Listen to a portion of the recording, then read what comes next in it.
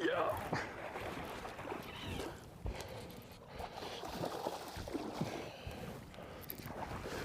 Boom! Yes! Let's go.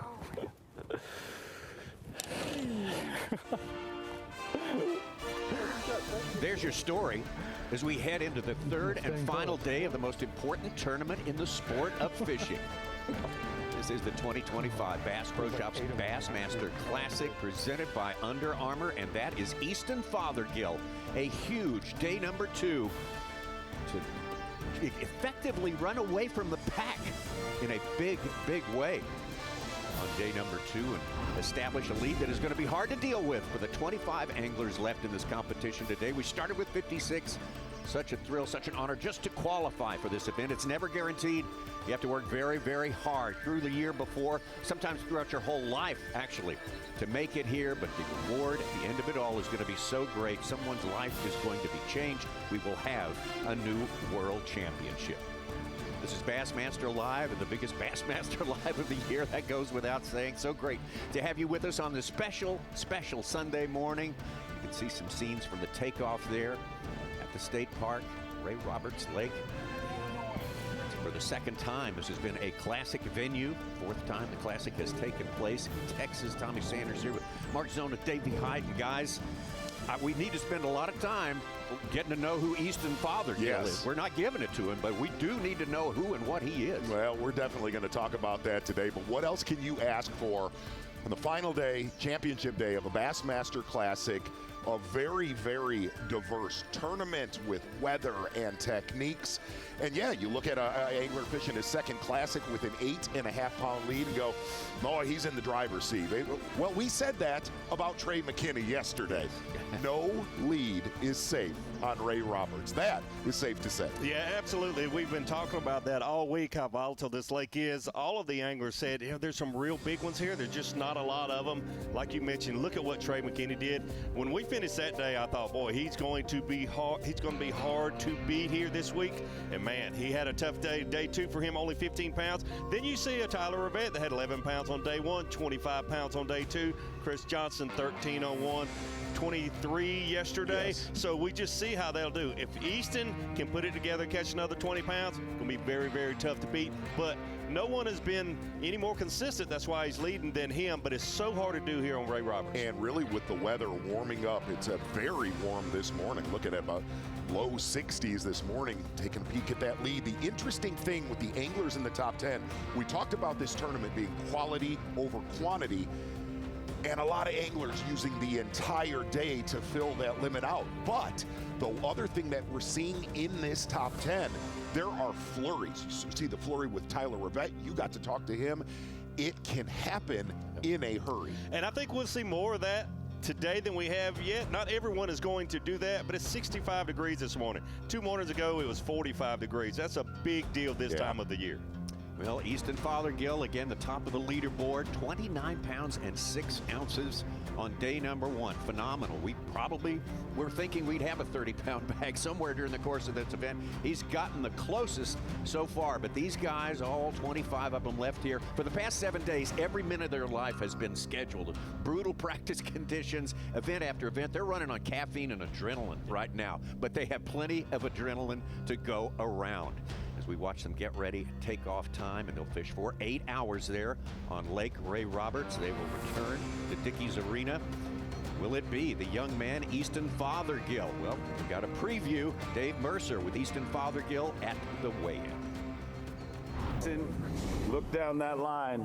Are you intimidated right now? I mean, you seem somewhat unflappable.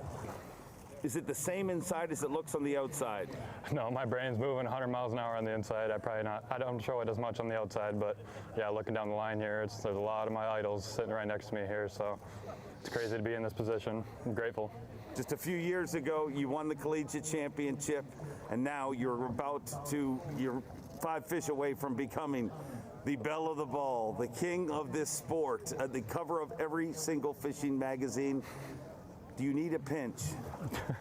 I've been pinching myself like crazy all week long. Just to even be here is, you know, dream come true, and let alone to have the 2 days that I've had. So, you know, it's I'm grateful for. I can't believe it.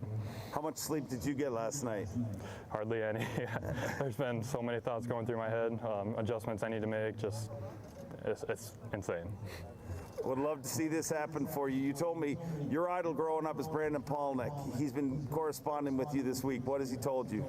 He's just told me to take it one bite at a time and to stay calm, and if it's meant to be, it'll happen. Which that's what I've been pounding into my mind this morning. Just work hard and lay it all out there. If it's meant to be, it'll come easy. So that's all I can do is go out there and work hard. 22 years old and 5 fish away from a lifelong dream. Let's hear it for our entire top 25, ladies and gentlemen. Good luck. Thank you. Get him. Heady stuff for a 22-year-old. Heady stuff for anyone to be in this position on the final day of the Classic. Yeah, and the one real scary thing is he said after the day one weigh-in, when we got to interrogate him a little bit, he said, man, I'm a little bit worried. They're talking that really it's going to calm down on day two. And he goes, boy, that wind really helps me. Well, he crushed him yesterday with it being calm. If that wind is what really ignites his bite, he has it this morning. Oh, absolutely. Yeah, it's going to be blowing all day, much more so than yesterday. Laid down more than we expected yesterday, Davey. Yeah, a lot of changes yesterday we weren't expecting. Like I say, it stayed so calm for so long. Not the case today. The wind's going to be blowing, and the big thing is changing directions. It's starting out of the south, going to move westerly more and more through the day, come northwest by the afternoon. That'll be a big deal on how these anglers adjust, whether they want to be in the wind or out of the wind. They can move around to have either or. Definitely. It's going to kind of die down around probably noon when it makes that switch. So that'll be a big story here on Championship Sunday. Taking a look at your TH Marine Weather Watch right there. Can't get any better than that. 15 miles per hour, pretty much south-southwest early this morning. Going to get all the way up to 80 degrees. But the nice thing is, we'll always talk about in the springtime of the year, no matter where you're at in the country, warm nights. We had exactly that last night, about, like you said, Davey, height 65 degrees right now. Just 3 days in this Bassmaster Classic, and they go by so very quickly. Day one, the story, Trey McKinney getting it done in a giant way. We thought, hey, he's just going to keep doing that and doing that and doing that. He was seeing him again the next day and wasn't catching him. We'll deep delve into all that and see how that reflects on what Easton Fathergill might be able to do or not able to do on this day. It's all in front of us as we take a look at Ray Roberts here, about 30,000 acres on the Trinity River, which comes from North Texas here, drains all the way down to the Gulf of Mexico. There's our catches represented over 2 days, all catches. And really taking a look at Ray Roberts right there, a little bit over 29,000 acres, a little bit bigger than Lake Fork right down the road. Basically, there is a west arm and an east arm. In that east arm, a little bit harder to get around, a lot more standing timber, a lot more milfoil on that side of the lake, and really a lot more of your leaders fishing in that east arm of Ray Roberts. Yeah, absolutely. It's a little surprising to see as many fish being caught over there on that southern part of that western arm. Our top 10 the first 2 days have lived in that eastern side of Lake Ray Roberts. That is all of your catches from days 1 and 2, Lake Ray Roberts. Well, again, Easton Fathergill, we're learning more about him. A young man here standing with the lead of the Classic after 2 days, just months really, out of college. But he's been to a Classic before, and what is he thinking about today? Let's let him recap his special day, day number 2. My morning started out tough. I went to where I fished yesterday. It was not happening, and I made a key adjustment, switched areas, switched techniques, and from then on, I caught him pretty good.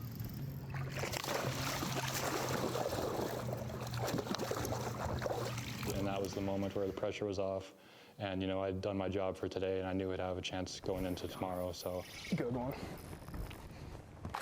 Come here. Let's go. Every minute, every second counts for me because I'm not getting many bites. Oh my God. Oh, please stay. Oh, we need this so bad. Oh. Yes! Giant.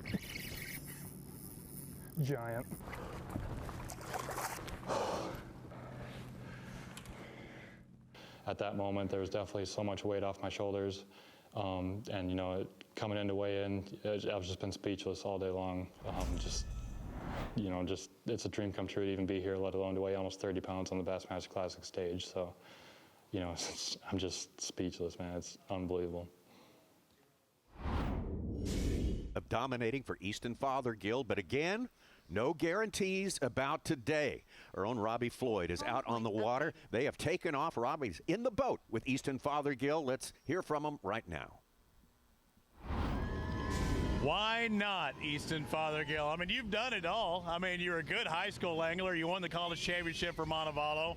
You back it up qualifying for the Elite Series. You win 2 Opens. You double qualify. Why not Easton Fathergill? You know, it's crazy to be in this position.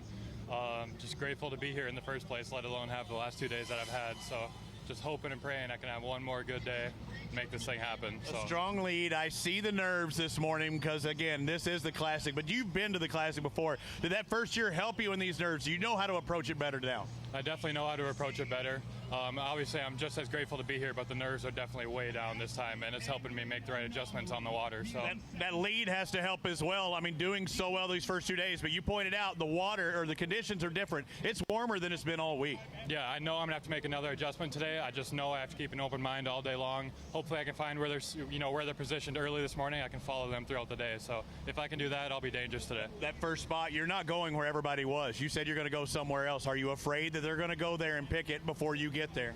I'm not afraid of that. I think there's going to be some people that go there right away, but I'm not worried about that. Let's do this. Let's do it. Fishing in his second Classic. And laying down a day yesterday. A lot of anglers were seeing him yesterday. They just could not get them to bite. They could not make the proper presentation. Yeah, and really it was just a deal where they set up. And he had a really quick start yesterday, but went in a big-time flurry, alternating between a suspending jerkbait and a Nico rig worm. We've got that worm actually on the desk. We'll show it to everybody here today. And the interesting thing was, Davey, you came back up on the set, is how high these fish were suspended in that flooded timber. He's looking at about 5 to 10 feet of water, but most of his bites on that Nico rig only 1 to 3 feet under the surface. Yeah, a big adjustment for him, and this doesn't seem like a big adjustment, but I promise you he believes it, and I believe it also was the difference between a 3/32 weight in that Nico rig and a 1/32 weight. He saw those fish were higher. He wanted that bait to fall slower and to stay up higher in the water column. That was the big adjustment for him. The lack of wind helped that. The sun, the water temperatures rising, all of those things, Easton figured it out. I was absolutely stunned looking at that package when he said he was throwing a really light Nico rig worm on day one, and I was like, wow, in 2 to 4 foot waves. Yep. I think he mixed in the jerkbait a little more on day one. Day two, he started off with that jerkbait, but the big key for him yesterday was that red bug Strike King finesse worm. Easton Fathergill now arrived, and as we understand it right now, he is fishing, so let's go. Let's get it started, the fishing on the final day of the Classic.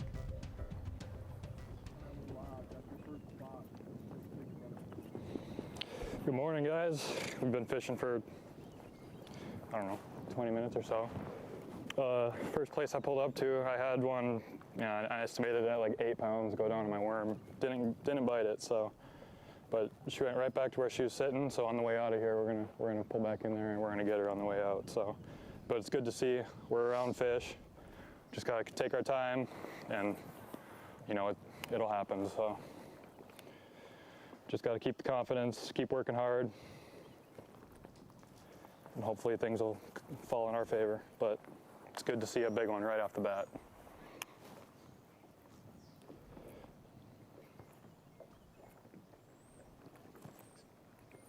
Not surprising to see him using the jerkbait this morning, burn a little of that energy off.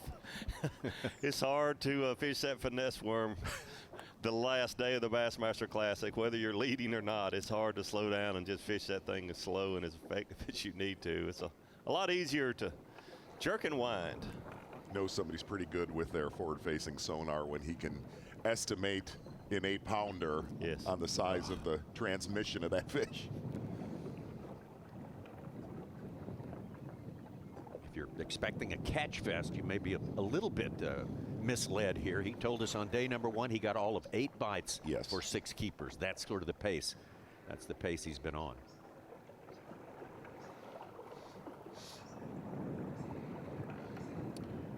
Really getting a look at what he's doing.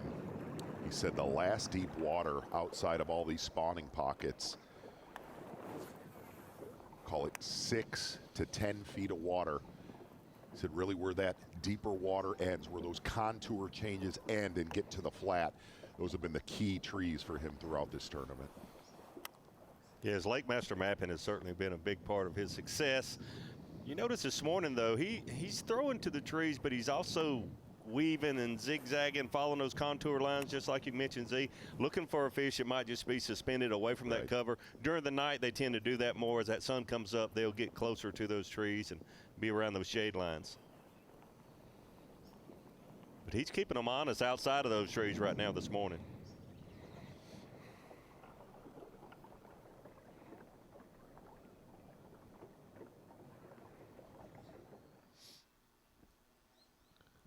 Good look at what I was talking about right there. Be in the boat with Easton and all of their top 10 all day today. Only 25 left here. That's going to affect the dynamic a little bit. And of course, with the weather affecting number of fishable places, it's made for some crowding and some very neighborly boats there. Today's going to be a little bit looser, a little bit more available spots for some anglers. But yesterday, about 3/4 of the way through his day, Easton Fathergill could tell he was onto something special. No doubt he was waiting for this moment when he could come into Dickey's Arena for day 2 weigh-in and show off what he had done on that first day. Just an incredible, incredible performance with 54 pounds and 2 ounces.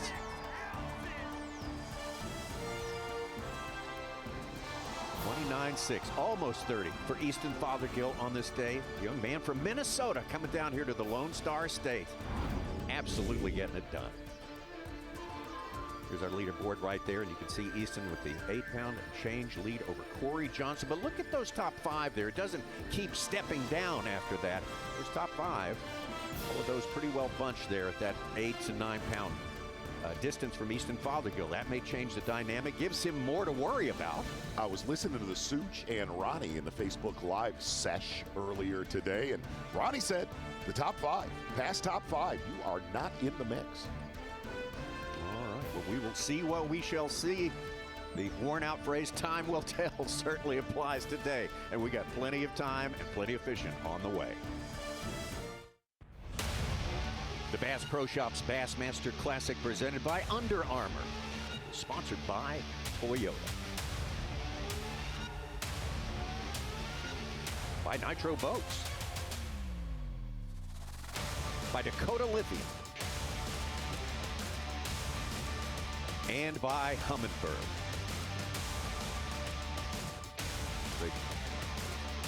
Great to have you with us on this 3rd day of the Bassmaster Classic. This is the big day. It all comes down to this. Easton Fathergill with the giant lead going into this day, but let's take a look at those in pursuit. It's a pretty formidable bunch, including this man, Corey Johnston, second place. Corey Johnston with a little bit slower day yesterday, 20 pounds and 4 ounces, but definitely still in the mix. Got to see a lot of adjustments for Corey Johnston yesterday. A lot of shaky heading and flipping fish on day number 1. A little bit slower yesterday for Corey Johnston. Most of his work on a belated jig for the majority of the day. 25.9 on day number 1 for Corey. That was just 1 pound off the pace set by Trey McKinney. A huge day for him. Yeah, he mixed it up a lot yesterday. Had some new water that his brother gave to him. It didn't turn out to work out so well for him. But here's the big key. He had a good weight, but he never had that big one. You need that 7-pounder, that 8-pounder, or even more than that. Hopefully today we might see a double-digit fish, but that's the one you need to put you over top. I think we all understood you'd have to catch 20 pounds a day to have a chance to win the Bassmaster Classic here on Ray Roberts. But today, it definitely shows somebody's going to have upper 20s, maybe 30 pounds. And to have that, you will have to have that 7 or 8 pounder. Corey just did not do that yesterday. Well, he kicked his brother out of a couple areas, and his brother went and sacked up 23.5. Wondering if Corey has added on some of his areas this morning. Hey, this area, this lake, you look at these different creeks, Lick, Wolf, Indian, in that east arm. Why have, because you were on the water on Wednesday, why have they been the biggest player? They are different. You go in those creeks and look at them. It doesn't show as much on our map here just looking from afar, but when you go in those creeks, you see those big flat areas that have milfoil. You have the wood, the standing timber that was left. The water's level doesn't give you that wood that's shallow, but the amount of vegetation is a big key. No fish yet. Still early, only been fishing for a few minutes, but I feel good with what I'm doing. This is just water 60 degrees, so it didn't cool down last night. So I feel like these fish are coming, but we will see.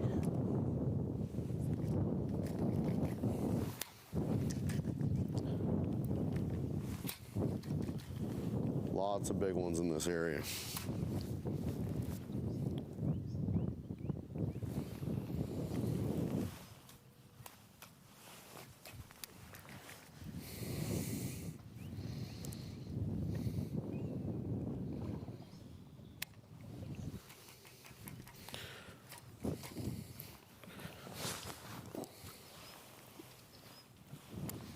This is the area that you just mentioned, Z. Yep.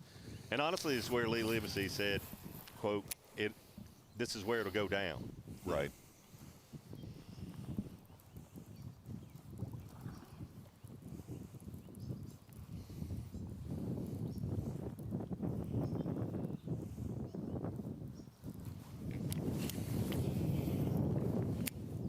Corey leading the way amongst the pursuers of Easton Fathergill, right behind him. Hunter Shryock, Lee Livesay, and John Cox.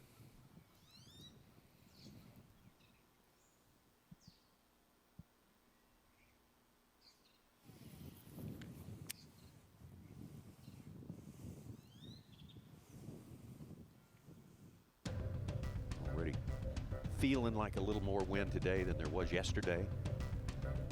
Very surprised by the lack of wind yesterday. Blew pretty good on day number one. That did not deter Trey McKinney. Big day for him on one. Fell off the pace yesterday.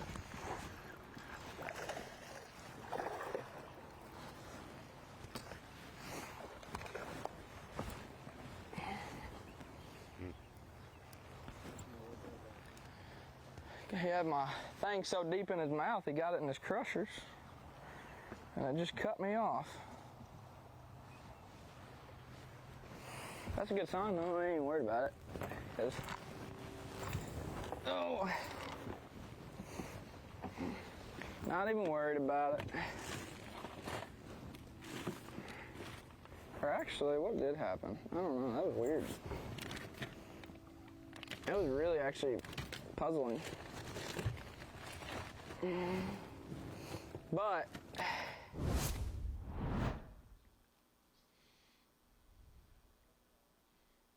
First time we've seen a spinning rod in Trey McKinney's hands. Yes. Starting out this morning, looks like with a Nico rig or something similar. A lot of his fish yesterday on a jig at the base of a lot of this standing timber. Day number one, a suspending jerkbait from there. Big day for Hunter Shryock, and it was a slow morning, but boy, absolutely exploded late in the day.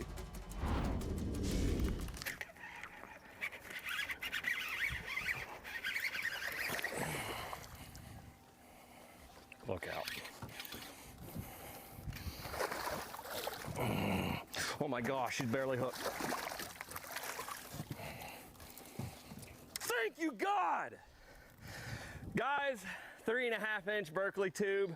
We just caught a freaking Fort Worth, Texas giant! Woo! I said, there's gotta be a bass in there. I said, dupe, bit my cricket, jacked them out of there. I don't even know what I'm saying. Pinch me right now. Is this a bass? Yes, we lost a damn 5-pounder. Who cares? Drop this thing. What is that? A 7?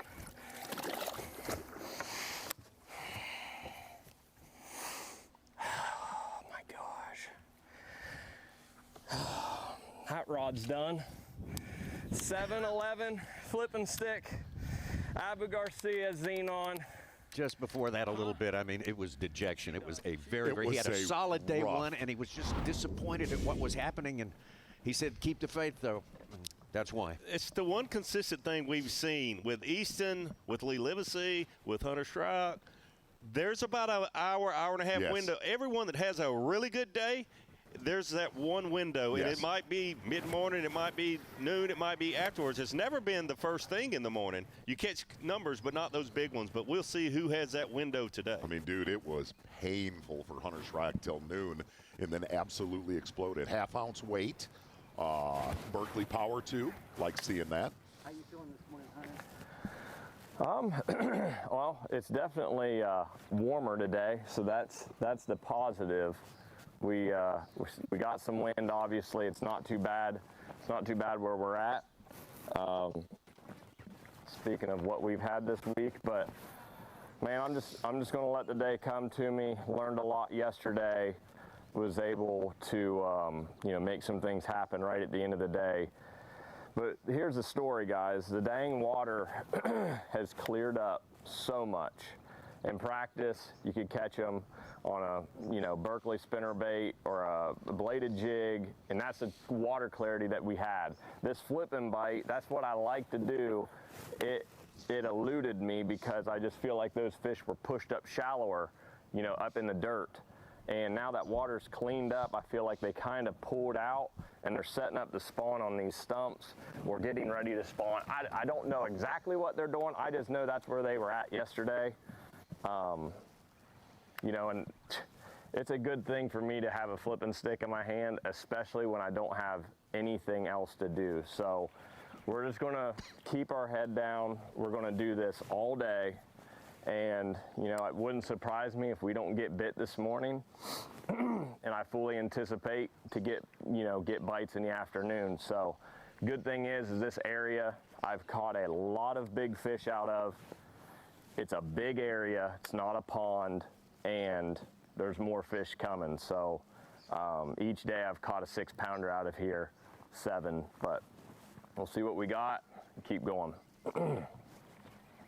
Very important what he said there. He's got a bigger area to himself than any of our other leaders. Most of those you see right there, look at Rivette, Corey Johnson, Lee Livesay, John Cox, Chris Johnson. We've had numbers of people in those areas all week long. Hunter's kind of got that upper end to itself. Take it out to John Cox. There's John live.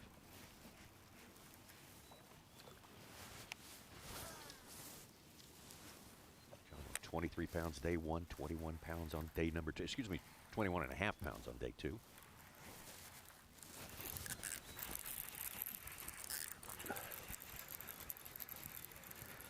Oh, they're out in the grass today. Most of his work has been with a bladed jig. Oh, I don't know if he's going to make it. We're excited to bring bait earlier in the event. Let's see. Oh, yeah, he's a keeper. There we go, fish number 1. Hopefully we'll have to get rid of that thing.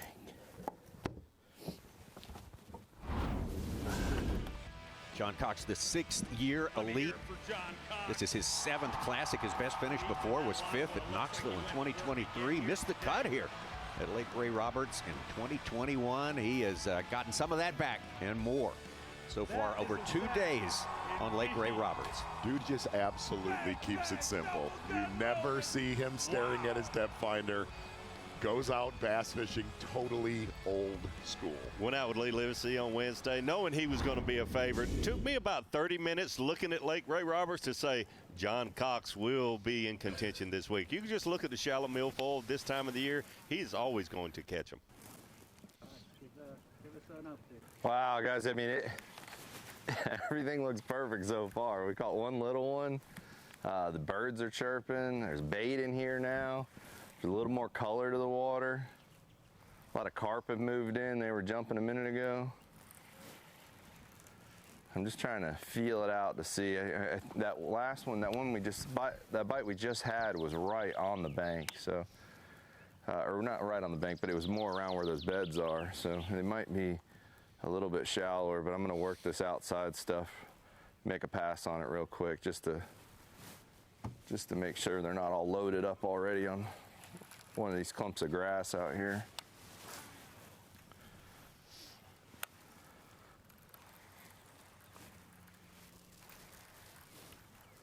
And I think it's just going to get calmer as the day goes on. I think we're going to, once we get that north wind, it'll be completely calm in here. Maybe that's when we'll get to do some of our sight fishing.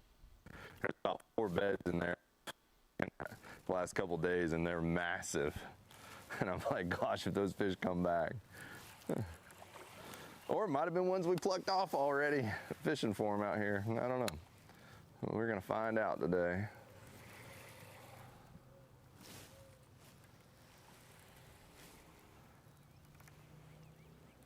That's what John told us after day one. He says, man, this mud recedes. I'm going to have a lot more opportunities up against those key pieces of wood. Yeah, absolutely. Fishing that bladed jig very slow. John Cox said the biggest key in that milfoil.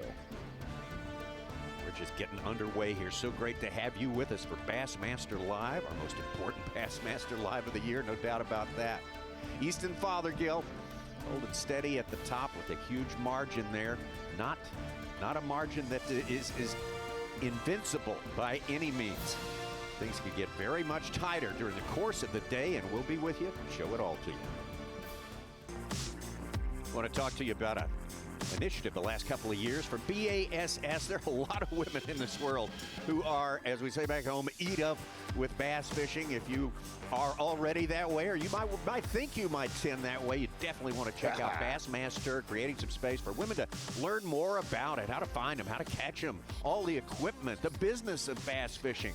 And the way that's implemented is through a series of workshops. There's one going on today here in Fort Worth. You might hit the QR code there, find out more about it. The workshop is the starting place, and get oriented on everything that Bassmaster can do for you if you are interested in getting into the game. See it all at Bassmaster.com. Glad you're here Tommy, with us today. As the kids would say, you're ate up, my friend. That's a sort of... You're ate up.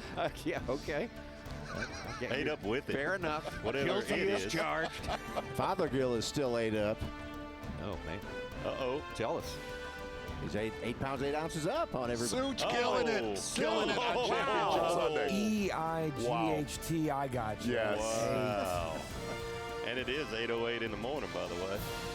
Fort Worth, Texas, our fantastic host city, waking up on this Sunday morning, waking up to the final day of 2025. Bass Pro Shops Bassmaster Classic. Something, Lake Ray Roberts. Looking at that map right there, Tommy, Davey, Easton Fathergill deciding not to go where he caught them yesterday, and really close to where your day one leader, Trey McKinney, started this event. It's one of the places when we talked to him, he said, I've got a couple more spots I haven't been to. I might use them later in the week. Probably doesn't know that's where 26 pounds was waiting for him on day one.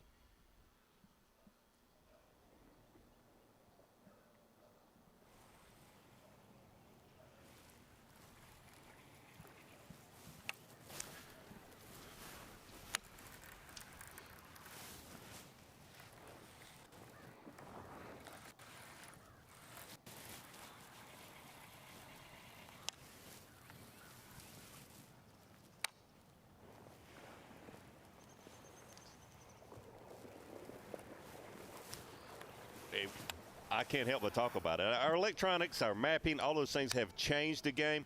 The pressure of the final day of a Bassmaster Classic is undescribable. But when you have the ability to see whether those fish are there or not, it changes your mentality. I mean, when he goes to an area like, wow, what a move, he's just going to go to a place he hasn't been, probably since official practice. But within 15 or 20 minutes, he sees whether the fish are actually there or not. Right. We talked about this at dinner last night about Easton I need to breathe. Like I'm just waiting for my jump.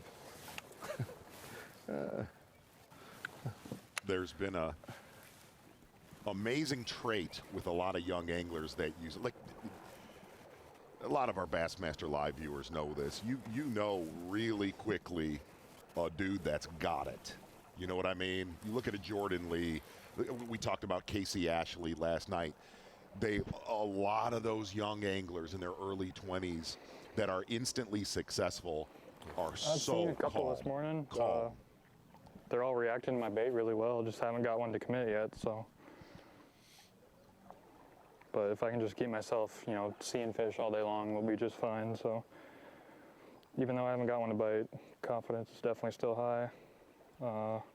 But the wind really isn't bad. I mainly came in here to tuck away from the wind to let the wind switch, but we're probably about to pull out and go to where I caught him yesterday. I see one right up here.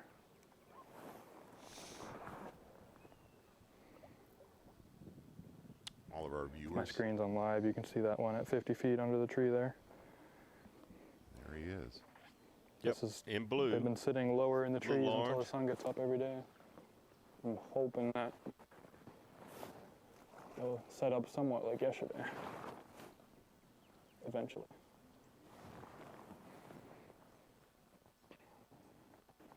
Oh yeah, it's a bass.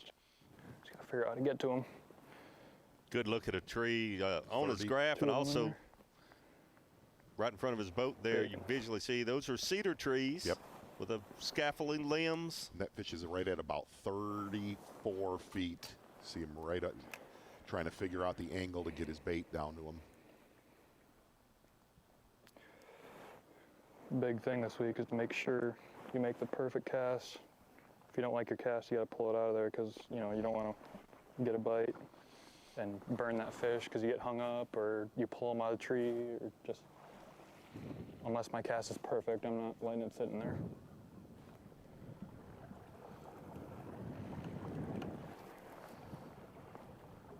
That's good stuff. 8-pound braid to a 17-pound fluorocarbon leader. Strike King Redbug finesse worm.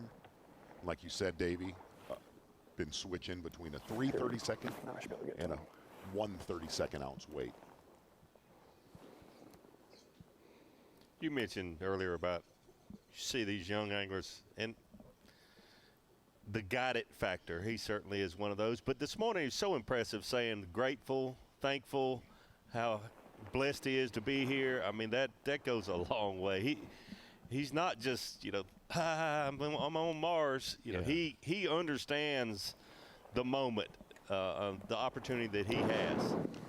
And not only, Davey, just grateful to be here in the Classic in contention, but grateful to be fishing and alive with all he went through in college with the brain aneurysm, recovering to make the bracket, to even win that, to go to the Opens and win those. Like every day of competition over the last 2 years has led to the next success he's had. It's incredible. One of those things messes up, and we don't see him here right now. I thought about that a lot. Really, the start of his career it's been unbelievable. You look at what he did in college, you look at what he did in the Opens, and he had a catastrophic start to his Elite Series career the last month. There are 103 anglers on the Elite Series, and he is in 103rd place. And we talked to him after the day one weigh-in, and I said, what happened? And he said, dude, I was starstruck. And I'm mad. And here, let me put that into perspective. A mad Easton Fathergill is still a cool dude. Still well behaved. Yes. And he said, I came to this Classic really, really upset. I was upset with myself. I can't believe that I truly spun out during that Florida swing. And to be leading the Bassmaster Classic after 2 unbelievably bad events, it shows the dude's got the chops, man. Absolutely. And he knew that's why he was mad at himself. He's better than that. He's better than, the bottom of the list on the Elite Series. And that's the highs and lows of our sport. Fishing is so humbling.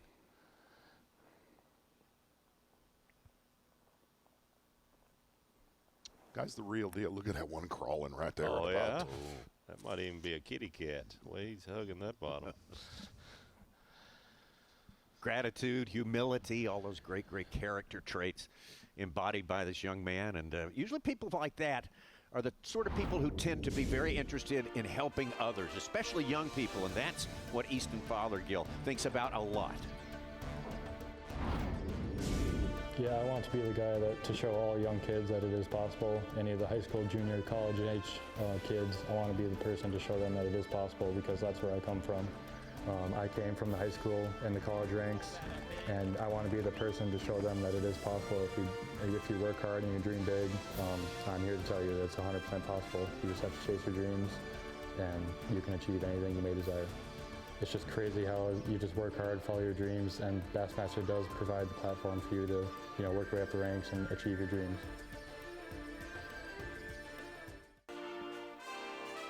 The Bass Pro Shops Bassmaster Classic presented by Under Armour. So glad to have you with us. Our live coverage brought to you by Toyota on this most important day of the year in the sport of fishing.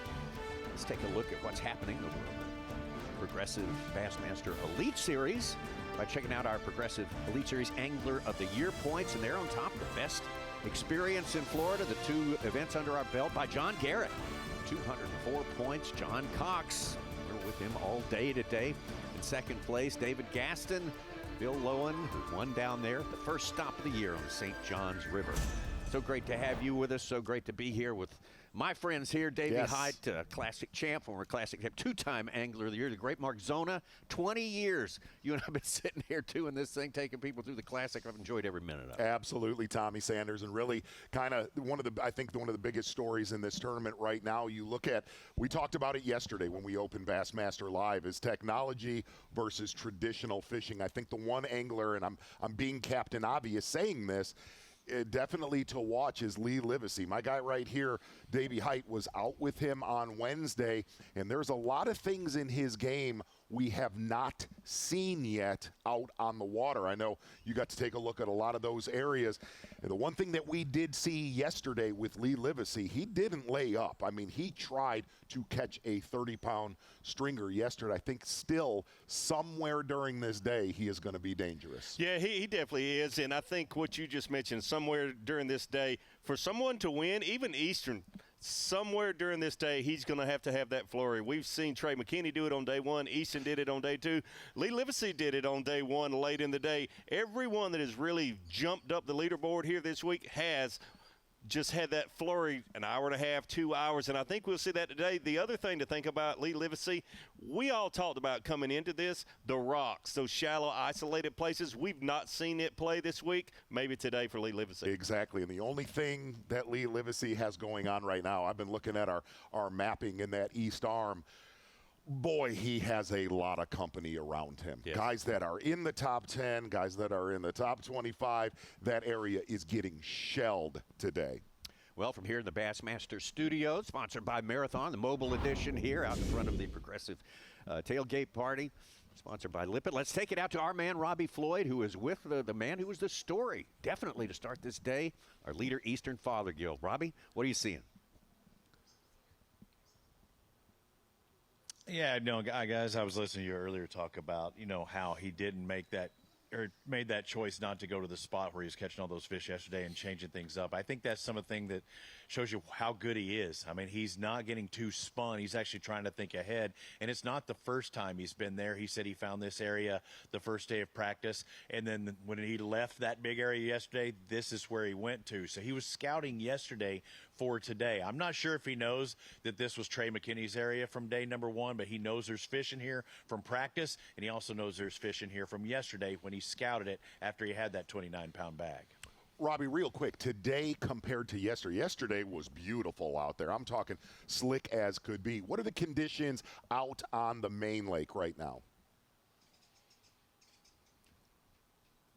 I ran out with Easton again doing the takeoff, and we've been in this pocket ever since, and it is absolutely beautiful in here. The wind is blowing. I can feel it now, and it picks up as I'm talking with you. But, I mean, it's very light in this pocket, and I hear, as we look at the day, the weather conditions are going to change, and it's going to go from the south to the west and to the north. So they're going to see a 180 as the day progresses. By 12:30 today, the north wind is going to be coming in. So things are going to get crazy, and if you're set up one way for the wind, you better have a game plan for what that wind's going to do as the day progresses as well.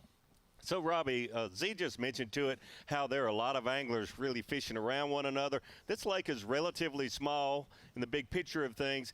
Your gut feeling doing it for as many years as you had, are there too many anglers piled in about 3 of those arms, Lick, Indian, Wolf? Are there too many anglers? Is that pressure just too much for them here on day 3? I mean, we're going to find out, aren't we? I think the one thing is, and I said it, I can't remember which one of those anglers that was in one of those pockets, it gets so crowded, is we've always saw the freeways, the way that these fish work their way into those pockets, and truly, as warm as it is, with the sun out, everything should be driving those fish into those pockets. If they can get that inflow, yes, it can last for this other day. If they've plucked that thing dry, then no, it's not. So I know it's kind of a vague answer, but in that particular area where we saw how crowded they were, it looks like the places that will replenish. Did they overnight? I don't know that yet. We'll find out. But I think we're going to see a flurry at a particular time, but things aren't lighting up right now, at least. Robbie Floyd, thank you so much. Keeping us posted out there. Robbie Floyd, Killing as it. always, a classic tradition. Robbie Absolutely Floyd is, right. There's no doubt about that. And our first decent fish caught, Justin Hamner caught a 5-pounder. He started 24th, 24 pounds back, so he's made up about a fifth of it. One of two classic champs, former classic champs in our top 25 out there fishing on Championship Sunday.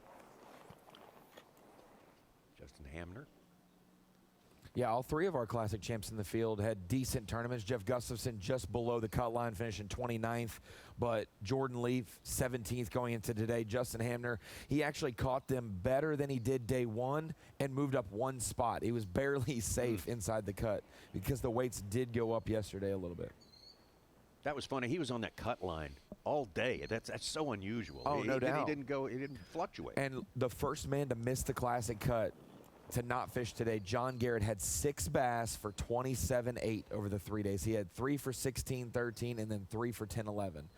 You just any 1.5 pounder, Davey, at any point in this tournament, and he's fishing today, but it was all quality, no quantity for him.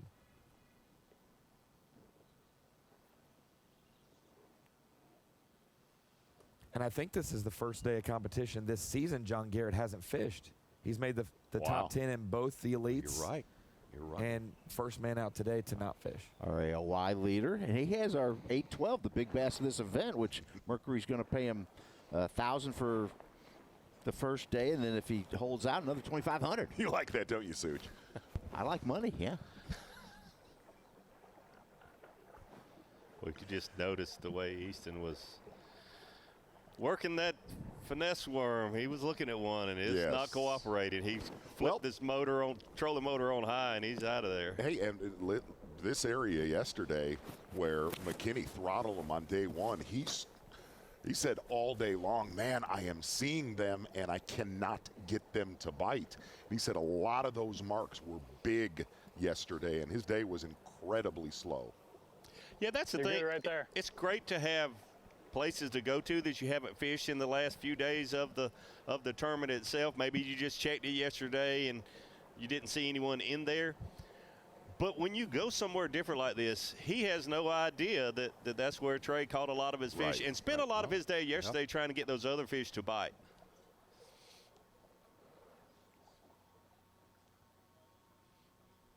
Good look at the perfect setup for trees that Easton Fathergill was looking for right there in front of his boat. Yes. Couple cedars clustered together, a lot of horizontal limbs.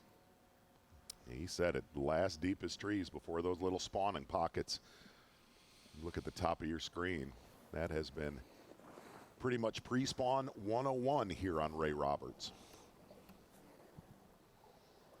Don't wish it on Easton, but you don't have to look far back that our Elite Series leaders on the championship day struggled early.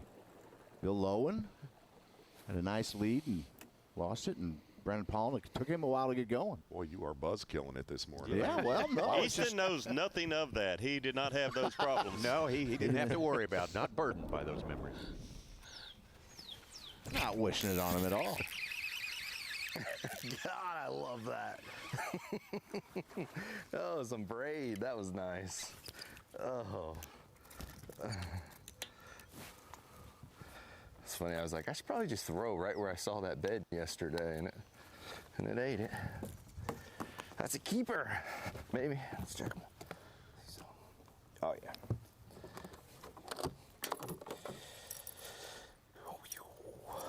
All right.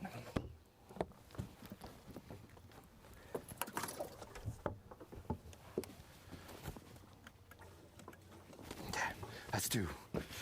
We gotta get rid of them, but it's just nice to catch some, you know? Waiting for those big ones to come in. God, do you hear the braid? Oh, I like that. Maybe that'll be the next. You know, we've had to catch them differently each day, so maybe this will be the swim jig stank bug day. Super steady tournament with John Cox. Had a great day yesterday. Yes. Fishing in his 7th classic already. Missed the cut here last time around, but he's telling us the wind can be your friend. Tomorrow with the wind is setting up the perfect storm. You know, I'm going to have, waves coming into my area. It's going to be pushing bait, shad, all kinds of stuff in there. And it just makes me feel like, you know, the whole rest of that arm is going to be cooling off with the waves. And it's just going to push all them fish right to me. At least that's my plan anyways. You know, that's my hypothesis that I'm making for tomorrow. And yeah, we're going to go in there and see what happens.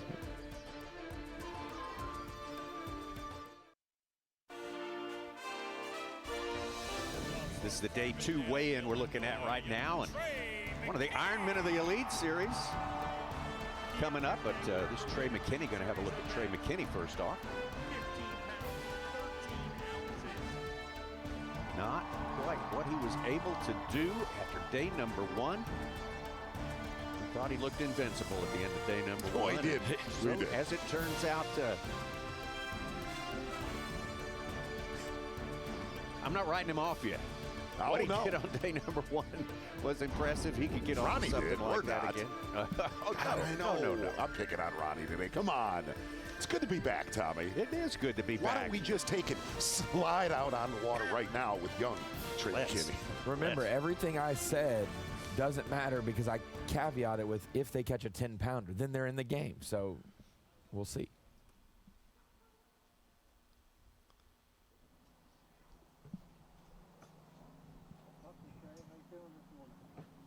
I'm feeling good, you know, we just gotta, haven't really seen them yet, but we haven't ever fished there early either, so just taking my time, going real slow, trying to see every fish type of deal instead of going and maybe missing something. Trying just to see every one. Sometimes it's impossible, sometimes it's possible.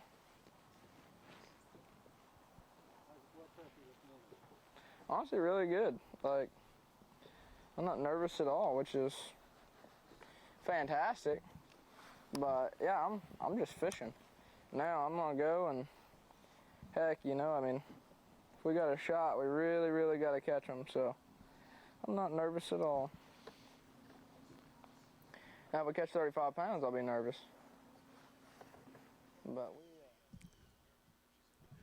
Trey McKinney busted into the bass fishing stardom world last year as a rookie at a second event. He not only won the tournament there at Lake Fork, he pretty much busted through, almost busted through in the top of the record board. He's caught the 4th largest 4-day total in Bassmaster history. So there's that for his experience in Texas. Let's go out now to Brandon Lester. Brandon out here, 12-year elite, 2 wins with the Bassmasters. Didn't make the cut last time around, 35th last time we were here at Lake Ray Roberts. Every single bass that he has put on the scale this week, 1/8 ounce shaky head, 6.5 inch live target worm. We have that worm. We'll show it to you here in a little bit.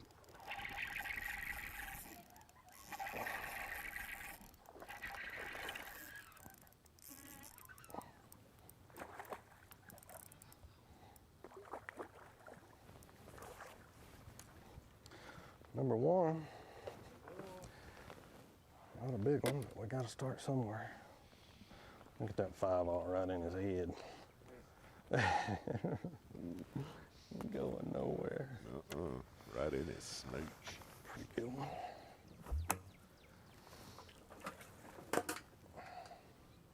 Good 2 3/4? Yeah, that's what I'd call it. Lester was one of the 5 anglers tied on Bass Track with 7 O's yesterday. His ended up being the lowest low ball. He had an 8.6. Wow. Oh, this is from, again, yesterday, the day 2 weigh-in, and the Tennessee veteran, Brandon Lester. His 9th classic here. Had a good, serviceable day 1, but really knocked it out of the park on day number 2 with 22 pounds and 12 ounces. Making up for that missed cut back here in 2021, 35th place for Brandon. The June Classic, you remember from that year, which was so different from all other years. It was a great look at what he's doing. You saw the perfect cedar tree there. Yes. He wasn't casting towards it at all. He's isolated rocks. Isolated rocks, all 2 to 6 feet of water. Like we said, 1 bullet the entire tournament that live target shaky head. Got you. All right, we're out here. No bites yet. I got a bite right there. Some grass. I'm really not, I kind of came in here where I started I actually started yesterday and caught him in here the first day in the afternoon, but really not feeling it. Corey already left just up from me in the next pocket. Schmidt caught 1 good one and another small one, but I need 30 today, so I'm gonna have to switch up my areas. I don't think it's just gonna happen in here because the water's already 60. They should be biting right now. So I'm just making a little pass up here real shallow in a pocket I hadn't caught one yet, just to see if they moved around a little bit, and then I'm gonna get out of here. I'm probably gonna run 2 or 3 creeks that I haven't fished yet this week and just see if I can find something special, some new fish, because it's a little muddy in here with this wind blowing over this little saddle, but it's plenty clear enough to bite if they were in here. Bunch of carp in here, but there always is when it gets this warm. So yeah, we're about to go run some new water, maybe pick up a buzzbait or a frog somewhere, and do something a little bit different. Definitely might go to sand, might go to the marina, might go to the lick. Just gonna kind of go fishing today. See if we can stumble on something cool. These Texas lakes fish differently than other lakes throughout the country. You have to trust Lee Livesay's knowledge and history here, but I'll have to admit I was concerned when he told me his plan was to basically sit in 2 or 3 spots waiting on a fish to come. He's just had too much company. If he had those places to himself, it would have been fine. It's just been too much company. Out to Hunter Shryock. Super steady, 21-12 on day 1. Really salvaged a day yesterday with 23-12. Great finish to his day. Some water, get some water. Yes, sir. Okay. Yeah. Davey, I like suspending jerk baits and Nico rigs, but that is right there. 2.5 it. Near and dear to my heart. 4.5 pounder. Let's go. Just mentioned about so much company around Lee Livesay. He has not had that. Hunter has had this area all to himself. Boy, they're watching. That one's for you, Archie. We missed one. It was about a 4 or 5 pounder. It's all right though. We got all day. We are so far ahead of schedule compared to yesterday. We are. I looked up there with my active target. I'm like, that one's swimming. Oh, my line's swimming off. Never saw the fish to begin with, but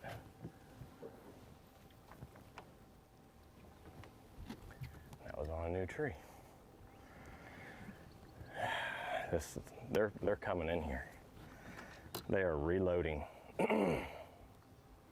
Reloading, or they're just, getting them in position and getting them to bite. He made that fish feel his lash. Just got to do our job. Half ounce do my job. That's all we can control. Davey had me look yesterday. It was 12:39 until he caught his first fish. Get as much sun on it as I possibly can. Sometimes it can be weird first thing in the morning, especially if they are on. I didn't want to rush through here and get through it and be like, dang, I didn't get a bite. I gotta come up here just for a second. Where's your plaque? Yeah, right here. You know what? Never mind. You good? I'm live. Sorry. No, you're good. But yeah, I didn't want to rush through this stuff because I know it can I know it just takes time, so I didn't want to get right to the back of it and get discouraged, but we were going to go very slow and pick everything apart. I mean, I flipped that tree 2 times yesterday, and I'm sure it's probably a fresh fish, so each day I've caught 6 and 7s back here. And there's a little zone, but it's gonna be slow, slow, slow, slow. I don't expect it to be super fast, but just keep one here, one there, see what we come up with. I definitely think the afternoon, even if I check some other stuff that I feel like they'll be on, I think we'll be all right. As far as getting some, some better, bigger bites, so. A lot of fishing to do. I mean, I think we had 5 bites in the last hour and a half yesterday, so to get 2 already is really, really encouraging. It's like I'm trying to make Justin Hamner. That is a quad box of Easton Fathergill right there. A full I don't measure. know that we've ever seen this. That's pretty nice. Boat to boat, boat in boat. Bird's eye view and front facing. And for the most part, Easton Fathergill and Hunter Shryock are pretty much doing the exact same thing. Almost the exact same depth. A lot of these final trees, last trees going into these spawning pockets, 5 to 10 feet of water. The 2 big differences are Easton's using his live sonar a little more. He's finessing these fish, where Hunter is not using the live sonar as much. Heavy line, heavy sinker, traditional flipping.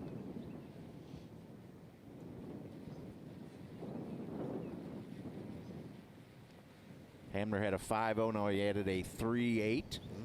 He's up from 24th to 8th place.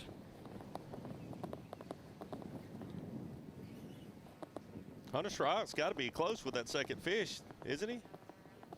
We got him in there yet? He's in second place, 5.5 back of Fathergill's total.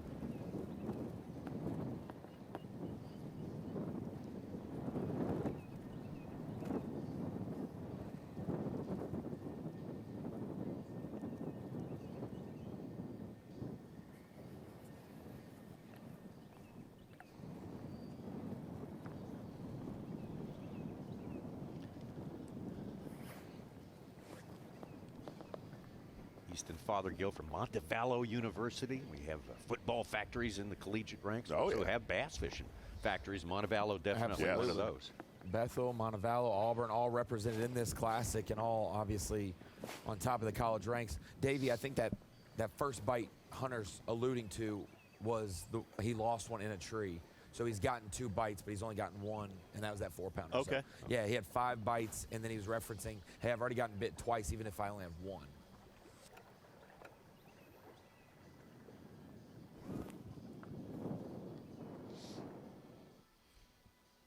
Leave that quad box right there, Tommy. We're going to slink over. Corey Johnston right around the corner from Lee Livesay. Ben Milliken in the area.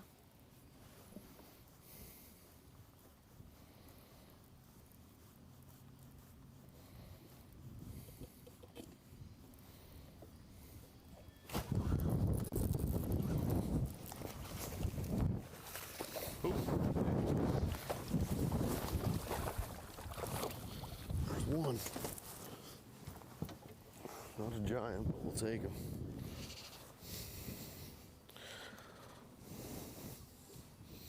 A little flush on the back. Bladed jig might be a player again this afternoon like it was on day 1 with the wind building. Yes, bladed jig with a 6 cents flush. Big player for Lee Livesay as well. Things starting to happen a little bit here on Ray Roberts. Our anglers, our 25, have been fishing now for about an hour's time. Took that long for Corey Johnston. Started the day in second place to put his first keeper in. A pretty solid one right there. Hunter Shryock moving up that leaderboard, cutting that lead by Easton Fathergill down just a little bit. Corey Johnston, though, finished your 2 victories last year on the Bassmaster Elite Series. He's always there near the top no matter what's going on with the Bassmasters. This is Corey Johnston on day number 2 after a big day number 1. 29 pounds. 20 pounds and 4 ounces, I should say. So Corey in second place, but a lot of ground to make up today. Just took the first step in that direction.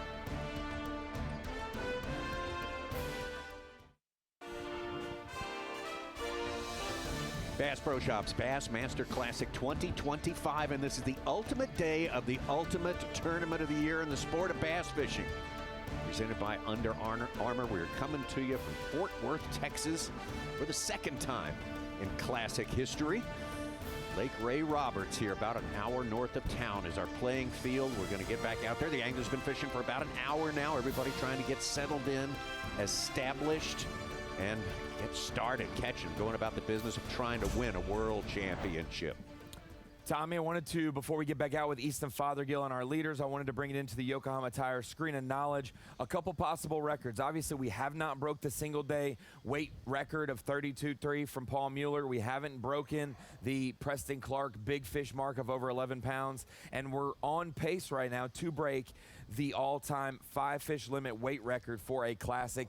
That's the weight that Kevin Van Dam won with in 2011 at the Louisiana Delta 69.11. So 15.7 today from Easton Fathergill would get him that record. I think that even we could have Corey Johnston with 24 and change could break that record as well. Possibilities. The winning margin now, Rick Clunn won in 1984 by over 23 pounds, and Don Butler won by over 13 pounds in his classic, but those weren't 5-fish limit eras. There were 7, 10-fish limits in those events. The largest margin of victory in a 5-fish limit era for a classic is 10-11 at that same classic where KVD beat Aaron Martins by 10 pounds, 11 ounces. He came in today, Easton did, 8-8 ahead, so we could see the all-time weight record fall and the largest margin of victory in the 5 bass era for the classic. And Easton's on point for both of those, but no fish so far. Slow morning, but we know what that 9:30 to 11 o'clock hour and a half meant to him yesterday. Got to think the best is yet to come, just almost certain of that. And it feels like a sight fishing tournament in the aspect of you've gone to some bedfish, haven't caught one yet, Tommy, but you don't hate the way they're reacting to it. Right. Easton's still confident because they're looking at it and interested. They're just not biting it right this second. Out to Brandon Lester now. Brandon again with 22-12. Good day yesterday. Solid.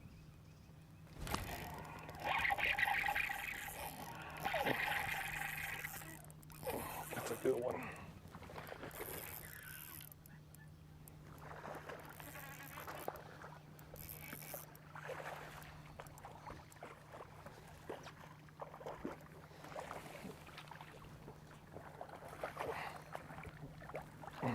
That's what we're fishing for right there. Big old fat pre-spawn females right there, baby. Day 3, Bassmaster Classic. It don't get no better. There's a turkey gobbling somewhere that way. Yes. It's a beautiful spring morning, and that's a 5-pounder. Give me some. Yes, sir. Yeah.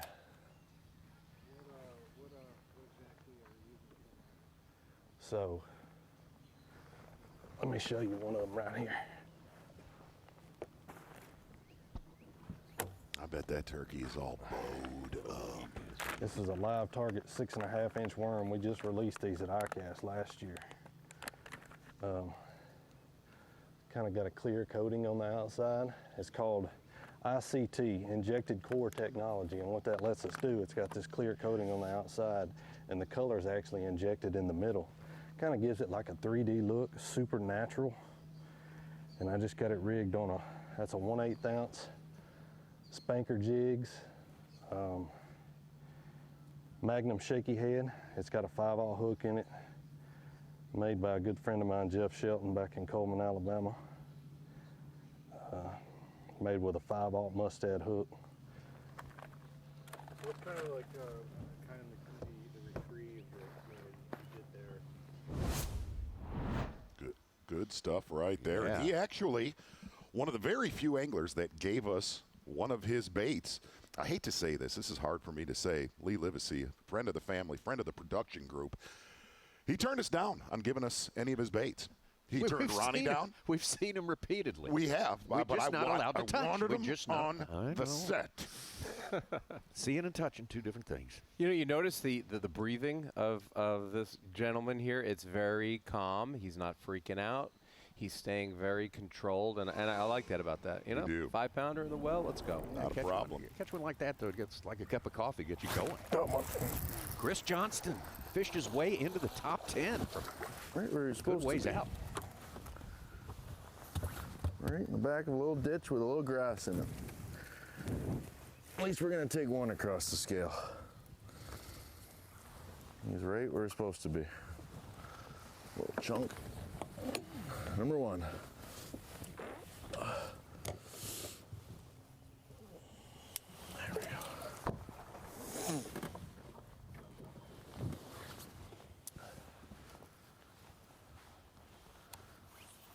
See if she's got any friends.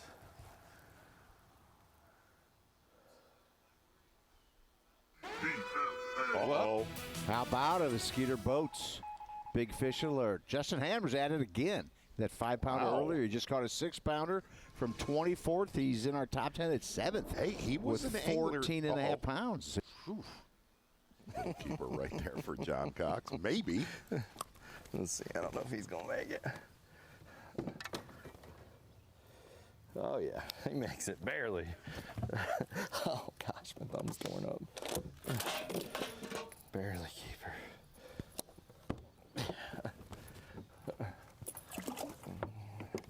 But you see how different those fish are. A lot lighter than a lot of the ones we got yesterday. So might be a good sign that they're definitely coming from that deeper water.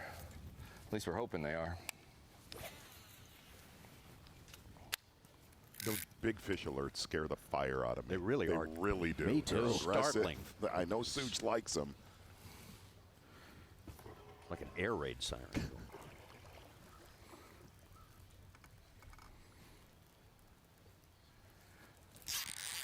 Oh, man. Missed him.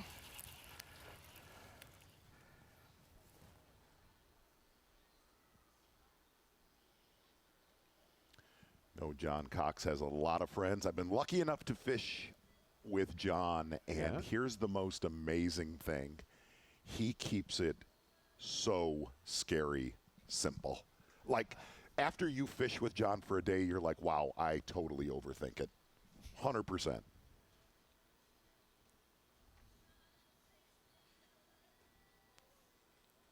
Possibly. Like everything, like cleaning your clothes, organizing your tackle. Like we overthink everything compared to him. Just give him a slushie and let him go. And honestly, one of the happiest human beings on earth. Yeah.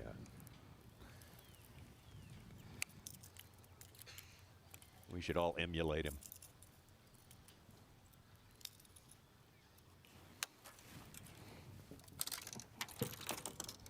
Oh, shoot. I liked how he told us, John Cox did, that he was going to fish deep this week, 2 to 3 feet. Falling off the edge there. See if I can sharpen this thing. I rolled the hook point over on it. That's when you know that's your winning hook, when you're going to put a tight edge on it. Absolutely. Always overboard though, because that rust will get in everything. Those little shavings. Or straight on the carpet, whichever you want. Yeah. Peter, he measures his fish on a cooler lid. I don't even think he knows What's the science cooler behind than cool, rust. Ronnie? Ice cold, and that fish made it. It's in the well. Might have been.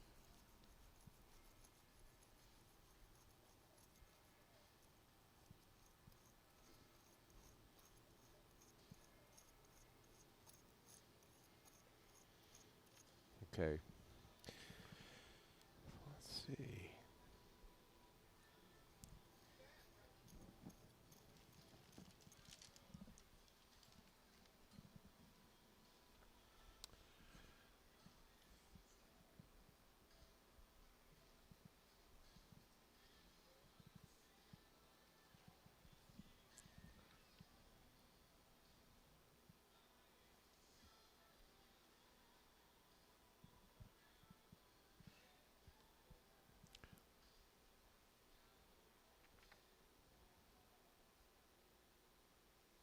Starting to see a little action. Bigger fish coming in right now. Welcome back to the Bassmaster Studio, sponsored by Marathon. We talked about lures we can see and lures we can touch. It's touching time now. Well, it is, Tommy, and yes, exactly right. Interesting thing in this tournament, a lot of our leaders did not want to give up a lot of their baits coming into Championship Sunday. Two of them did. We wanted a lot of stuff from Lee Livesay. He totally shot us down, but Brandon Lester looking at that live target, 6.5-inch plastic worm on a shaky head. Really, some of the business is that jig head that he was talking about. A lot of times when you look at a shaky head worm, the actual jig head has a smaller hook, like a 3/0. Big 5/0 hook in that. And really, your leading bait right now for this tournament, very, very simple. For Easton Fathergill, a Strike King 6.5-inch finesse worm. But the business side of this has been the weight that he's putting in this worm, a 3/32 and a 1/32 ounce, really to not let it go past a lot of those suspended fish, and kind of breaking down this entire tournament. Suspending jerkbait, bladed jig, and definitely finesse has been the biggest player throughout Ray Roberts this week. Very nice. That's all I've got, Tommy. But that's the one, though. That's the thing right there. That is a beauty. It is. You know, I remember, Z, one time you and I spoke on the phone. I said, man, I caught a bunch of fish on the rubber worms. You said, Peter, what are you, like 5 years old? It's called a soft plastic. That's exactly and right. I was kind of embarrassed. So from this point on, I've always said it's soft plastic. So I'm trying to stick with it. There you go. Let's have a little... And that's been probably the most interesting thing in this tournament, is how these guys have attacked, whether it's been rock, grass, or wood. And looking at your leader, Easton, compared to a guy, you know, like Hunter Shryock using a Berkeley power tube, it's either been finesse or full power. Might have noticed there that Peter Miller has joined us here. Peter Miller, there he Bass is. and Billfish World. He's been slinking around all week. Championship galore, tournaments galore, and then now your first classic. It's incredible to be here watching these guys catch these fish. And what's really nice about it is when they do hook up, it's been a big fish every time, and they're thick, and they're getting ready to spawn, and it's just everything about it. It's like, oh, it's a big one, it's a big one. 6, 7 bites, 8 bites, and they're all like 4, 5, 6, 7, 8, almost a 9. Hey, we've got another mover from the 20s. Brian Schmidt has 4 fish, all at 3-0, and he's in our top 10. Wow. All of a sudden. Movers and shaky heads. Well, this has been an interesting morning with Easton Fathergill. Eerily similar to your day one leader yesterday, Trey McKinney. Jordan Lee just landed a 5-pounder. Ben Milliken had a 4-pounder from the area with Livesay and Johnston. Suits, that's what I'm talking about. It's like big fish, fat fish. Happening. Yes. Haven't seen too much yet, but you know, we're gonna poke around in here a little bit. Just still trying to figure out where they're positioned today. Whether they're up high in the water column, low in the water column, further back. We just haven't figured that piece of the puzzle out yet, so we're just bouncing around a little bit. But once we get that first bite to clue us in, we should be good to go. So, boy, here's what I can tell you. That area that Easton Fathergill's in right now, it's a lot I'm feeling good. Just doing my best, keep an open mind. You know, I know I'm gonna have to make the adjustment today. I'm trying new things. A lot of pressure in that area. Yeah. Hopefully we click with something soon and make something happen.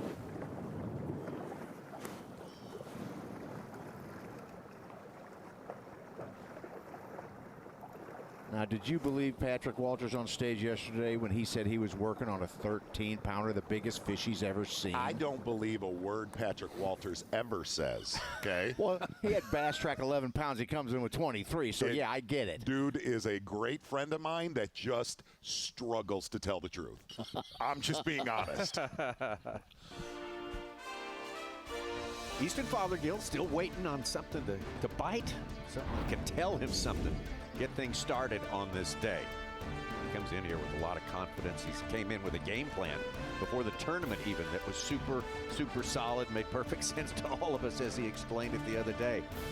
But just things going a little slow today, so it makes you want to think, he's thinking about it, and we'll continue to consider that.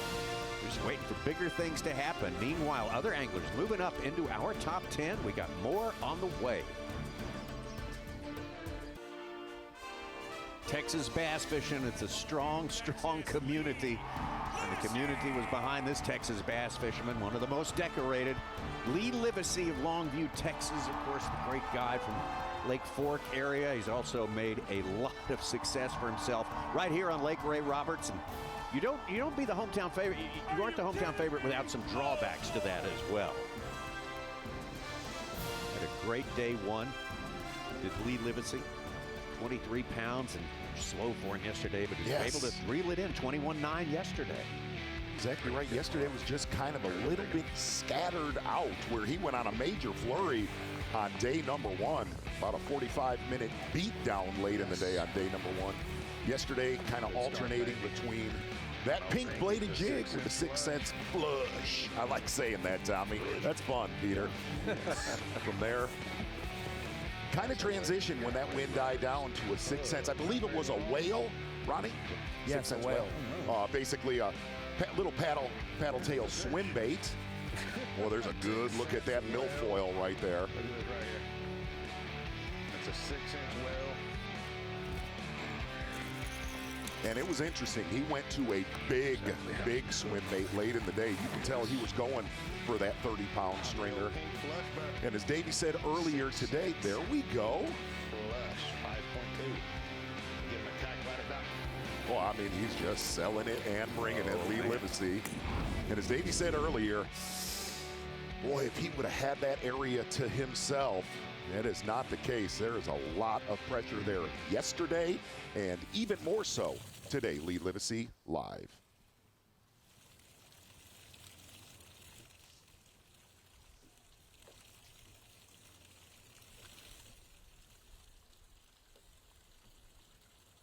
The hometown hero dissects the lake like a scientist, and there he is. He is a surgeon.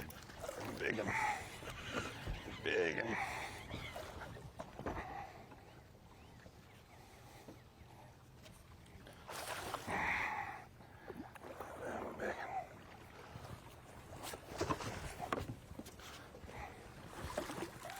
Yes.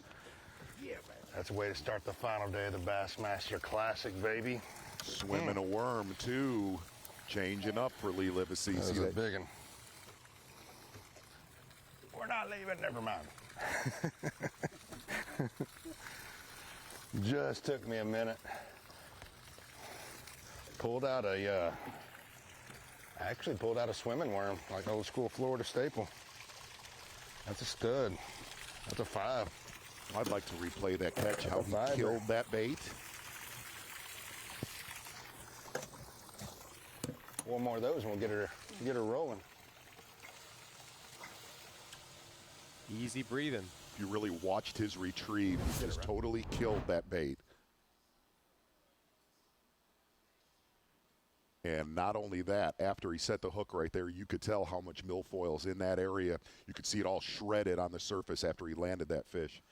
Great start, needed start for Lee Livesay, who's been talking about leaving that area that he's done most of his damage in this event. And again, big fish, exciting moments. You know, every fish you see just looks bigger than the next one, and they're so thick, they're so fat, big shoulders, big stomachs. What's up with the marks on the side there? Are they working? Are they trying to make their beds? Do you see what's written on that trailer right there, Peter? Big bass, big stage, big dreams, Bullseye. Bassmaster Classic. Yep. It's happening. It's That's happening. Right. Up to All of the second above. place. All right, things are starting to pop here. You can just about sense it. Let's get out to Hunter Shryock. Got a good one in the boat already. Hooked up live with Hunter Shryock. Get up here. She got it good. Heisman. We ain't done working. Hey, you think they freaking wanted it? You think they I want that Berkeley too, boys. We're to Crush Town. Bassmaster Classic, baby. Let's go. That's for my brother Fletcher, teaching me how to fish. Oh my gosh. Oh yeah. We just flipped that tree. Thanks, guys. Brother Fletcher has caught a bass or two with a flipping stick. We just flipped that tree. That's what happened.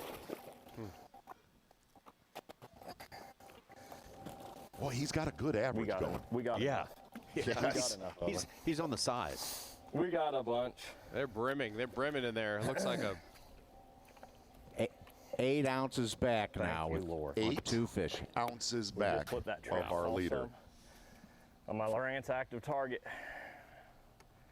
I saw some in there, and they didn't bite that first time. I pitched up in there, just an angle change, something different, temperature, whatever.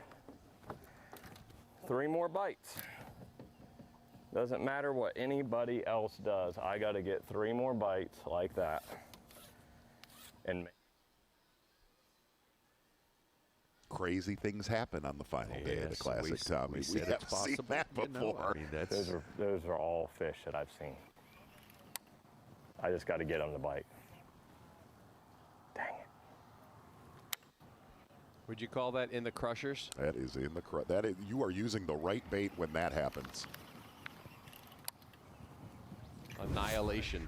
That was that other one that I wanted to get before we got out of here. I wanted those 2 bites. So I feel like we can get a bite over there. And if we don't, we're going to get a bite over there in the afternoon.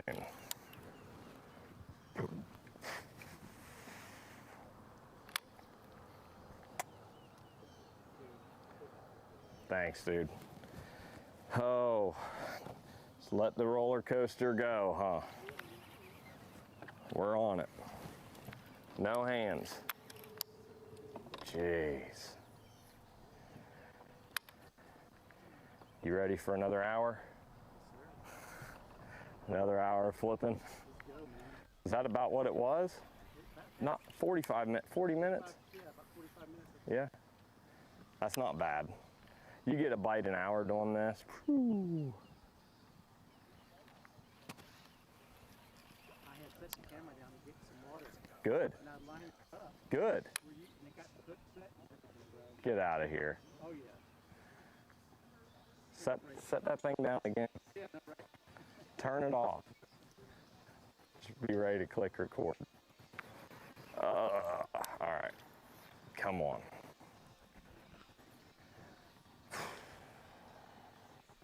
Hunter's a very emotional guy. You can tell, obviously, talking about his dad, where he caught his fish yesterday, talking about his brother dedicating this fish to his brother. And you see a lot of emotion out here and a lot of love for the people that he fished with. And obviously his dad that taught him the ropes. And it's really, really nice to see.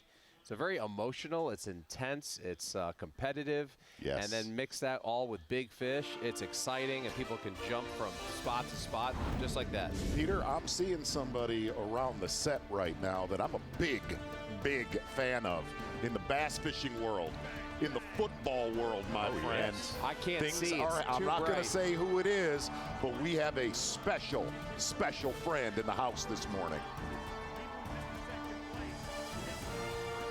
Hunter Shryock, who had nothing going until the last 3 hours of fishing yesterday, made a big breakthrough, and I think he's still got some of the adrenaline from Absolutely. that, driving things on this day.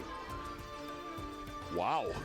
Yes, Easton Fathergill still waiting on his very first fish of the day. Hunter Shryock pulling up very, very close right there, right behind him, less than half a pound lead. Livesay, John Cox, Corey Johnston, Brandon Leston, Justin Hamner, Brian Schmidt, Trey McKinney, Chris Johnston. Sort of a slow, methodical start to the day, but things are really starting to heat up. We do have a special celebrity, a special guest for you coming up. Ray Roberts will giveth, Ray Roberts will taketh. So I don't wish bad upon anybody. I feel like what I'm doing, I could produce, a 25 to 28 pound bag. And just, I can see it happening. I can see me catching one fish, but at the end of the day, like, I'm in that position. Berkeley, I'm going to do everything I can to generate those bites. And so today was a big day in confidence, but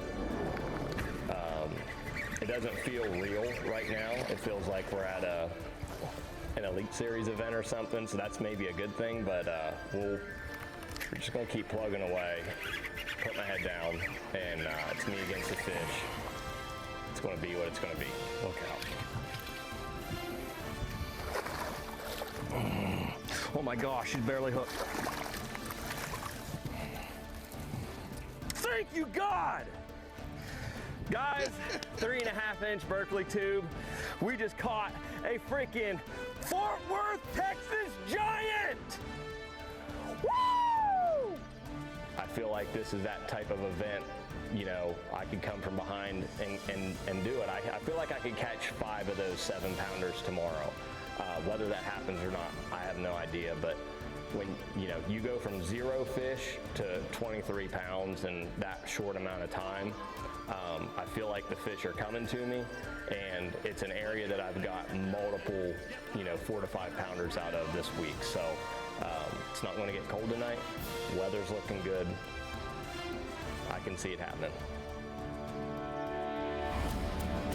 That's Pro Shop's Bassmaster Classic. We look at that leaderboard, and yes, we can see it happening now. Hunter Shryock coming down from a more than 8-pound, almost 9-pound deficit to within half a pound of our leader, Easton Fathergill. We thought he might have an impenetrable lead. Not the case. But that is not the case. It has not worked out that way on this day. We have seen this story play before at the Bassmaster Classic. It will be a joy to follow it all the way through this special, special day. Fort Worth, our fantastic host city here. So delighted to bring you this final day of the #1 event in the sport of fishing. Welcome to the Bassmaster Studios, presented by Marathon. Special guest today. Let's go. One of the most decorated athletes in the history of America, multi-sport, and now coach.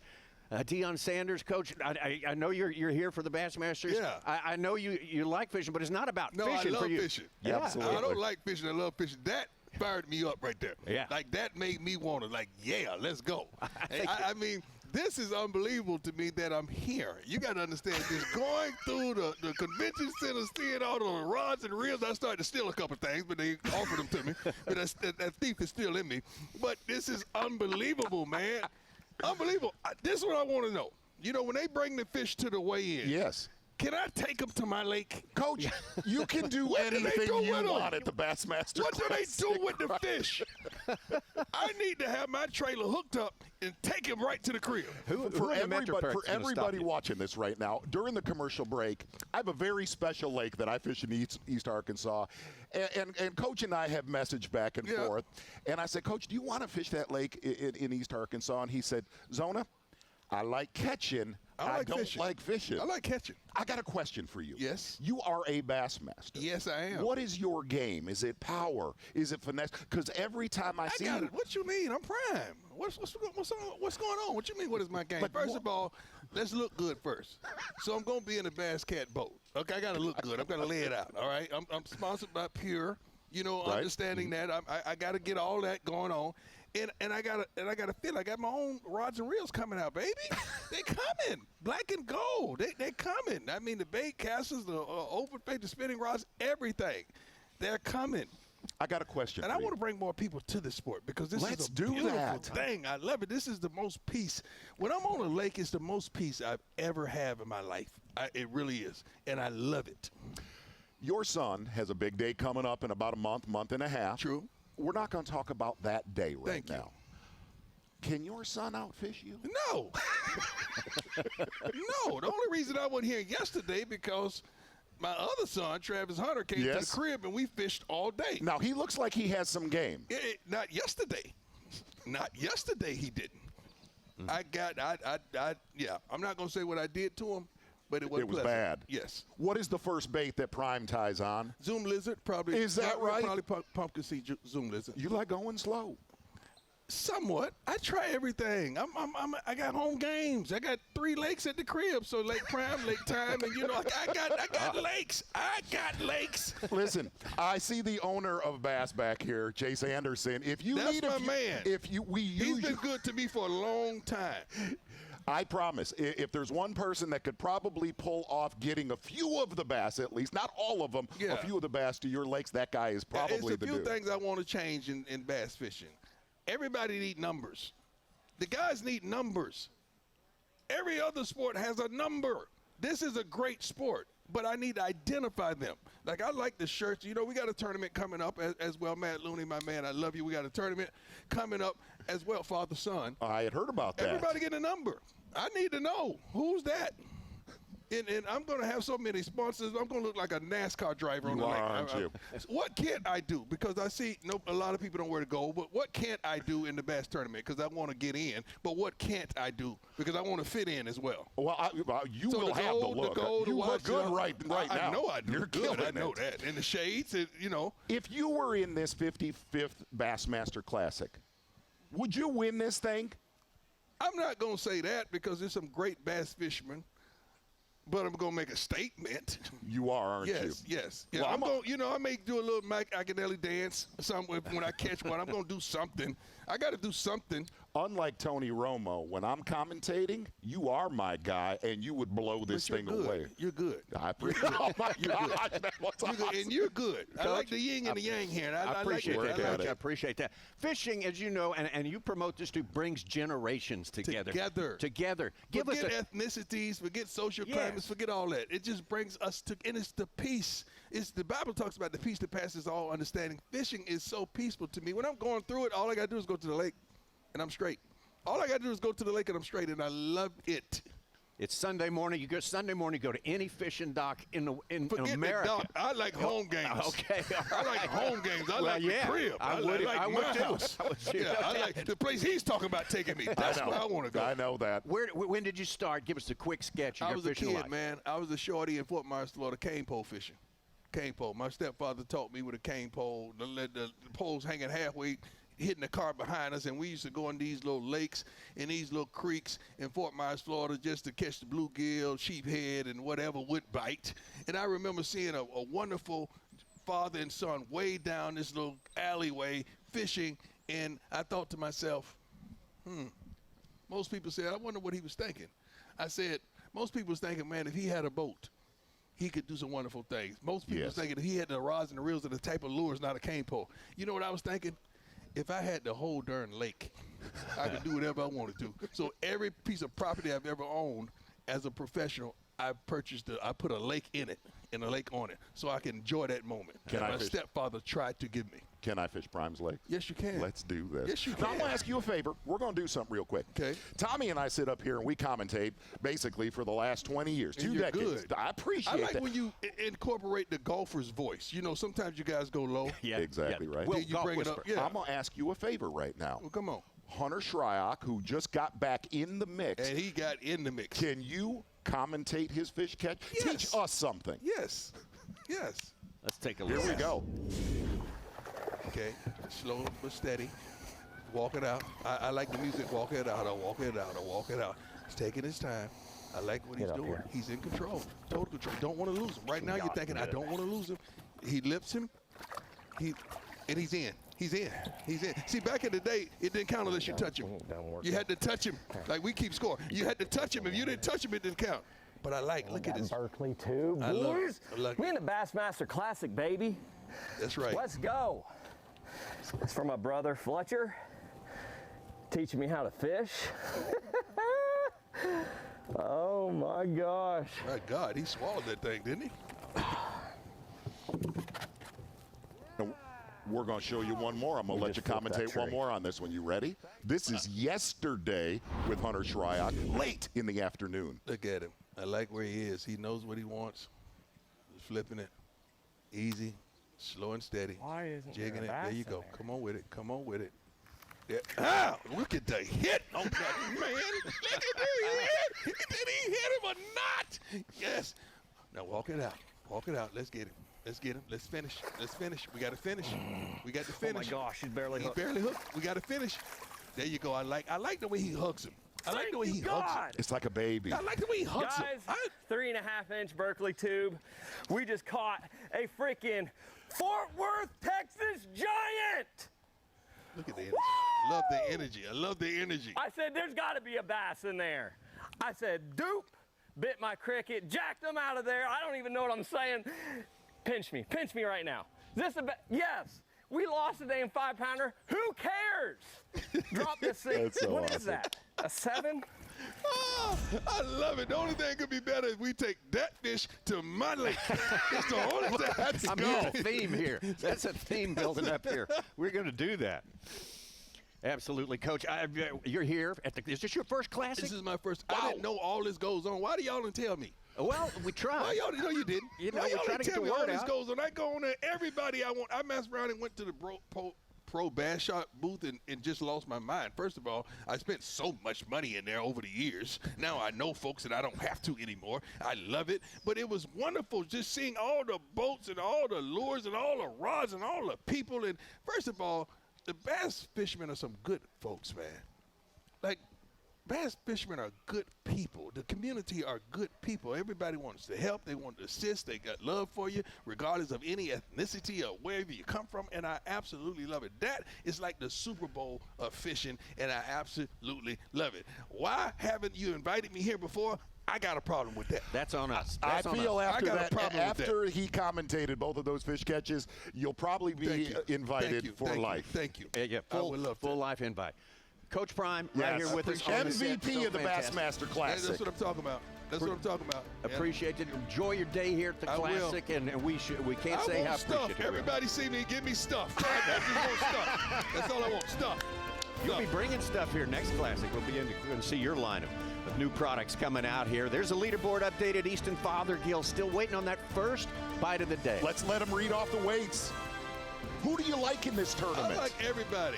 First of all, Hunter, what I just saw was I'm a fan. I'm a fan right now. I love all these guys. I don't know them a lot, but I know some of them. You know, I do coach football, so I got a lot to do. I got a lot on my plate. So. Oh, good stuff from the coach. Awesome. We take a look at that 54 leaderboard. pounds of fish. Oh, my God. That's what the Classic will do to you. The ultimate day in the sport of fishing unwinding for us right here. We got plenty more on the way.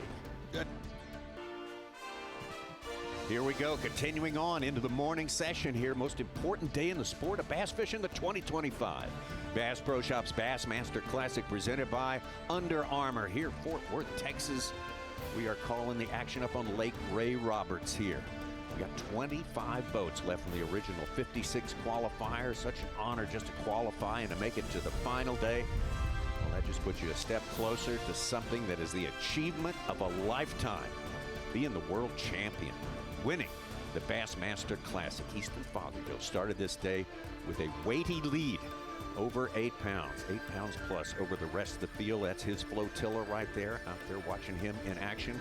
The start of his day has been very, very slow. You're going to have super high expectations anytime you put almost 30 pounds on the scale the day before.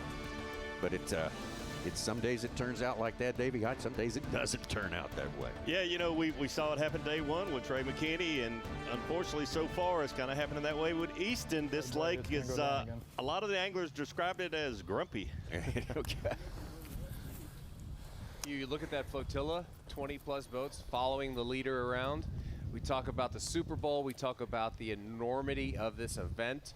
I mean, if that doesn't prove it, I don't know what does. Oh, man. 20 in a flotilla following. If I had that offshore, I'd probably have a heart attack.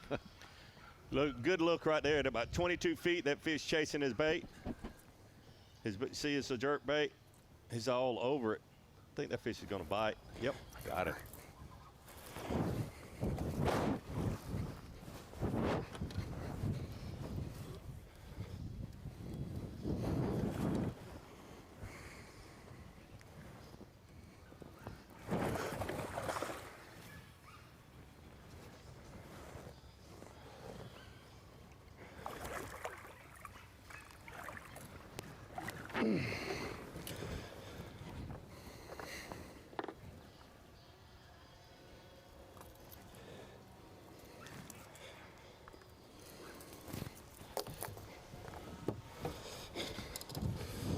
that to get things going.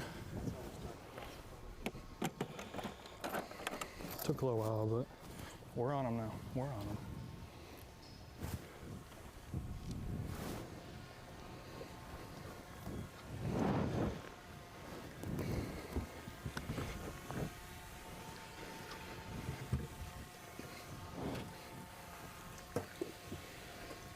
Easton Fathergill leading right now, and that's his first fish in there. That is a nice chunk. Again, a chunky chunker that eats chunkies to get chunkier. Said he needed something, a fish to tell him what is going to happen here today. This is very important. That step here. That just took hundreds of pounds off of his shoulders right there to put that first fish in the boat the final day of the Bassmaster Class. It took a while. It took a while, but that is huge for him. That was some great footage looking at his graph, seeing exactly what was happening in that fish, chasing the jerk bait, and it's almost a cat and mouse game. You want to like run away, swim away, and then let the fish come to it, and then just back and forth. And I'm sure he's done that 20 times today. That's the first one he was able to really just trick into biting the bait.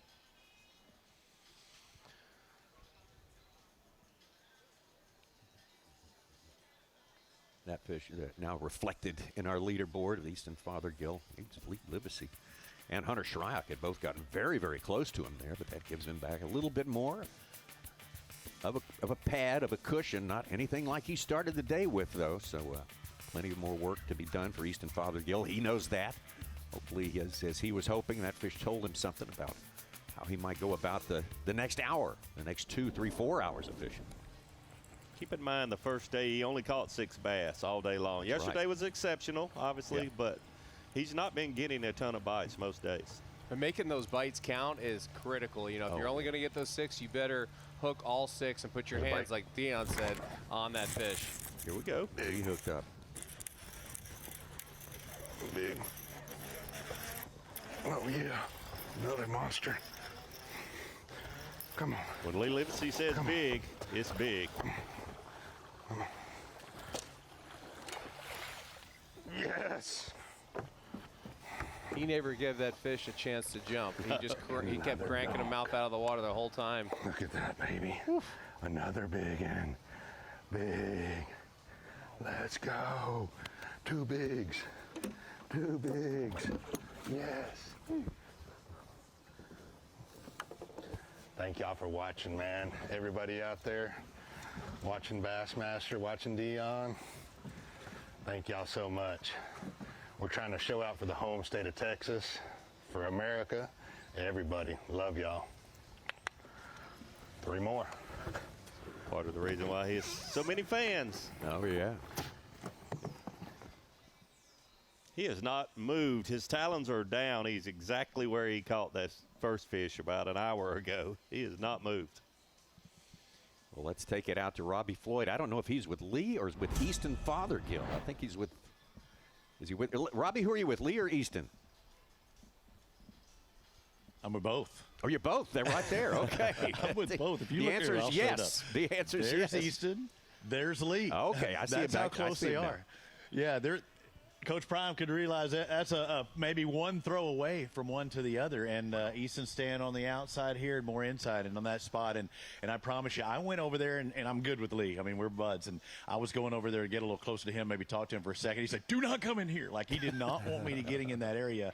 And everybody, that flotilla you're seeing from Wes's drone cam, everybody's staying back. The crazy thing that I didn't even realize till you just said that and we saw Lee's second catch is, I didn't hear a peep from the crowd out here hardly when Easton caught his fish. So that tells me those are Lee fans on the outside waiting to see him catch those. So it was really quiet. I don't think I can remember seeing 20 boats not get crazy for the Bassmaster Classic leader when he catches his first fish. Yeah, Robbie, don't take it personal. I think maybe in a classic once upon a time, I was in some skinny water and you came a little close, and I was a little aggressive with you saying, don't get close to me. But, hey, it's just the pressure of being in a Bassmaster Classic. You know that for sure. But speaking of pressure, tell us about Easton. He's young, obviously. He looks like he's handling pressure really well, but just getting his first bite and going to his first area, not catching anything, how does he look like he's doing mentally?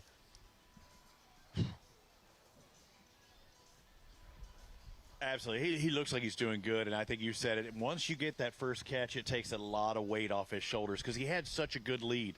I remember just a couple of years ago, Jeff Gustafson had a big lead going into that final day, and the longer it was, the more until he got that limit, and he never did, you could just see him burning up. Getting this fish now is good, but because the area he's at, the fish that he just caught, he caught it off of that tree just to the left of him. He said there were 3 of them in there.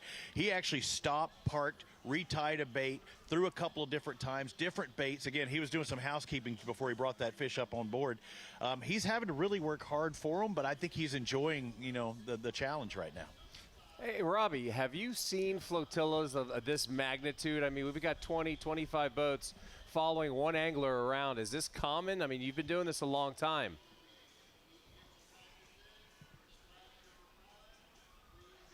That tells me, and even though without looking at a camera, I know that's Peter. Is this common? 25, day 3 of the Classic? Yeah, I've seen them twice. Maybe 75 boats, probably a max, maybe close to 100 at times when you have Kevin Van Dam out there and you got all the KVD followers. It's been crazy before. This is what we're used to. You got to be respectful, and these guys are being super respectful because you see a lot of wandering. Brian Schmidt was in this area. He said, I got to get out of here. There's just too many people, because he's wanting to work in and out of these trees. When you have a flotilla like this, you can't fish some of the water you may want to do if it's just you in here. So your options are limited. There is a ditch running through here. I want to point out that right along this tree line, I came here with Ben Milliken. So there is a ditch that I think these fish are relaying to, but they're moving in, moving out. I did talk to Ben Milliken a moment ago, and he said they're moving along the grass in that area that he's at. They're not locked onto that wood like they had been. So he says as soon as they do, things are going to get busy in a hurry. All right, Robbie, thank you so much. Robbie Floyd out there getting 2 for 1 with the Easton Fathergill, Lee Livesay as well. Things are starting to pop here. We're seeing a lot of action, a lot of movement up and down that leaderboard. Easton Fathergill catches one to keep the Wolves at bay a little bit. Lee Livesay fights back. Right now, it's Ronnie Moore with the only angler to be a Bass Nation champion, to be a Classic champion, and an Angler of the Year. Hey guys, we're here in the Toyota booth with everyone's favorite Jersey angler, Mike Iaconelli. And Mike, what is this, your 39th? No, it's your 30th season fishing B.A.S.S. That's crazy to think. We just got done with Florida. I heard you had an injury. It's been a hectic start to the season. How are you feeling? Well, it is my 30th year, and I'm happy to be here at Bass, enjoying my 30th season. I have tendonitis. A lot of guys, you spend 30 years making repetitive casts, and it's a wear component. So I'm dealing with some tendonitis, but it could be worse. It wasn't an injury to keep me from fishing, so I'm out here, I'm still fishing, and I'm really, really happy to be fishing back on the elites. Crazy to think in 20 years of you, in the future, you would be hitting achievements Rick Clunt hit. Like 50 years is hard to believe when you've done 30 and you're like, man, that's a lot. It's crazy. I think when you're passionate about something, the years really fly past. So it feels like it's been about 10 years. It doesn't feel like 30, but I love fishing. I love competition, and I think I got a couple years left. I think I have another win in me for sure. We like to hear another win in you for sure. We think about the Classic. It's not only the fishing on the water, it's the sponsors in the industry, but it's also the fans that make up this sport. Yeah. You were someone who embraces all of that to the nth degree. Yeah. Here in the Toyota booth, you kind of get to meet and greet and see a lot of fans that kind of give you a jolt in the arm for the rest of the year.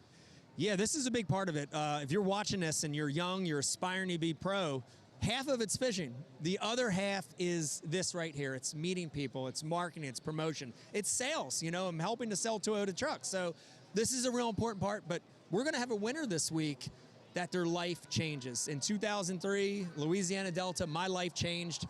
Because of that Classic win, I am still here today all these years later, and that's going to happen to somebody this week. That's absolutely fantastic. Make sure you come out to the Convention Center, Fort Worth Convention Center. Go to the outdoor tailgate as well, Dickey's Arena for the weigh-in. You may see Mike Iaconelli, and if you're a doctor that specializes in tendonitis, just give him a shout. He might need your help. The live Classic coverage continues. Want to let you know about big deal with B.A.S.S, the Newport Bassmaster Kayak Series. Kayak, a fast-growing segment of tournament fishing. You might want to get interested in that. We've just had a big tournament just concluded down the road at Lake Fork in conjunction with a Classic. Congratulations to North Carolina's Wyatt Hammond for knocking that one out. Had to make a lot of changes, just like in a regular Classic. Had to make a lot of changes to get the job done, but hit that QR code there and get yourself involved. the Newport Bassmaster Kayak Series. Take you out on the water. Lee Livesay. Things, the sound, the fury, the noise from the lake is starting to get a little more loud now, a little more intense, a little more action we are starting to see on Ray Roberts as we get in further into this morning.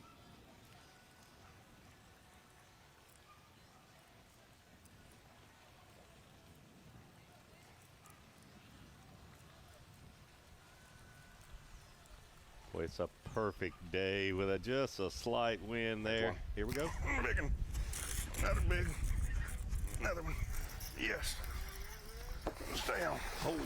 Stay on. Stay on. Yes! 3 of them, baby. 2 more. Woo! Let's go! Yeah.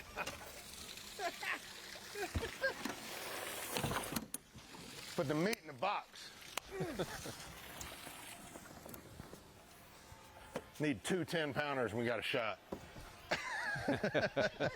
I'm not greedy or nothing, just 2 10s. Let's go, baby. That's 3 bigs. It takes an incredible amount of confidence / patience to, I said talons are actually raptors. Put them in the ground on the final day of the Classic and keep throwing in the same area. Oh, man. It's got to feel good to be able to do that, you know. Yeah. That's why he's calm, he's collected, and he does that little foot tap. It's like an extra ratchet so he can get it coming faster, keep it tighter. You've been noticing that little dance move. We're going to tag that our Humminbird mega moment for you right there. That 4-pounder, 4 ounces from Lee Livesay, making an impact on the leaderboard soon. It is tied on Bass Track. Oh, Lee Livesay has 13 pounds, 12 ounces. Fathergill has a 4-pounder. They are tied with 58 pounds and 5 ounces. Certainly the Humminbird mega moment. Not many people thought, including myself, that Lee would be tied with Easton at this point of the morning. It's not even quite 10 o'clock. He started the day 9-12 back. We saw yesterday, even with Livesay's pretty decent day overall, left the area because he didn't want to watch Easton catch him. I don't think Easton's going to leave today, but if Easton has to watch Lee catch him, that's where we're going to see how seasoned he is. I think Lee made a statement when he pulled up and put his Raptors in the ground. I'm right here. I'm right here. Yeah. Reclaiming my territory. Yes. I'm a man. I'm 40. No, I think he's like 39. I think he's 39. Back out to last year's Rookie of the Year. Day 1 leader here. Lake Ray Roberts, Trey McKinney. Golly. Giant. Giant.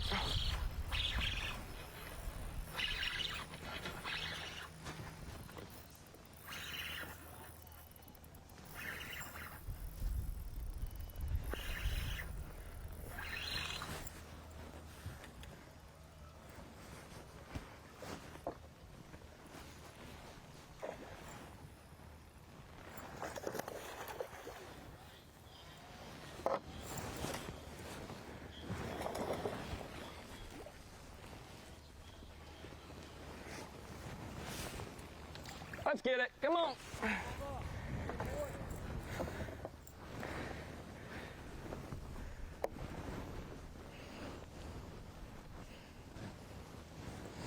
Yeah, like all the way in her mouth. Right there, number 1.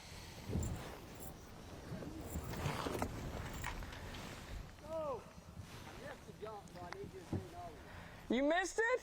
Took a little while, but yes, absolutely. And why wouldn't last year's Rookie of the Year be expected to be a star? The Bassmaster Classic, his first Bassmaster Classic here in 2025. Trey McKinney. Let's look at the Dakota Lithium Bassmaster Rookie of the Year standings for this year of 2025. Evan Kung of Canada, they're in first place. Bo Browning, 2 of those anglers had to really come on strong at the end of their St. Croix Bassmaster Opens year in order to gain the spots here in this rookie class, and they have really continued the momentum. Paul Marks of Georgia, Tucker Smith of Alabama, another Georgian, Neil Wagner, I should say, in 5th place. Blake Capps, Andrew Loberg, and the rest here. Always, as usual, a strong rookie field is standard operating procedure in the Bassmaster Elite Series anymore, and this year is no exception. Right there, tied at the top. Easton Fathergill, Lee Livesay, tied at the top. 25 anglers total out there today, each one of them have done the work to have a shot at that World Championship on this final day as we take a look at the unofficial standings as it stands right now. The tie at the top, we got Hunter Shryock. A great morning for him as well. He's a little bit back. John Cox, Lester, Corey Johnson, Trey McKinney just put himself on the board. Justin Hamner, last year's champ. Looks like he's kind of had thoughts of maybe repeating. His actions today have taken him a long way up the leaderboard. Look at the second 10. Yoya Fujita, our top 10 on day number 1 for sure. Ben Milliken, Jordan Lee. Heard from Ben Milliken via Robbie Floyd just a few minutes ago. Down there to Connor Jacob, the last man in the field here in the top 25, out there fishing on the third day of the most important bass fishing event of the year. Great morning, great crowds at the takeoff there very early on before the sun was above the treetops. It was cold that first morning. Wind blowing every day, not so much yesterday, but it's coming back today. That is something we've been advised about. Keep an eye on that for you, but watching these guys work has been fascinating. Yeah, I mean, if you didn't already have reason enough to come to Fort Worth for this weigh-in this afternoon, Lee Livesay representing Texas, already and unofficially a tie with Easton Fathergill. It's going to be super exciting this afternoon. Oh man, it's starting to get good. Really, really exciting and tight here. Fort Worth, our fantastic host city. We can't say enough about them. And a reminder, in 1 hour, coverage continues on the Fox Network, 12 p.m. Eastern Time. 3 hours of the action this afternoon as we take you closer and closer to the ultimate moment, the weigh-in at the Bass Pro Shops Bassmaster Classic, presented by Under Armour.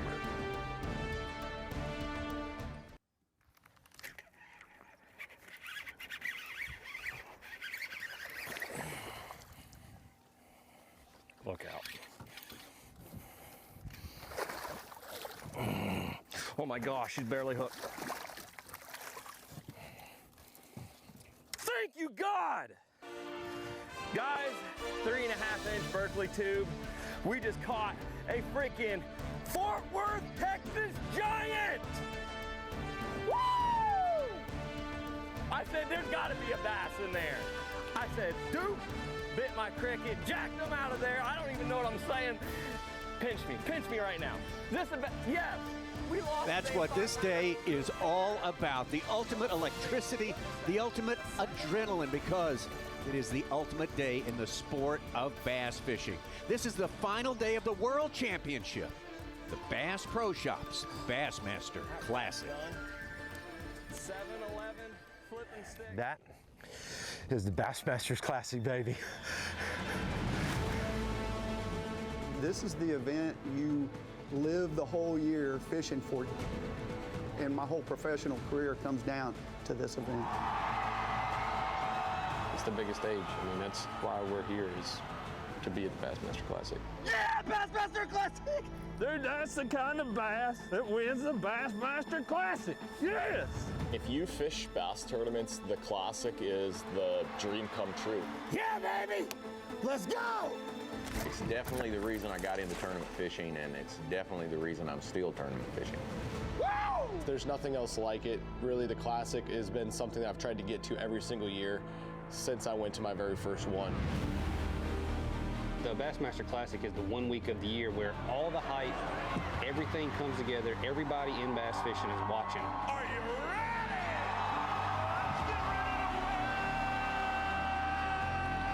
The pressure is pretty great, and I think a lot of times we just put it upon ourselves because it's a tournament we've literally dreamed about our whole life. It's the tournament to win. 4-pounder. That's the kind that's going to win the Classic, baby, right there. Every Classic you make is special. It's very, very hard to get here. Don't let anybody fool you. The Classic is the hardest event on the planet to be consistent. There's so much more pressure. The magnitude of all the fans out there on the water and all your family there and all the sponsors, and it makes it hard. This tournament's between me and the lake. If you're at the Bassmaster Classic and you're worried about not finishing last, then you're here for the wrong reason. I'm talking about the Bassmaster Classic, baby. Look at that. Woo!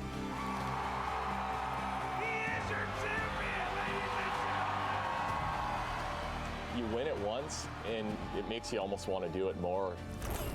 Stay on, baby. Yes! The Bassmaster Classic is definitely the pinnacle of our sport. This is the tournament that you want to be at, that you work all year to be at. You can't win it if you're not in it. It's the biggest stage. It's Bassmaster, it's the Bassmaster Classic, and it's the show. Let's hear it for your Bassmaster Classic champion, the Bassmaster Classic champion!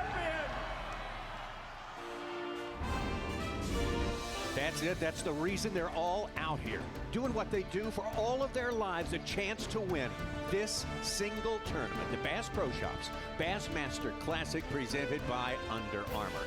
Our live coverage here brought to you by Toyota. We have 3 hours of live coverage on the way. We're just about to hit the midway point of this final day of 3 days of fishing. 25 anglers left. That is our unofficial leaderboard as it stands right now.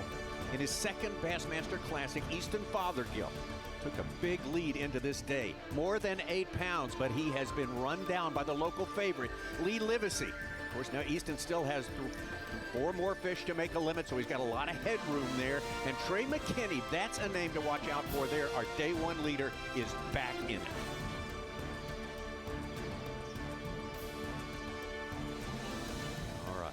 That. We'll bring it into last night here with Mark Zona, Davey Hyde. Sir. Man, this is going to be an exciting afternoon. Take a look at our weigh-in from day 2 festivities right here from Florida. John Cox, very, very consistent, sitting with 44 pounds and 8 ounces. Livesay, one of Texas favorites and one of the 4 Texas anglers in this classic here. Everyone in the local crowd pulling for this guy. It's not always easy being the local favorite. Definitely not. A lot of pressure on Lee this week. And Hunter Shryock kind of coming in under the radar, so to speak. Man, what a great flurry he had yesterday afternoon. He did not have a fish in the boat at 12:30. Caught 21 pounds after that. Keep your eyes on Hunter Shryock. No doubt about it, the Canadian animal. 2 victories last year on the Bassmaster Elite Series. Corey Johnston not catching a lot of bass, and you're going to hear a lot about that on Lake Ray Roberts. Not catching a lot, but the big ones live here. And there's the big story. It's Easton Fathergill bringing in 29.5 pounds on day number 2. By far the biggest 5-fish limit of this tournament. This young man, not many months out of college, standing on the verge of an achievement of a lifetime, because that's what this is all about. It's life-changing. Yes. It writes your name in the Bass history book in large letters that will never go away. You can really hit a big lick here. Exactly right. Tommy Sanders looking at our playing field about, call it 1 hour north of Fort Worth, Texas. Lake Ray Roberts kind of lays in a V. You've got a west arm and an east arm, and that east arm getting the majority of attention from your leaders. A lot of submerged timber, grass, and rock. That is what the leaders have focused on all week long. Yeah, the vegetation being a big, big deal, mixed with the combination of the wood, the standing timber, and these drains, these deeper water drains coming into these flats are where all those fish are migrating in to spawn. Well, you just got a shot there of our fantastic host city, Fort Worth, Texas. Welcome to the Bassmaster Studios, sponsored by Marathon. I'm Tommy Sanders here with Mark Zona. I've been doing it with you for 20 years, the man who brings bass to the people, and the former Classic champ, 2-time Progressive Angler of the Year, Davey Hyde. Man, it's so great to be with you guys, and I think we are set up for a big, explosive afternoon. Absolutely. You know, you look at the final day of a Bassmaster Classic. We've covered so many of these, and here's the best way to put it. Easton Fathergill, a 22-year-old professional angler, 8.5-pound lead this morning, and we all kind of came in and said, he is going to absolutely run away with this thing. His life will change later today, and he has been run down by Livesay. Probably more knowledge on Ray Roberts than any other angler in the field. The next 3 hours, you have won this title, Davey Hyde. The next 3 hours, very, very stressful. Yeah, absolutely. And it would be stressful even if Easton had 3 or 4 fish in his boat, but he's got 1 keeper in his boat so far today. The first day, he had a good day, not quite as good as yesterday, but that first day, he only caught 6 bass, so it's been slow, but the quality has been there. Lee Livesay is the one to keep an eye on, obviously the favorite here, but, man, he is playing with fire. He's got his talons in the ground, stuck in one place, making 1 or 2 casts, and he's depending on those fish to come in. And here's the great thing for all of our viewers on Fox. This time of year, these anglers have been out since 7:30 in the morning. This time of year, when that water starts to just warm up a degree, 2 degrees, really now until the weigh-in, that is when the Giants have shown up all week long so far. All right, well, let's set you up for the situation that we have going on right now. And day number 1, Easton Fathergill did good job, set himself up solidly in the top 10, and then on day 2, he went to work. Exactly right. Looking at Easton Fathergill yesterday, almost 30 pounds of bass.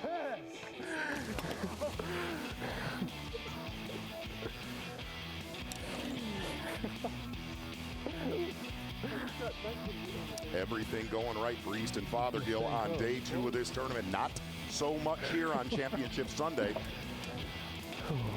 There's like 8 of them on that tree, all big. Big day yesterday, almost 30 pounds. Now we take it back to Hunter Shryock coming up this morning at 8:40 a.m. 8:40 a.m. Hunter Shryock fishing in an area all alone. Starts off with a good one from Lake Ray Roberts. Yeah, you know, in tournaments, you might not be in the best area, but if you're in a good area and have it all to yourself, Yes. sometimes that can be the key to your success. Just not having to compete with other anglers in the same order. So that right there is fish number 1 for Hunter Shryock, originally from Ohio. Lee Livesay has been battling hard. I mean, it's not the easiest thing in the world, as we say, to be the hometown angler, the hometown favorite in one of these things. He knows all the good spots, and everyone knows where he goes. Exactly right. A lot of company around Lee Livesay in the areas in. This is bite number 1 for the Texas favorite, 9:10 a.m. this morning.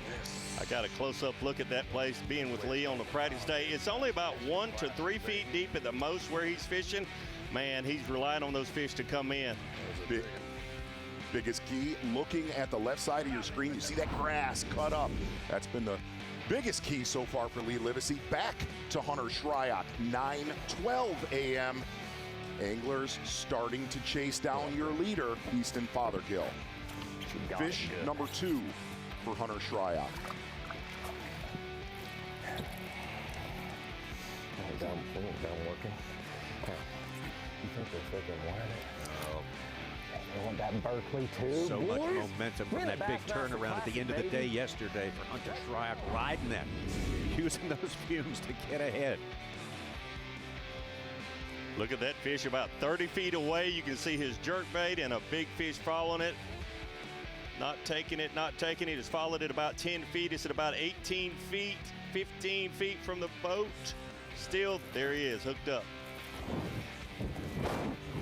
And at this time, Easton Fathergill had been chased down by Hunter Shryock, Lee Livesay.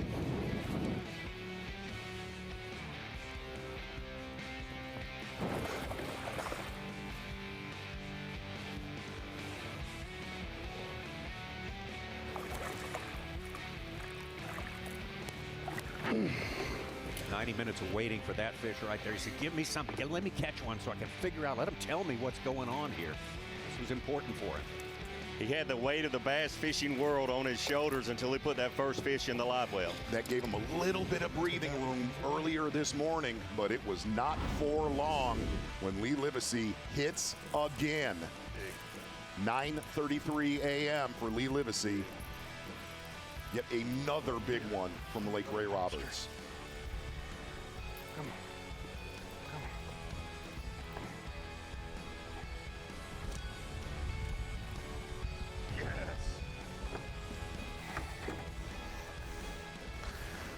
Another donk.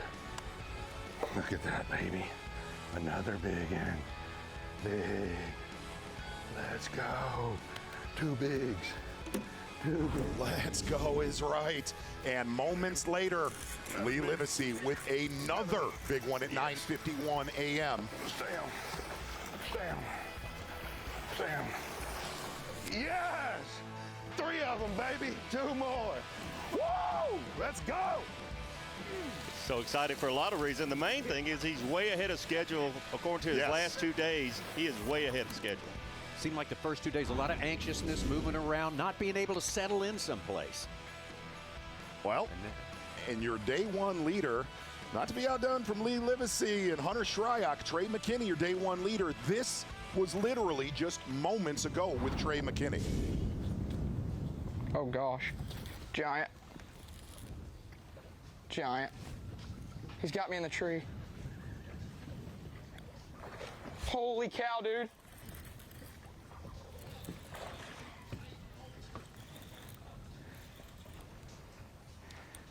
Oh, that's a giant.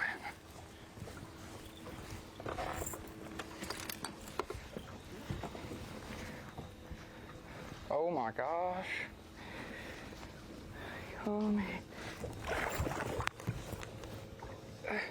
Come on. Come on.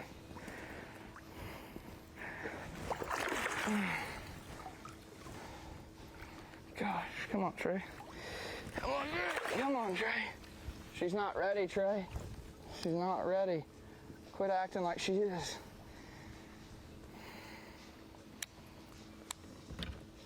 That hurt.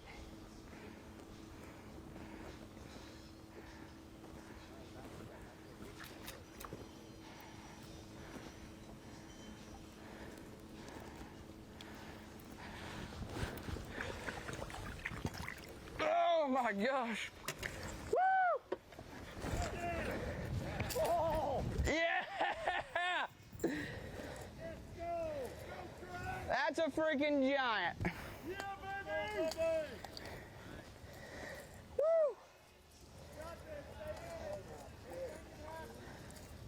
You get that?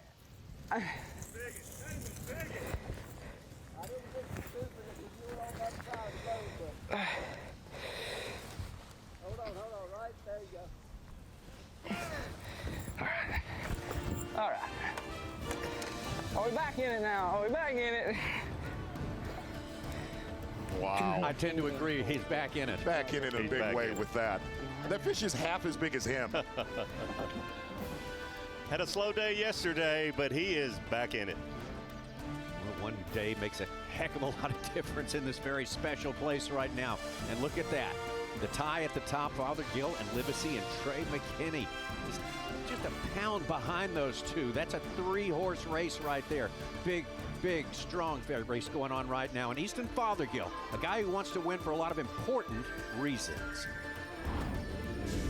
Yeah, I want to be the guy to show all young kids that it is possible. Any of the high school, junior, college age kids, I want to be the person to show them that it is possible because that's where I come from. I came from the high school and the college ranks, and I want to be the person to show them that it is possible if you work hard and you dream big. I'm here to tell you that it's 100% possible. You just have to chase your dreams, and you can achieve anything you may desire. It's just crazy how you just work hard, follow your dreams, and Bassmaster does provide the platform for you to, work your way up the ranks and achieve your dreams.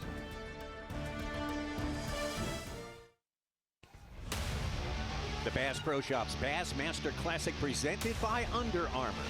Sponsored by Mercury. By PowerPole. And by Progressive Insurance. We're now officially into the second half of this final day of the ultimate event in the sport. The World Championship going on here in the state of Texas for the 4th time. 26 anglers out there. First 2 days have not been without excitement, I must say, in the lead up as well. Wild weather coming into this thing. Yeah. Nice to have shelter at the end of the day for the most part. And what better place to find shelter than here at the weigh-in, the iconic Bassmaster Classic weigh-in. This is some scenes from yesterday. Exactly right, and really a lot of these anglers having to deal with 40 to 60 mile per hour winds from really Fort Worth all the way up to Lake Ray Roberts. And if you're watching on Fox, it looks fantastic out right now, which it is. That was not the case, but a big weekend on Lake Ray Roberts. Obviously, downtown Fort Worth. We actually had, you ready for this? We had Coach Deion Sanders on the set an hour ago. Coach Prime at the Bassmaster Classic. Why didn't y'all tell him about this? I think he said. Why didn't y'all tell me this was such a big deal? He'll be at the weigh-in, I assume. So, you know, he's here. He's all in. He is 100% a bass fishing fanatic. The biggest limit we've seen Always a treat to go to the weigh-ins and see people like young Patrick Walters weigh in a lot more fish than he told everyone. Exactly right. A lot of these anglers just struggle with the truth sometimes. Going to take a look right here at Lake Ray Roberts and the majority, no, not the majority, all of your fish catches today. And if you see, the attention is on the east branch, the east arm of Lake Ray Roberts. Davey, I want you to tell us why. Well, you look at it, just looking at, like you said, it's the lake shaped in a V headed to the south, but the eastern side, the eastern arm we call it, really looks so much different if you actually go there and look at it. I was able to go out on the water Wednesday with Lee Livesay, and you see where the fish catches are? That's where the best vegetation is on Lake Ray Roberts. Unfortunately for Lee Livesay, I think about 54 of the other anglers figured that out, so we've had most of the fish catches over on that east arm.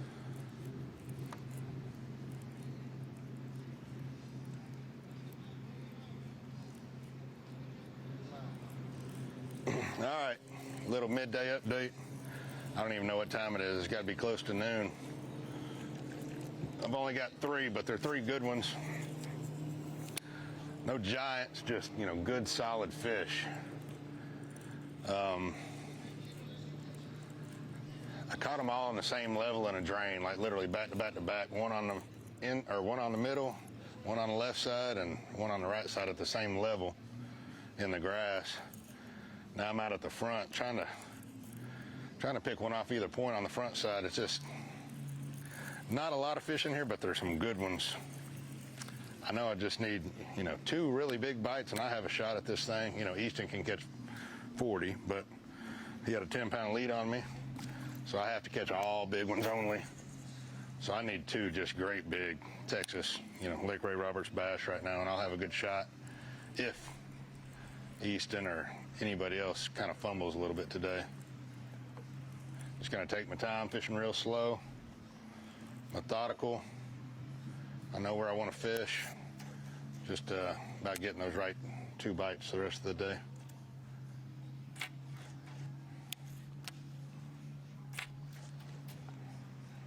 And we're hung up. And we're gonna go get that.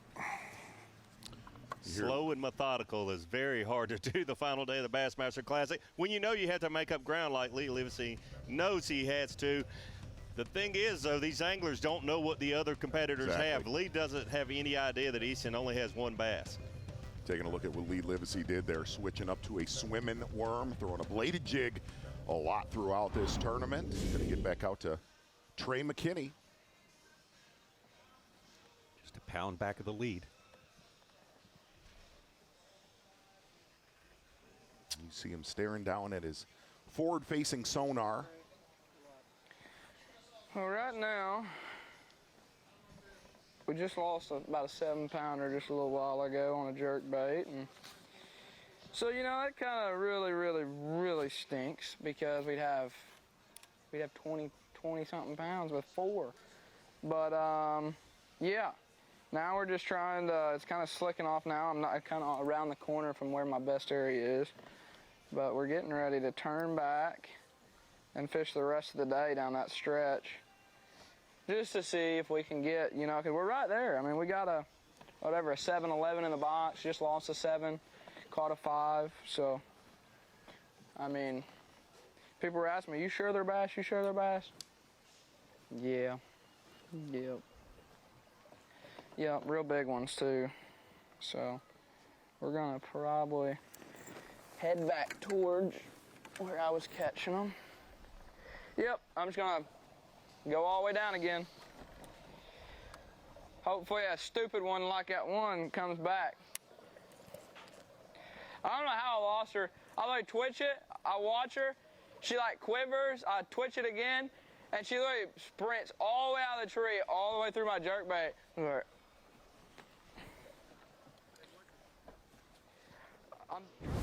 Take a look at this catch we saw just a few moments ago, Trey McKinney. Giant. He's got me in the tree. Holy cow, dude.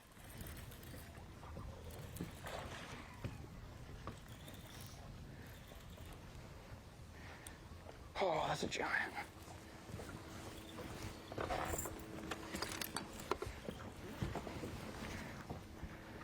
Oh my gosh. Come on. Come on. Come on.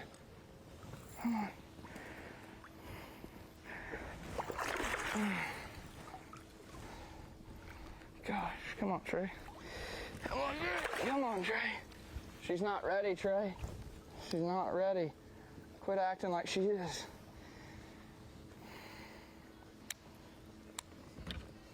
That hurt.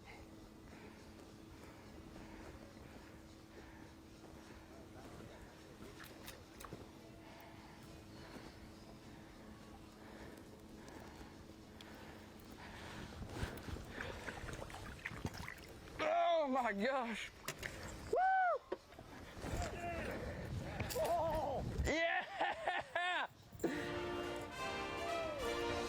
That's a freaking giant. Well, Trey McKinney, day number 1, caught over 26 pounds of fish. Marked out a good lead there. Not a big lead over the rest of the field, but the biggest first day catch of everyone for him in his first Bass Pro Shops Bassmaster Classic. Things turned around on day number 2, and he finds himself in 6th place. Well, catching one right there, obviously over 7 pounds, but listening to him say, I just lost another 7-pounder, absolutely huge. Trey McKinney right now hanging right in there, a pound behind our leaders. For the last 18 hours, he's been trying to find a way to get back in the game. That's one thing, you never can just roll over. You know, you can't just roll over and be like, I'm done, it's getting tough, man. I don't know if I can do it. You know, that's when the times when you know you really got to push through. You got to keep it exciting, and you got to keep that drive. Holy cow, when you get in those moments where it's a low time, you know, you've lost some fish, mentally you're off the tracks, off the wheels, you know, you're nowhere where you want to be.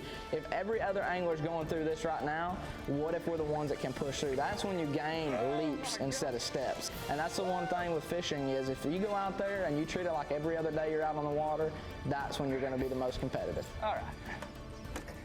Are we back in it now? Are we back in it? Saturday night, it's baseball night. Catch New York's newly minted superstar Juan Soto as he leads the Mets against Jose Altuve and the Astros, or the Braves take on the Padres. Baseball night in America returns Saturday at 7 Eastern on Fox. Check local listings for the game in your area. Tommy, being a Chicago White Sox fan, it's hard times. Hard times. It's not good times. The crack of the bat does not reassure you. They're not good at this time. Okay. Well, we got some 25 anglers trying to crack on some big bass. Up on Lake Ray Roberts here, it's the most important day of the year in bass fishing. Bass Pro Shops Bassmaster Classic presented by Under Armour. Day 3 Championship Sunday. Gonna crown our world champion at the end of today, at the end of the weigh-in. Here's the weigh-in from yesterday. The young man who set himself in a great spot to go after that title, Easton Fathergill. Fished his first classic right out of college last year, did good in it, finished in the top 16.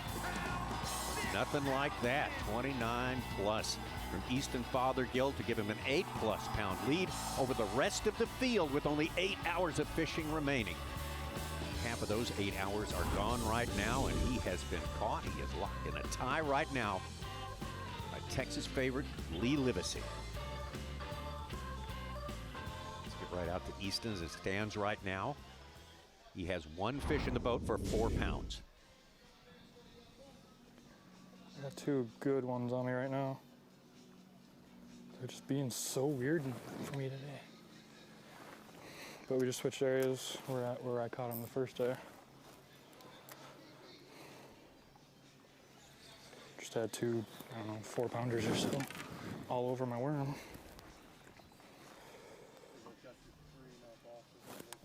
So taking a look at his forward-facing sonar, he is able to see. I just got a glimpse, but those fish followed my worm down. And then to the right of your screen out at 40 feet, he's able to literally, those fish will transmit, it looks like a blob, and you'll see movement. That's why he knows exactly every cast he makes. basically his bait is right next to a bass. The big thing I notice here, you can see those two bass at the base of that tree about 30 feet away from his boat, but they are deeper than when the fish were that he caught yesterday. Those fish were up in the water column, real shallow, like within 2 or 3 feet of the surface. Today, those fish are down closer to the bottom, like where he caught them on day one, but they're just not cooperating today. Maybe they'll move up as the day progresses, but those fish are more difficult to catch where they're positioned than they were yesterday. See a lot more cloud cover out at Lake Ray Roberts today. Yesterday, bright, calm conditions. A lot of those fish suspended right, even though it was about 10 feet of water, where a lot of his fish have come from. Those fish are really only probably, call it 1 to 3 foot under the surface in a lot of those submerged trees. Yesterday, Fathergill caught his big 7-pounder about this time. Pulled away from the field. Let's move over to third place, Hunter Shryock. He is just a close third. He's just a half a pound back of our 2 leaders tied at 58 pounds 5 ounces apiece. Hunter Shryock coming on strong in the second half of this tournament. Come on, line. I don't know where she's at. She's wrapped up in the tree. No. She's still on there. Oh my gosh, dude, don't come off. There she is. She's under there.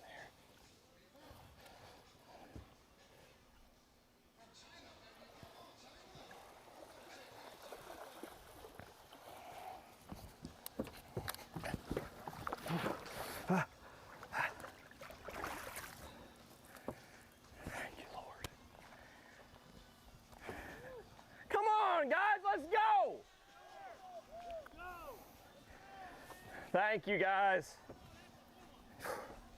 Barely. Wasn't even past the barb. 4-pounder.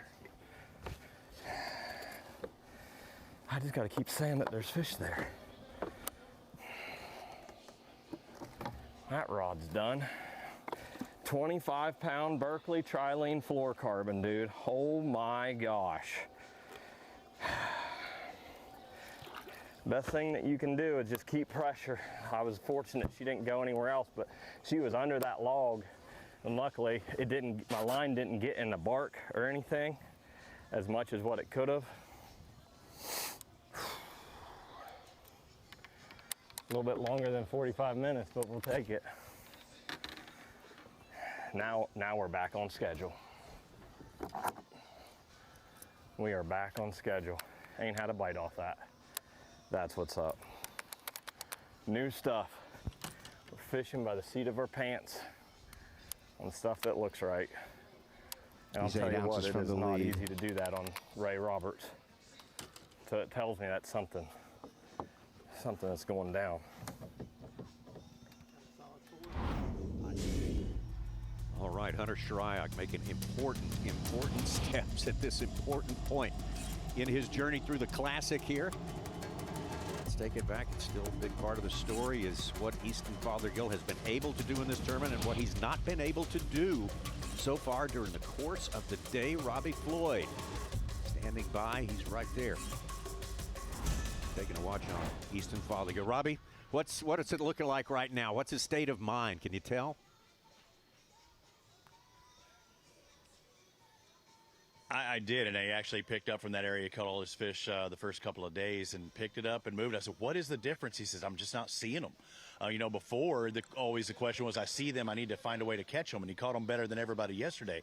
But his problem today is he's really not seeing that many fish, so he made a move to an area that has fish. I know because I was here, and this is where, who was it, Brandon Lester caught an 8-pounder yesterday. Brandon Lester actually is right beyond in the background. He moved around, so there's something that he probably wants to get to. Jay Shakurit was in that spot a little earlier, so this is a high concentration of fish. Wesley Gore, was in here. Wes Logan was in here yesterday, so a high concentration of fish are here. Now he's got to try and catch them. Robbie, a lot of the biggest fish throughout this entire Bassmaster Classic have come late in the day. Sun gets high, the water tends to warm up. Describe for all the folks at home that might not fish in the state of Texas, what happens this time of year now, really until dinner time?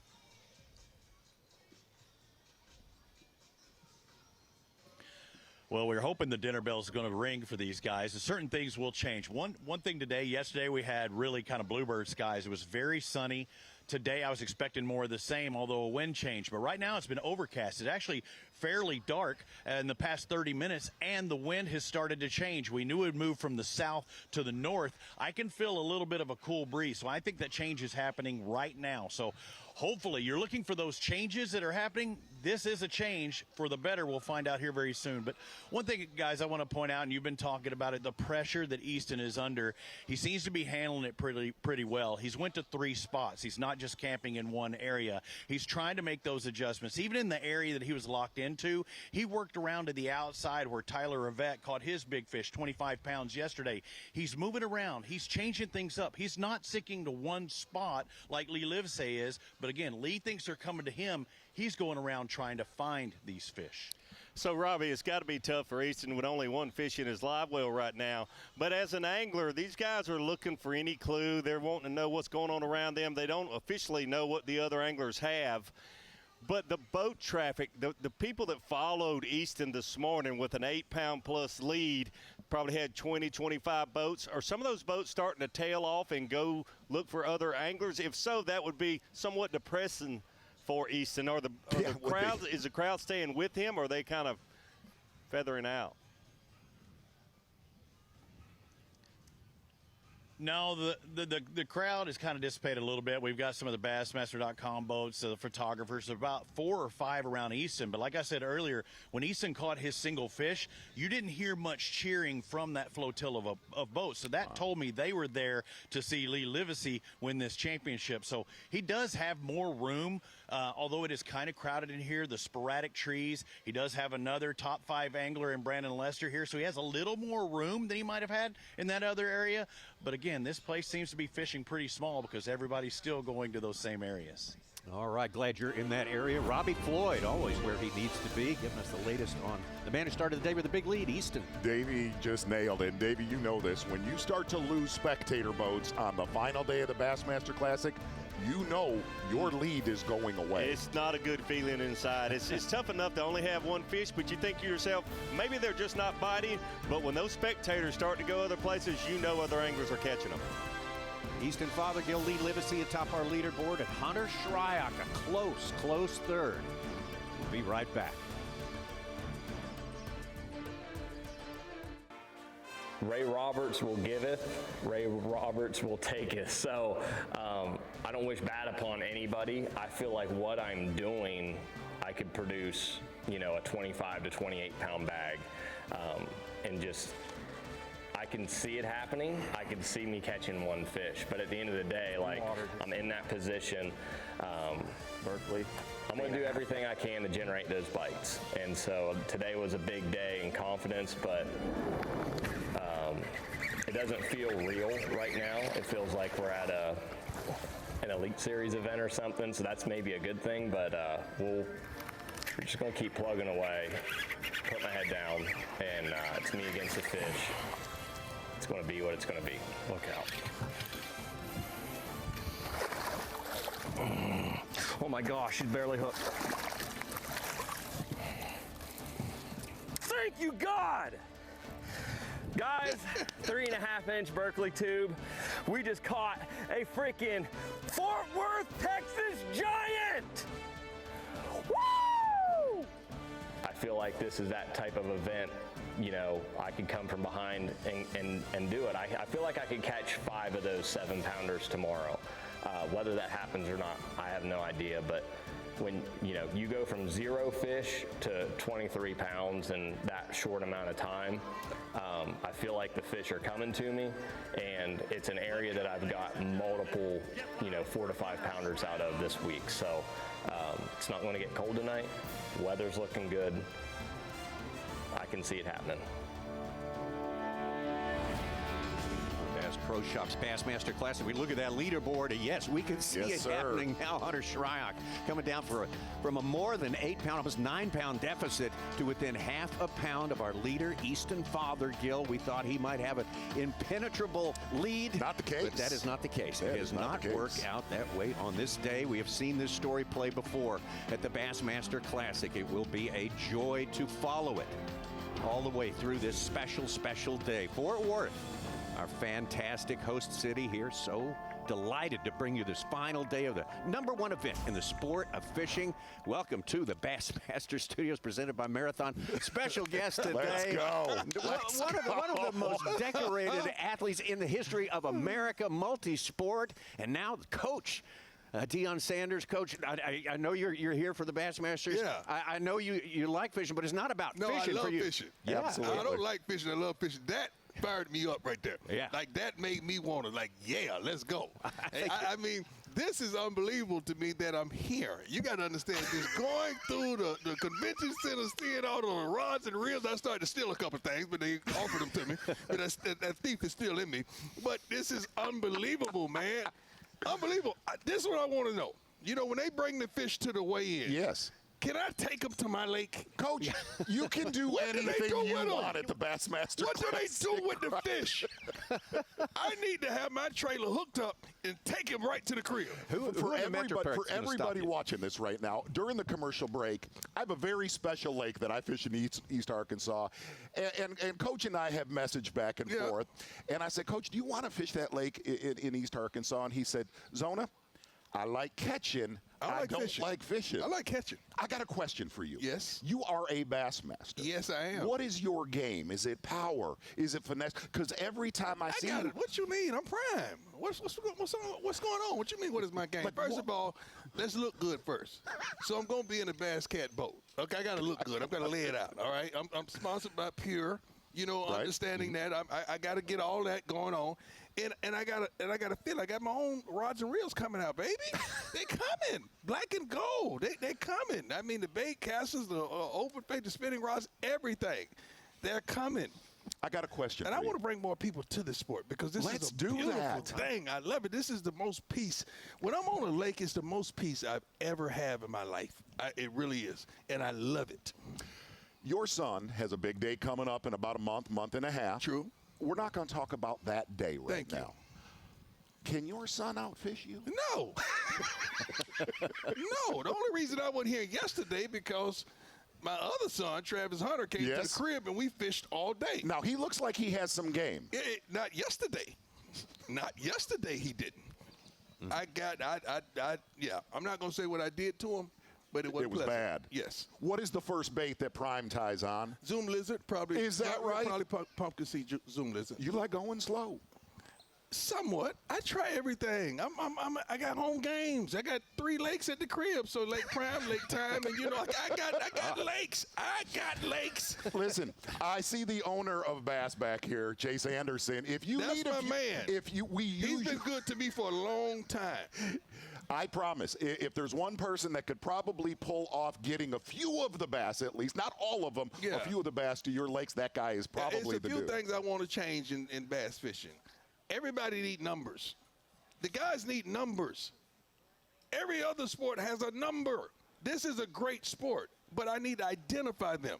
Like, I like the shirts. You know, we got a tournament coming up as well. Matt Looney, my man, I love you. We got a tournament coming up as well, father-son. I had heard about that. Everybody get a number.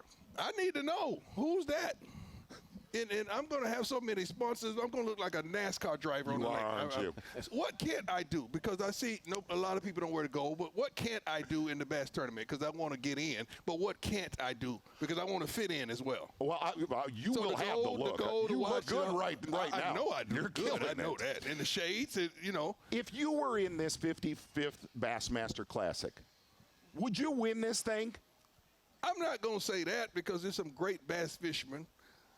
But I'm going to make a statement. You are, aren't you? Yes. Yeah, Well, I'm going. You know, I may do a little Iaconelli dance somewhere when I catch one. I'm going to do something. I got to do something. Unlike Tony Romo, when I'm commentating, you are my guy, and you would blow this thing away. You're good. I appreciate. Oh my gosh, that was awesome. And you're good. I like the yin and the yang here. I appreciate like that. I appreciate that. Fishing, as you know, and you promote this too, brings generations together. Forget ethnicities, forget social climates, forget all that. It just brings us to, and it's the peace. It's the Bible talks about the peace that passes all understanding. Fishing is so peaceful to me. When I'm going through it, all I got to do is go to the lake, and I'm straight. All I got to do is go to the lake, and I'm straight, and I love it. It's Sunday morning. You go to any fishing dock in Forget America. the dock. I like home games. Okay, I like home games. I like the crib. I like my house. I like the place he's talking about taking me. That's where I want to go. I know that. When did you start? Give us a quick sketch of your fishing life. I was a kid, man. I was a shorty in Fort Myers, Florida, cane pole fishing. Cane pole. My stepfather taught me with a cane pole. The poles hanging halfway, hitting the car behind us, and we used to go in these little lakes and these little creeks in Fort Myers, Florida, just to catch the bluegill, sheephead, and whatever would bite. And I remember seeing a wonderful father and son way down this little alleyway fishing, and I thought to myself, most people said, I wonder what he was thinking. I said, most people was thinking, man, if he had a boat, he could do some wonderful things. Most people was thinking if he had the rods and the reels and the type of lures, not a cane pole. You know what I was thinking? If I had the whole darn lake, I could do whatever I wanted to. So every piece of property I've ever owned as a professional, I put a lake in it and a lake on it so I can enjoy that moment. My stepfather tried to give me. Can I fish Prime's Lake? Yes, you can. Let's do this. Yes, you can. Now, I'm going to ask you a favor. We're going to do something real quick. Okay. Tommy and I sit up here and we commentate basically for the last 20 years, and 2 you're decades. Good. I appreciate that. I like when you incorporate the golfer's voice. You know, sometimes you guys go low. Yeah, exactly right. Well, you bring it up. Yeah. I'm going to ask you a favor right now. Well, come on. Hunter Shryock, who just got back in the mix. And he got in the mix. Can you commentate his fish catch? Yes. Teach us something. Yes. Yes. Let's take a look. Here we go. Okay, slow but steady. Walk it out. I like the music. Walk it out. I'll walk it out. I'll walk it out. He's taking his time. I like what he's doing. Here. He's in control. Total control. Don't want to lose him. Right now you're thinking, I don't want to lose him. He lips him. And he's in. He's in. He's in. See, back in the day, it didn't count unless you touch him. You had to touch him. Like we keep score. You had to touch him. If you didn't touch him, it didn't count. But I like, look at this. Berkeley too, boys. We in the Bassmaster Classic, baby. That's right. Let's go.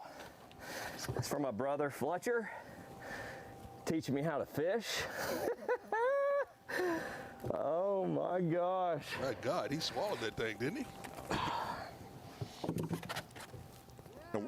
We're going to show you one more. I'm going to let you commentate one more on this one. You ready? This is yesterday with Hunter Shryock, late in the afternoon. Look at him. I like where he is. He knows what he wants. He's flipping it. Easy, slow and steady. Why isn't jigging there a it? There you bass go. in there? Come on with it. Come on with it. Yeah. Ah, look at the hit. Oh, God, man. Look at that. Did he hit him or not? Yes. Now walk it out. Walk it out. Let's get it. Let's get him. Let's finish. Let's finish. We got to finish. We got to finish. Oh my gosh, he's barely hooked. He's barely hooked. We got to finish. There you go. I like the way he hooks him. I like the way he hugs him. It's like a baby. I like the way he hugs him. Guys, 3.5-inch Berkeley tube. We just caught a freaking Fort Worth, Texas giant. Look at the energy. Love the energy. I love the energy. I said, there's got to be a bass in there. I said, dupe, bit my cricket, jacked them out of there. I don't even know what I'm saying. Pinch me right now. Is this a bass? Yes. We lost a damn 5-pounder. Who cares? Drop this thing. So what awesome. is that? A 7? Oh, I love it. The only thing could be better is we take that fish to my lake. That's the only thing. I'm hearing a theme here. That's a theme building up here. We're going to do that. Absolutely, Coach. You're here. Is this your first classic? This is my first. Wow. I didn't know all this goes on. Why do y'all didn't tell me? Well, we tried. Why y'all didn't know you didn't? You know, Why y'all we're trying didn't to get tell the me all word this out. goes on? I go on there. Everybody I want. I messed around and went to the pro bass shop booth and just lost my mind. First of all, I spent so much money in there over the years. Now I know folks and I don't have to anymore. I love it. But it was wonderful just seeing all the boats and all the lures and all the rods and all the people. And first of all, the bass fishermen are some good folks, man.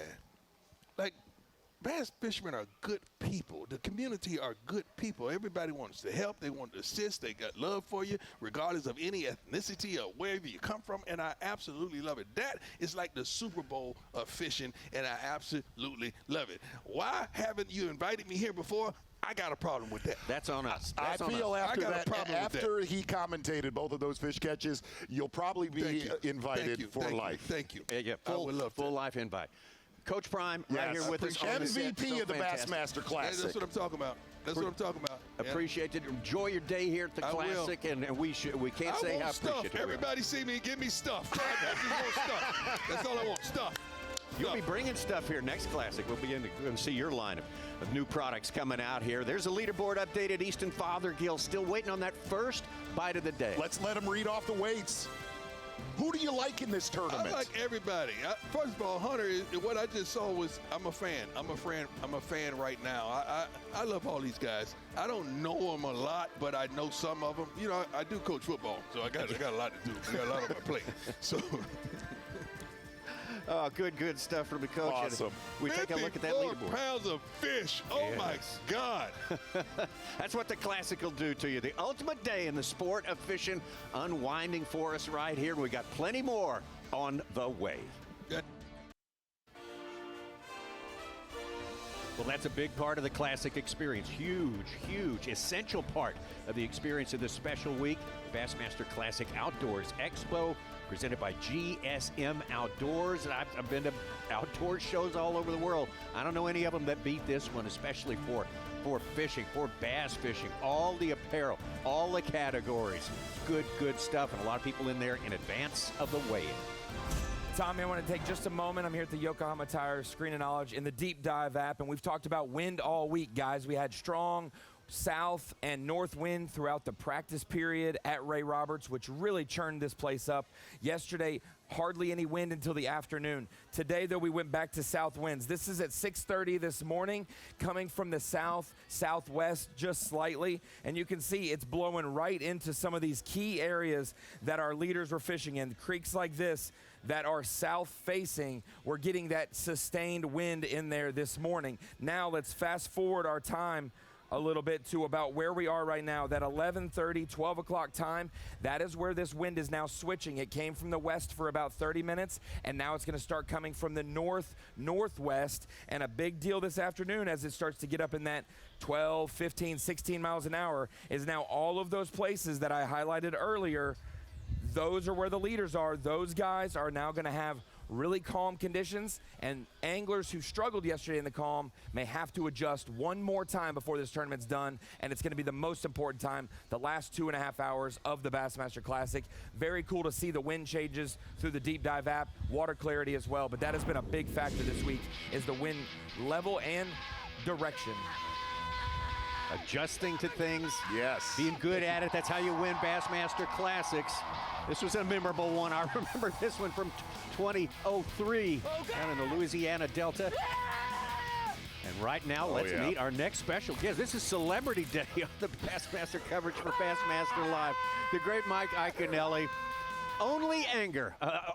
Anger? Why did I say that's a Freudian slip? Only angler to ever win the Bass Nation Championship, the Bassmaster Classic, and Progressive Bassmaster Angler of the Year. Still the only one. Man, just a legend. You have invented so much in this world. I think everyone wants a piece of you. Deion Sanders gave you a shout out. Really? Absolutely. I'm a big fan of his, so that's amazing to hear that. He's in there getting free stuff right now. Free stuff is good. I like free stuff too. I need to tell all of the viewers right now what you said when you got on stage. And I said, Mike, do you have history on this lake? And you said, I do. Get ready for this, Tommy. He said, yeah, I do.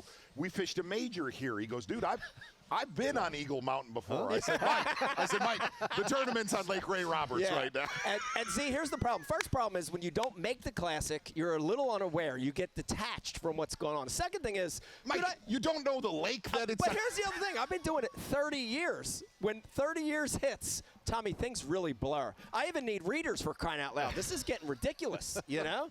Hey, we're looking at, this is crunch time, and we're going to show all the fish catches that are going on right now. Yeah. You have been in this position. We literally just looked at it right there down in New Orleans. Yes. What is going on with Easton Fathergill with 2 fish in his live well upstairs? Yeah, your mind is running. I don't care if you're a rookie to the Classic or if you fish 20 or 30 of them. Your mind is racing, and you're thinking about the outcome even though it's a few hours away still. I remember the Classic I won. I knew I was short. I knew I was short all the way up until that last fish catch, and then I thought I might be close. So he's thinking about the end of the race already, even with a couple hours left. The other thing, and I got to be honest with you, and I want to tell you this, is that when things are not going great, when things are not going as planned, everything speeds up. I tell Becky Mike, all the time. I've been with you when things are not things going. speed up. I tell Becky all the time when I come home from a bad tournament, I say, it's like the day just got away from me. It's like it was 9 a.m. and all of a sudden the camera guy's like, we got to go back. And I'm like, what just happened? So I think things speed up. Is that when you're not Bad doing Mike well. shows up? That's when, yeah, Tommy had the 40 and slip with anger, and I've had a hard time in my career with that. But I think for a guy like Easton, he looks more calm and collective, and if he can harness the positive, not the anger, but the positive, and just catch a couple more good ones, he's in good shape. Full circle, you've talked about retirement basically for the last decade. We've talked about it together, actually. Yes. What did this event do for you and your family? Yeah, well, this event changed my life. Winning the Classic, I was literally, you said a decade, and it's true. I was on the verge of leaving the sport. It is not easy. Tommy, you know this. It is not easy financially. The family life, the home life. It's a strange lifestyle. So I was that close to leaving. When I won the Classic, it spun everything the opposite direction. And it gives you a career in the sport forever if you want to take it. And I took it, and I'm so glad I did. I'm here 30 years later, and I'm still loving it. It's great. Each year, you take on more and more. You take on more. You win the Classic. That's taken on a lot. You take on more. You invent nothing like Mike Live before. It came along. New ways to bring kids into the sport. New ways to teach people how to fish. I mean, do you have time to qualify for a Classic anymore? You're oppressed by, I'm sure, time. Yeah, it's the gift and the curse, and Z knows this. The gift is you have these opportunities, and you want to take them. Getting kids involved. God, that's so great. Signing autographs this week, to see that line, that's an amazing thing. So you want to take the opportunities, but it does take away from your fishing. You have to do it. You have to participate in your craft every day to be the best. And I'm missing that a little bit, but let me tell you, 30 years later, Z, I want to make another Classic. I want to win another Classic. I have the same drive and determination. Awesome. Am I as good? Probably not. I got a bum arm. My mind, I don't even know what lake we're on. But deep down inside, I'm still a competitor, and I would love to make and win another Bassmaster. Do you know what state you're in? I think I'm in Texas. There we go. Okay, I got that right. We're on the right track now. Mike Iaconelli, thank you so much. Thank you, guys. Such a great part of Classic history, sitting right here with us, laying it down the way it should be. All right, let's take one more look at the unofficial leaderboard. This is per Bass track, so it is unofficial. So we look at that beautiful skyline of Fort Worth there. Easton Fathergill. Well, he's asserted his lead a little bit more ahead of Livesay. He's been tied, locked up with him for a long, long time. Hunter Shryock, Trey McKinney, John Cox, IQ, look at that leaderboard right now with, 3 hours of fishing time, maybe that left. Who do you see winning this thing? We still have a tournament here. Easton is definitely in the driver's seat, just needs a couple more fish. But look at Lee, look at Hunter, Trey McKinney, John Cox. Dude, we still have a tournament. All right. Glad to hear that. I believe that's right, too. Hey, we'll be right back. This tournament is on, and it is coming down to the final minute, I bet. Yeah, the Classic's a whole different animal. You've got millions of viewers watching you on TV, millions of viewers watching you online. There's even more of an emphasis for me because I'm in my home state of Texas, in Fort Worth, on a lake that I actually won my first major tournament on Ray Roberts. So man, I've got a lot of friends, a lot of family, a lot of sponsors that know my history around Texas, not just on Ray Roberts, but Lake Fork to Rayburn, all the way back up here to Fort Worth. So just a lot of eyeballs are on you this week, myself included. And man, you want to do good for everybody. You want to do good for your sponsors. You want to do good for your fans, your friends, your family. And it's the Super Bowl of bass fishing. There's nothing better than this week right here in our sport, and all eyes are on us. Put the meat in the box. Need 2 10-pounders and we got a shot. I'm not greedy or nothing, just 2 10s. Lee Livesay giving it everything he's got, keeping himself in this thing. That's what's important. Now with around 3 hours thereabouts, a little bit more than 3 hours left of fishing time for these 25 anglers. Let's get right out to Lee Livesay. As he stands right now, he's a couple of pounds behind our leader, Easton Fathergill. And he has switched up what he is doing technique-wise.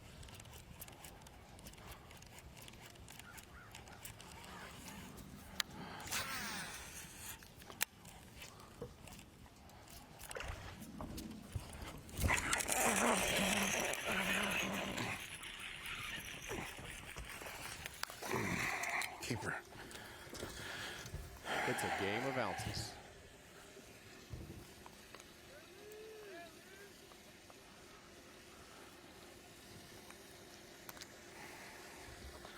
Number 4, little guy, but right now we are still one shy of our limit.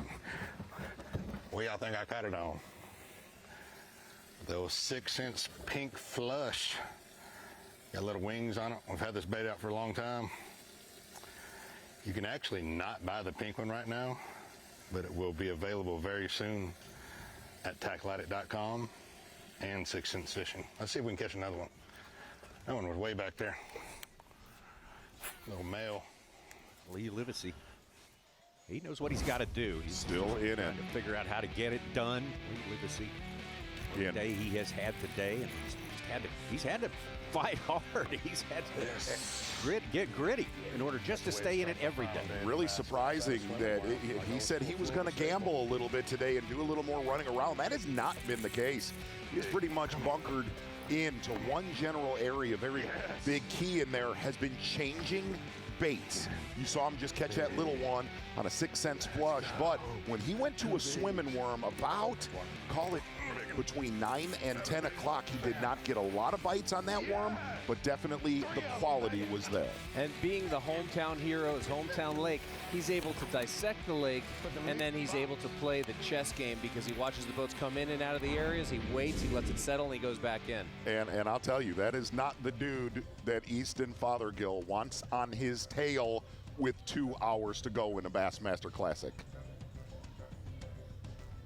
Was locked in the lead, Easton Fathergill with Lee Livesay. Now we find him 2 pounds ahead. Here's how it happened.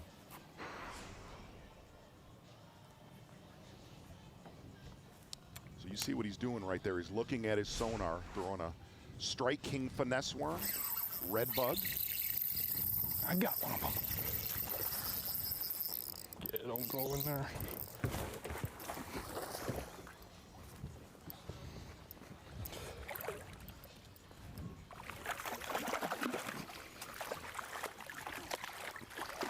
Come here.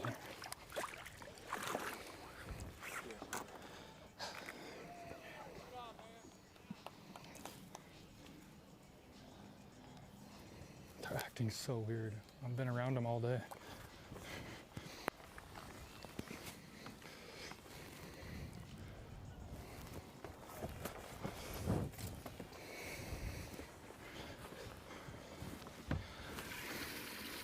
Two of them followed it when my bait was hung over a limb, like my line was over a limb. Thank God she did not bite it then.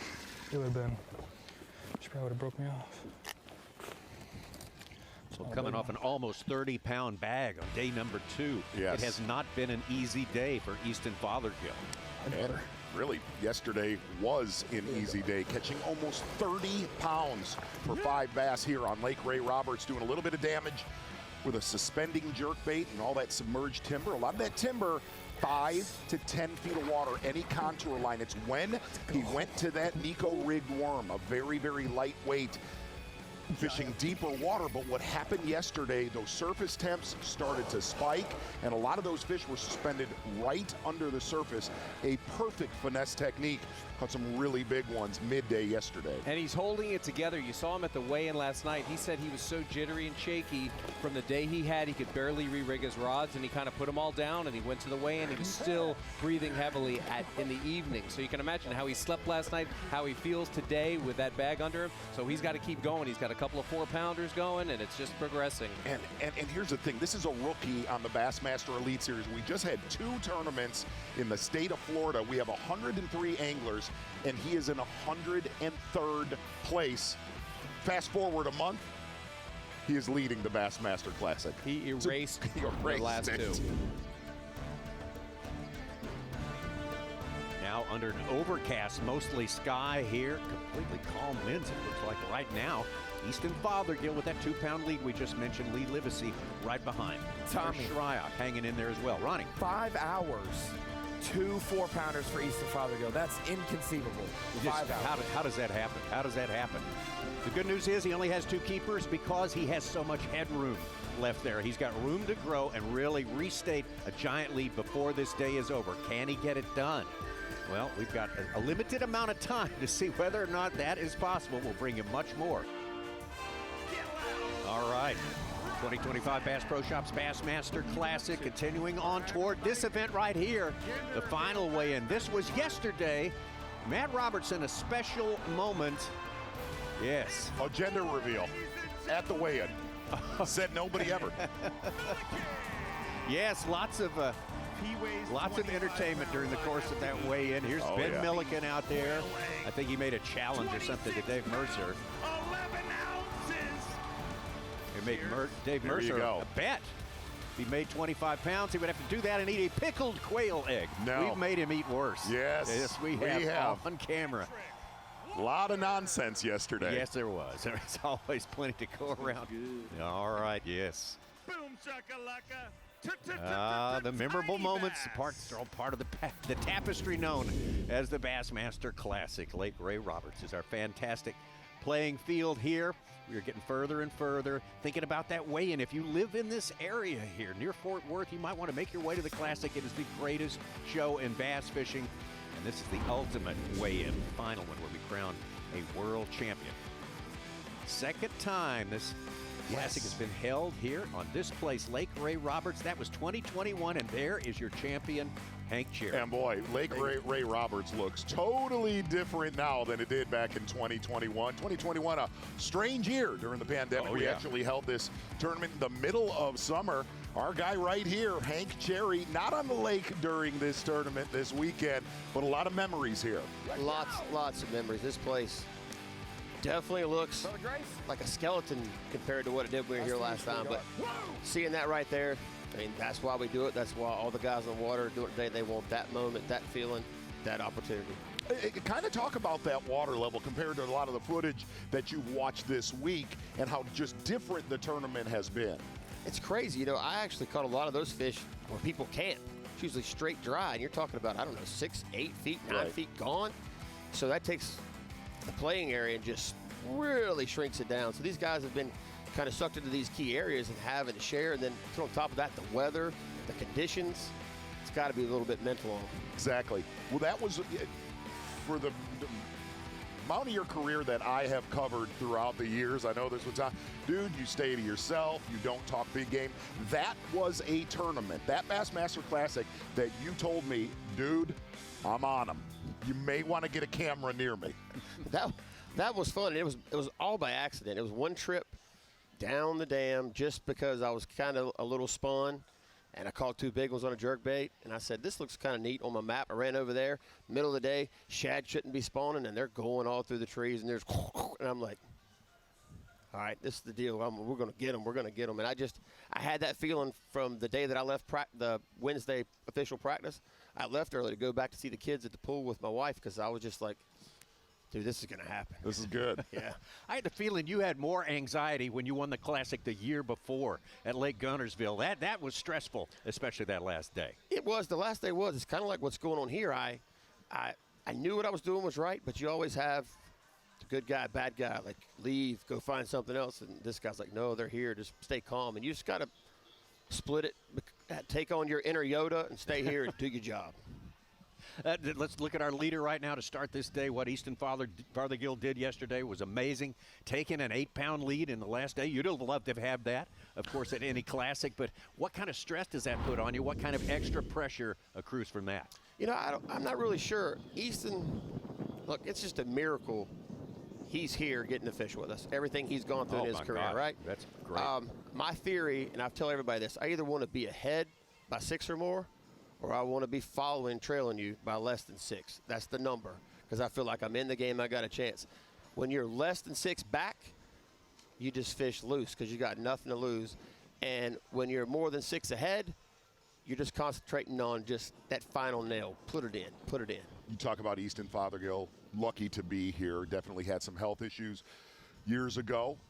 Since then, he has been on, except for the first 2 tournaments of this season, everything has gone right. It seems like every time this young man pulls that trolling motor cord, he has made the right decision growing up in Minnesota. And here's the thing, watching his game. Yes, he is great with forward-facing sonar, but he's got the whole package. He does, and he's probably In the information age, that guy's probably the best with the technology. He knows it. He studied it.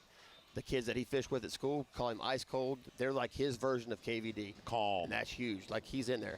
Now, I know he's told a couple people he looks calm on the outside, but he's shaking in the inside. I texted him last night. I said, the year didn't start the way you wanted it to.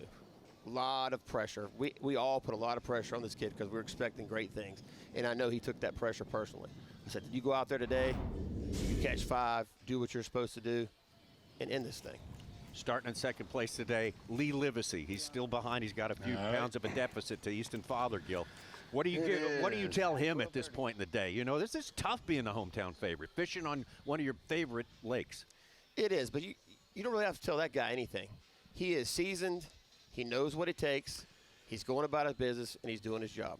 Another thing about this tournament, we told a lot of the viewers on Fox, this is a quality lake, man. This is not a, hey, let's take the kids and go catch 50 lake. No. This dude, there is a different mindset that he and probably about 5 or 6 other anglers in the Elite Series field, they have grown up, they understand big bass. Yeah, and that's huge to have that experience around big bass waters. And if you do that, especially his home lake Fork, there are times, and it's full of big fish, there's times if the weather's not right, you can't get a bite. And it's full of 10 to 12 pounders. I think he's got the mentality, and I've told everybody, they're like, pick your guy, pick your guy. There's so many good guys up there at the top. Pick your guy, Hank. I'm not picking. Pick your guy, Hank. Pick whichever Come guy. on, No, dude. I can't do that. I'm not going to do that to him. Whichever guy is meant to hold that trophy up, I honestly believe in my heart of hearts that will happen at the end of this day. Going to earn it, too. Yes. All right. Hank, thanks so much. So you're such a big part of the history of the Bassmaster Classic, and that history, half of it's right here. And having you here has been special. Thank you very much. All right. Great champion. Great classic Absolutely. champion. A handful of people have won 2 Bassmaster Classics. Hank is one of them. We need Easton another great Fathergill champion, on top. Tommy. He's extended his lead a little bit now. Easton Fathergill, Hunter Shryock hanging there tight behind Lee Livesay and Trey McKinney. Not out of the picture either. The Bass Pro Shops Bassmaster Classic presented by Under Armour is sponsored by Mercury, by Power Pole, and by Progressive Insurance.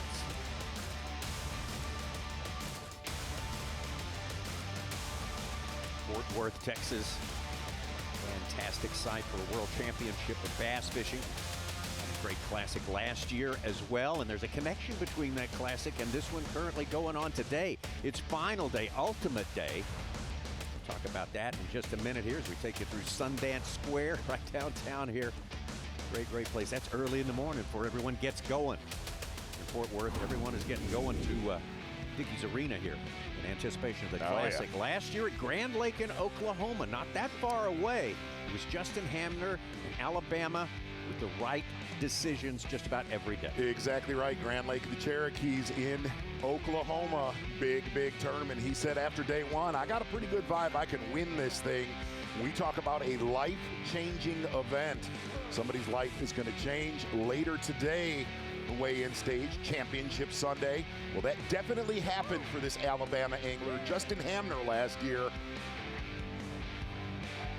Winning his first, winning his first professional tournament right there. Absolutely. It come close. He had a 4th in the Classic, his only other Classic. It was a great story, you know. It was working, cutting grass for the University of Alabama, and then lifted into this position on top of the mountain in one 3-day tournament, the most important tournament in the world. And look at this now.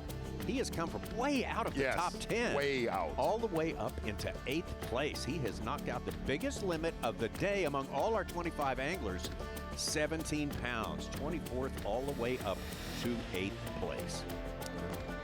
Definitely has been a grimy day out on Ray Roberts, but look for some big catches yet to go. Mercury moved the day from 24th place, barely making the cut to fish here on Championship Sunday. Starting it off right with a 5-pounder at 8.19. Well, your reigning Bassmaster Classic champion is going to be the Mercury move of the day unofficially with 17 pounds with a lot of room to go. Justin Hamner, your Mercury move of the day. You like his game, Peter Miller. I do like his game, and I also like his emotions. I like his sense of humor. You know, he was talking about how he was scrounging for change prior to the Bassmaster Classic to get a hamburger, and he was knowing how much this was going to change his life because this is the biggest of the big, and he won this, and he started crying. He said, I was scrounging for change out of my seat to get a cheeseburger, and now look at me. And he's back. That shows that he's a top and true contender. It was no, coincidence that he was there, and now he's here. One following his bait down right there.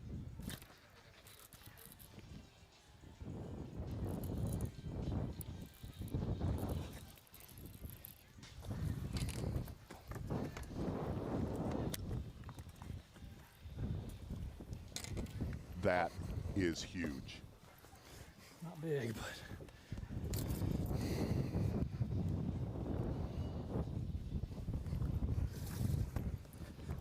Well, we know his heart is palpitating right now, and again, his breathing is very erratic. It's a surprise that he can actually continue to fish at such a high level, with all this pressure on him, yet he's doing it. It shows that he's a young, mature ninja of a fisherman. 3.5.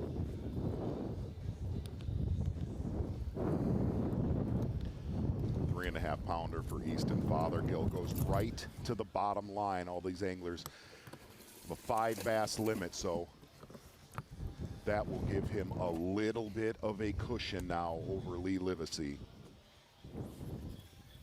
3 Gosh, fish in that's a 5 big catch, hours. man. Wow. Yeah, that's a huge step. And we know the guys that are chasing him are looking for that giant fish. They're looking for that Trey McKinney 7-11, open 24 hours. That's what they're looking for. They want that fish. So if that's your next step. That's what your goal is for the end of the day, to catch 2 of those to throw out your 1.5, 2 pounders. And Tommy, as we think about that classic record for the largest winning weight in a classic, 69.11, he's now 313 off of that with 2 more to go to his bottom line. Got to think he's going to get there. I mean, you just about have to. I'd think imagine going to be so. eclipsed today. 5 fish, though, is not a guarantee. That's the one big thing we've known this week. Going to get out to Tyler Rivette. Big day yesterday, over 25 pounds to get back in the mix. Slow championship Sunday.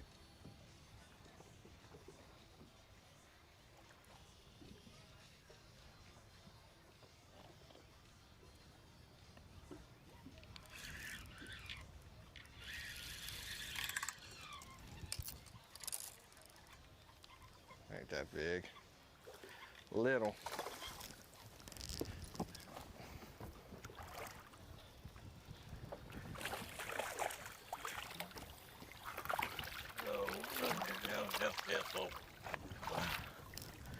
Oh, finally. Shaped like a square, another little mailbox. Hey, all that work. Uh-oh.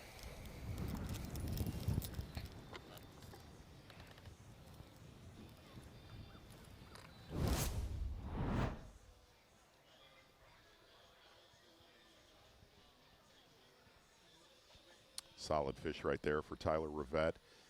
Had a great average yesterday. Isolated trees just like your leader, Easton Fathergill, in the same general area of Ray Roberts. These areas are starting to look very different from the previous couple of days now with the cloud cover. That one disappeared over there. You are live. They want to see the mohawk. Tell us about it. You want to see it? Oh, yeah. Well, I ain't catching fish. Might as well do it. Wow. Oh, yeah. Yeah. I always get drug into all these weird things, man. It's because I got the heavy metal playing when I walk in. I'm about to go to a Korn concert when I get home now. He wears it In well. a mosh pit? I have been. Fun. They're fun. That's the deal. Now Mercer has to come with me in the mosh pit. Mercer, Arizona, whoever. It's a Mad Max look. Really is. Travis Bickle a little bit too. Yes. They had a bet last night. Mercer said if you come in with 25 pounds or 25 pounds or more, you're gonna get you a mohawk. Comes in. Let's there go. it was, Mohawk Town. Doesn't look that bad on him. Not that bad. Not that bad at all. All right. Well, the good news for Easton Fathergill, he's got 3 fish in the boat right now. Still has 2 to go. He can still add mightily to that bottom line. No doubt about it. We said that this tournament possibly could be won without catching a 5 bass limit every single day of the event. Easton Fathergill somehow, some way, still in the driver's seat. Tommy, I'm here at the Yokohama Tires Screen of Knowledge. Wanted to talk about Tyler Rivette because one thing we talked about in this event was that even though it's 3 days, it's shorter than Elite Series tournaments, the opportunity for it to be volatile. Every day seemingly changes. Anglers can struggle on day 1 and then rise up on day 2. And so for Rapala Bassmaster Fantasy Fishing, 2 guys from this region, a Louisiana Cajun angler and Tyler Rivette, and a Texan relocated to Texas, obviously, Ben Milliken, they were our 2 biggest jumpers from day 1. We said there would be someone that would be in the 30s or 40s of this tournament that could catch one of those Ray Roberts mid-20s, upper 20-pound bags and be able to make a jump. 35th place for Tyler Rivette on day 1, moved all the way up to 8th, 43rd for Ben Milliken into 13th. And we expect when you see someone go from struggling day 1 with heavy wind and then you have calm conditions yesterday, how would they adjust to heavy winds again from the south? We see that it's been a slow morning for Rivette. Still the opportunity, though. A 10-pounder in the timber would go a whole long ways for some of these anglers. All right, still time to get just about anything done on this final day of the Classic 2025. Plenty of fishing, and we're going to see what transpires over these crucial next 3 hours here. We're getting closer and closer to weigh-in time.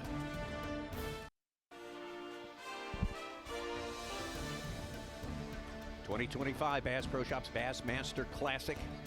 Lake Ray Roberts here. If you're just joining with us, Easton Fathergill, a young man fishing his 2nd Bassmaster Classic, not that far out of college. He took a giant lead, 8 pounds plus, into the final day here, the crucial final day. Lead Livesay proceeded to the local favorite, proceeded to catch him, Hunter Shryock, right behind him. But now Easton Fathergill has hit back a little bit. He's added now 2 and 3 fish to his limit today, his 5-fish limit, his potential limit, which means he's got 2 more left to go, so lots of room to grow. The rest of these anglers are going to have to come on strong here in the last 3 hours of fishing. Did not want a runaway, and we definitely have that here on Championship Sunday. Going to get back out to Trey McKinney. Obviously still in the ball game here. Trey McKinney, your day 1 leader with over 26 pounds. Trey 6 pounds. 9 ounces back. That's 1 fish around this place. The big ones live here. Oh, he had it. Eat it, buddy.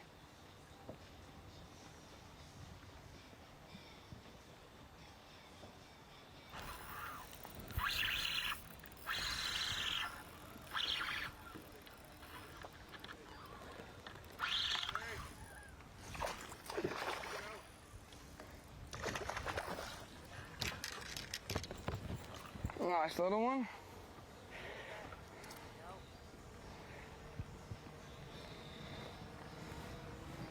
All I know is that's more money of a check. So every little bit helps. Man, I get it. So good. Well, you hear him make the comment, more money for a check. He is absolutely still in the mix to win this thing. He doesn't know it. Does not know it. Yeah. What? Peter, I'm gonna let you know what this music means?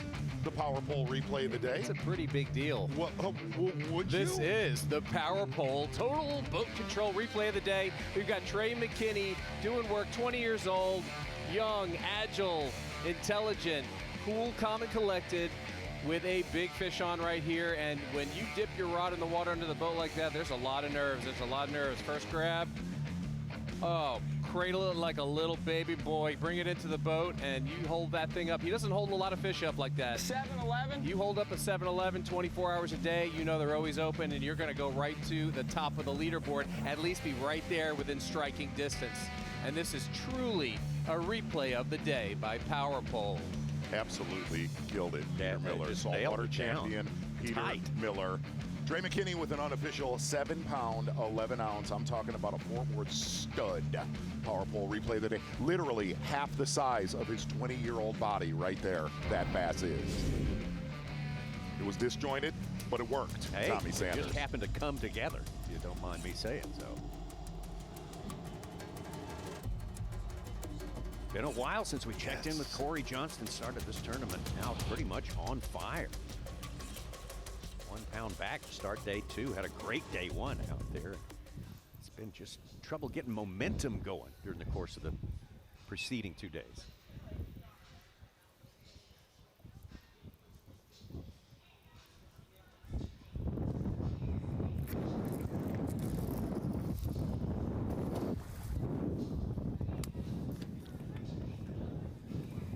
Slow day for Corey Johnston.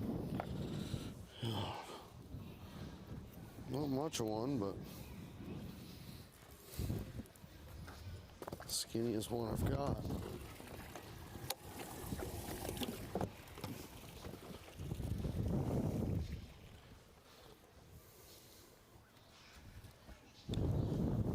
Corey Johnston throughout this tournament, a shaky head, been flipping shallow cover with a homemade jig, and that bladed jig right there with a 6 cents flush trailer on it. And back to Trey McKinney. He's got 4 fish now. The last one was his second 2-pounder in the mix with a 7-11 and a 5-4 he started the day with at 9:45.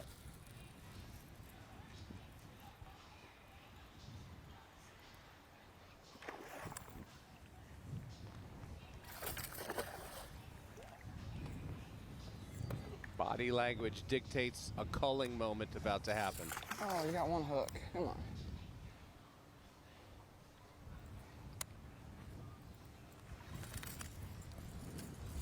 Okay. There's another one. Another keeper.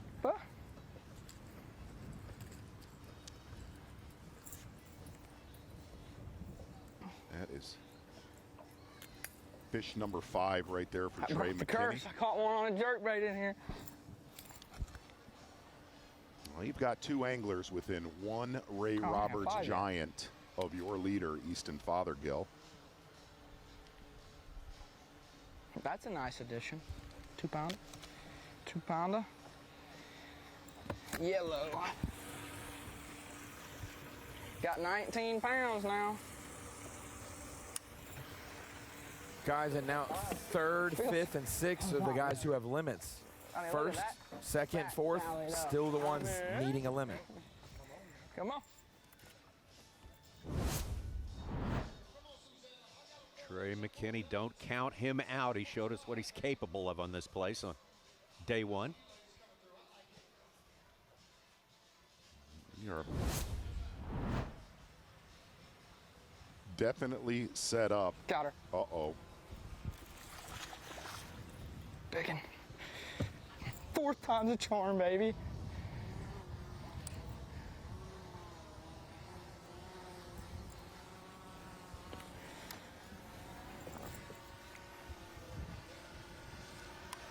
I know she's not done and she's not fighting, so I'm waiting for her to surge.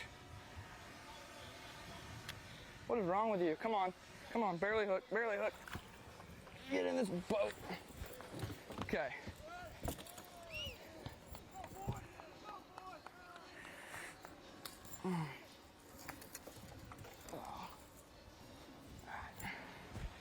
That's why she's unhealthy, but 4 times I hooked her. She finally ate it. All right, he just caught his 5th fish minutes ago.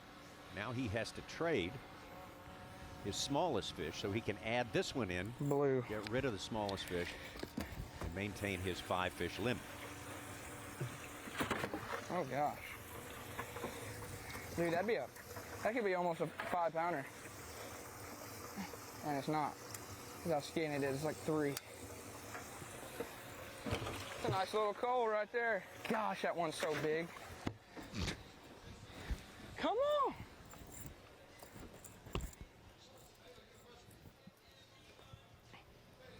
Tommy still has 2 more 2-pounders to get rid of. Somewhere now. Almost an 8, a 5, and now that 3 and change with 2 identical ones left to get rid of.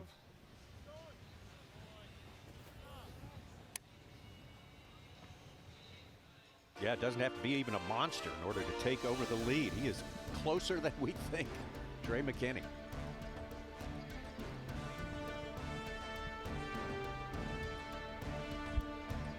We are getting down to it now. Final day in Easton Fathergill. Still 3 fish. 65-14 for Easton Fathergill. Trey McKinney is in a position to run him down, catch him. Wouldn't take a whole lot to do that. Lee Livesay, Hunter Shryock, certainly not out of it either. We are far from settled on how the outcome is going to be here at this 55th Bass Pro Shops Bassmaster Classic, presented by Under Armour. You know, we're in Texas, and one big bite is everything out here. You know, they're swimming everywhere, and that's what you're going to need to be victorious in the Classic tomorrow, is one big bite. And, you know, hopefully it'll be me, but it's just something that's crucial to your confidence, and, you know, just the trajectory of your day is one big bite. So, you know, we're just going to go out, we're just going to work hard, and, you know, hopefully it'll be us. We'll see. Easton Fathergill talking about the power of one fish. Of course, at the end of it all, it's the accumulated weight. But one fish can make a huge, huge difference in terms of confidence, in terms of hope, in terms of possibilities. We saw it on day 1, in fact, with Lee Livesay. Had been slow, had been a bit of an anxiety-making day for him. But this one fish got it going. You know, it's so important to be able to stick it out and just never give up on your program and keep changing and reinventing. This is a giant. That's more like it. Oh, I saw her eat it.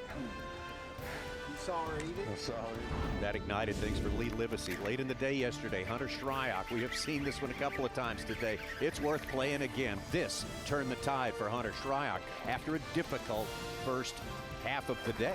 And definitely one of the favorite moments of the tournament for me as I watched this. I watched him since I was a kid.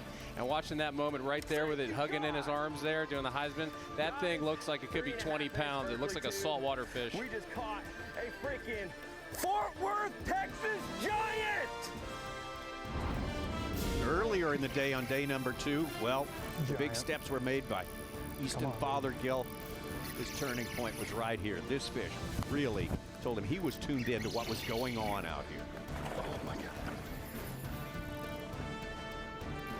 You know, the ability to stay calm during a moment like this and be able to get this fish to the boat when you know it means absolutely everything and you put your hands on that fish. What a special moment for this young angler. Carried him to a 29-pound, 6-ounce. Best limit of the tournament so far. That's afforded him a large lead, 8 pounds plus, at the start of this third and final day of the 2025 Bassmaster Classic. And Tommy, not to overlook this moment, biggest bag of the tournament, but second biggest bag in the Classic history, tied for Luke Clausen, 29.6 yesterday. 2006, really? Oh, man. Right behind Paul Mueller's 32. I didn't know we're that close to that one. Obviously, we are. Thank you, Ronnie. Not very big. I'll take her. Anything helps at this moment. This is a, you know, as we always talk about, it's a game of ounces. It could be an ounces whether you're in or out of the top 25 or you're in or out of the top 5 and then ultimately the top hump in that trophy. And something like this could be that moment.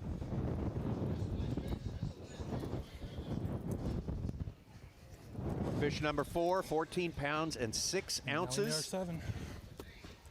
His lead over Trey McKinney is now 6 pounds and 5 ounces. Welcome to the final day of the biggest event in the sport of fishing. Welcome to the Bassmaster Studios, sponsored by Marathon. It is our pleasure to welcome our special guest, Fort Worth guy, Chris Zaldain. Chris, sorry you're not out there getting it done. I know you would love to be. Things just didn't work out just exactly perfect. Tommy, Peter, this is day 3 of the Bassmaster Classic, and there's no other place I'd rather be right now than sitting here with you guys. That's a total lie. That is an absolute lie. I had a lot of time to think about it. You know, I'm the Fort Worth guy. This is Cowtown. This is my town. Of course, I'm a California transplant, but I love everything about Fort Worth, Texas. We got the big bass. We've got the beautiful people. You know, on Night of Champions, we had all the anglers dressing up playing cowboy. That was just such an amazing thing to see. But here we are. Got a couple hours left of fishing, and anything is possible. We have warming temperatures. I have an undershirt on my jersey right now, and it is hot. It is 80 degrees out here right now. And if there's anything we've learned watching the Bassmaster Classic over the last few years, Peter, fireworks happen in the last few hours. And again, with these warming air temperatures, with these warming water temperatures, these big bass are going to show up. They really will. And every hour that goes by, every minute that goes by with the upward trend in temperature, these big ones are setting up right. Big ones live here at Lake Ray Roberts, Chris, but it is not an easy, this is a complicated place. It's not an easy one. This one's kind of for experts, this lake right here, which makes it perfect for the Classic. Yes, no doubt. With over 10 years of experience on Lake Ray Roberts, there's a couple keys and things you need to understand about this place. You really can't put them into words. I had numerous conversations with Mark Zona. Glad he's back for this show, by the way. Yeah, me too. You know, I had numerous conversations, and I told him, you know, this thing is not going to be won in the standing timber in one drain or one cut. Boy, was I wrong. You know, and that's just kind of thinking 10 years back when we didn't have the live scope. These kids are absolute snipers when it comes to forward-facing sonar, picking off individual fish with a jerkbait, with a wacky rigged worm, and singling out, you know, just individuals like that. You know, my approach this week was fishing sneaky, isolated rock piles. Not very many in the top 10 doing that. But in my opinion, that's where the biggest fish in Lake Ray Roberts live. They stage up on those 6 to 8 foot rock piles. That's what I targeted. Every time I'd cast a swim bait out there these last couple days, I'd have absolute Texas megas come up, chase the swim bait, not get it. So we were really, really close, but really, really far. And when I say those young kids, the 20-year-old Trey McKinney's, the 22-year-old Easton Fathergill's, absolute snipers with that forward-facing sonar. And as you can see here, you know, this is Texas. They're not doing a lot of fishing. They are hunting. They're hunting those big bass down in the timber, and I really hope Easton Fathergill pulls it out because I'm pulling for this kid. It's been, first of all, it's been incredible watching your career and, you know, your 9-time Classic attendee fishing in this event. It's incredible watching you. Love your style, love everything about what you do. Okay, so as you're sitting here and you're watching Fathergill at 22, 23 years old, what do you think is going through his mind at this point? I'll tell you what, this is probably the coolest headed individual in the 56-man field. Matter of fact, me living 45 minutes from here, him and Kyle Patrick reached out before the lake went off limits. We have an off limits period January 1st. All the competitors cannot be on this fishery until the Classic starts. So he spent 4 days of practice out here just kind of scoping the lake around, and I got to give him credit because never did he say when we were drinking coffee in the morning, never did he ask me, hey, what areas do I need to key in on? What baits do I need to be throwing? This kid does it by the book. He works his tail off, and it is absolutely showing here. He stays in his lane, and he stays cool and collected. Now, if I'm, you know, me being 14 years into this, into the tournament fishing scene here, you know, with just a couple hours left of fishing and only 4 fish in the live, well, man, those nerves. And, I mean, he's a rookie on the Elite Series here, but he fishes like a veteran. I mean, he is so cool and calm. And but, you know, you got to be telling yourself in the back of your mind, oh, I just need one more to win this Classic. Yes, I had a 9-pound lead, but I just need one more. So hopefully those stresses in the back of his mind don't affect his approach. That sniping with the live scope approach, and I think he'll pull it off. And you just took us to a new level with what he does and how cool, calm, and collected. We didn't know about that. That's very impressive. Now we've got Livesay. What do you think about his deal? I mean, he's the hometown guy. Yep. You know the lake very well. He knows it extremely well. He's, you know, pretty much grown up here. What's going through his mind when he's just a little bit back, just a little bit? So Texas power fishing. So check this out. So Lee Livesay is looking forward. You don't see the back of his neck. He's not looking and hunting down single fish. He is fishing off of local knowledge, and he is fishing off that confidence in the power fishing technique here in late March in the pre-spawn period. So he's throwing a bladed jig. You see him pick up a jerk bait. He'd flip every now and then. But look how shallow this milfoil is. He's fishing the backs of these little pockets that these fish are using as a pre-spawn kind of, oh, let's feed on this gizzard shad, let's feed on this threadfin shad before we go to the bank and start reproducing here. So as you can see, I mean, there is no live scope involved with this approach here, and it's almost done. You know, it's been proven time and time again. Think of Jimmy Houston with a spinnerbait, Larry Nixon flipping the shallows in that pre-spawn period. That right there is straight up Texas power fishing. We look at guys like Easton Fathergill and this young man right here, Trey McKinney. We see this sort of next level sort of ability, especially with the use of their electronics. Yeah, I say you're one of the stalwarts, 14 years, a champion on the Elite Series. How much extra are they bringing to the game? How are they transforming it? Yeah, and just like I said, and you know, Zona opened up the live show talking about, you know, what we had talked about this thing can't be won in the timber fishing, you know, isolated fish. And again, these kids are proving me wrong. And it's really just an approach. The two guys here, the 22 and the 20-year-old, it's a hunting approach that is almost unbeatable nowadays. It really is, Tommy, and you're starting to see it more and more on the Bassmaster Elite Series. These guys are just keeping the trolling motor down. Their baits are literally out of the water. They're not a Livesay where they're fan casting, fishing everything that looks good with their eyes. They're just using that forward-facing sonar and just sniping off those big ones like that. And it is a very, very effective way to fish, and it takes a lot of time to perfect. But only being 20 years old, these guys have got it down to a T. And they got time to refine it for sure. It's weeks goes by so fast, although it seems a long time ago when a fellow named Zaldain caught the first fish on camera on Bassmaster Live. Yes. Walk us through this. Yeah, absolutely. So this was on day one of the tournament. I weighed 1811 that day. And my whole approach, again, I love throwing the big swim baits where guys are throwing the jerk baits imitating threadfin shad.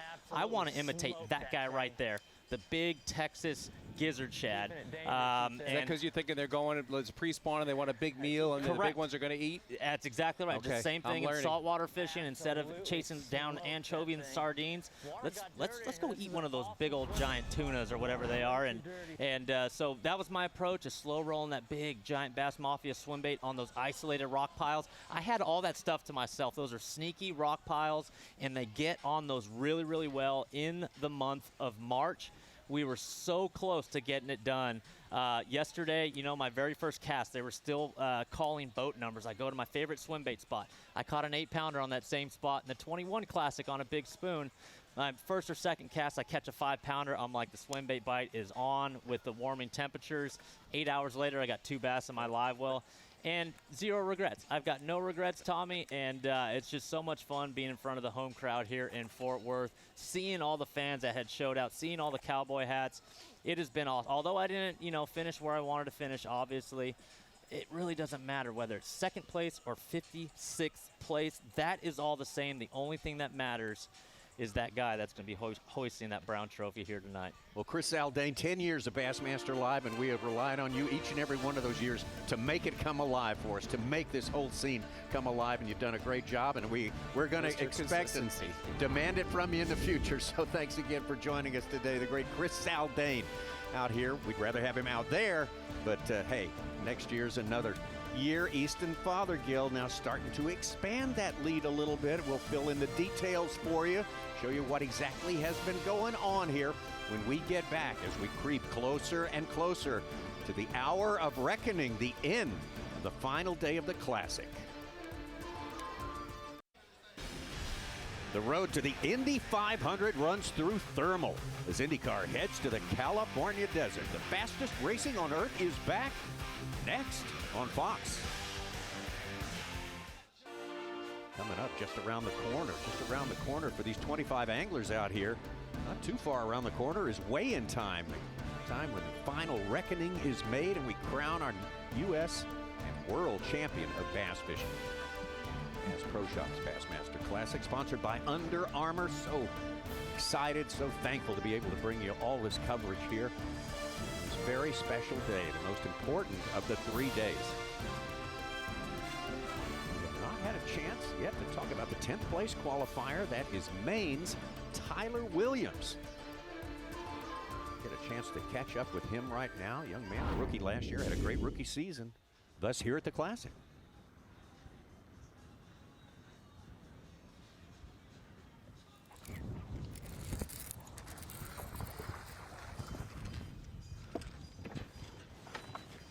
There we go, I got a jig fish. That's more like it.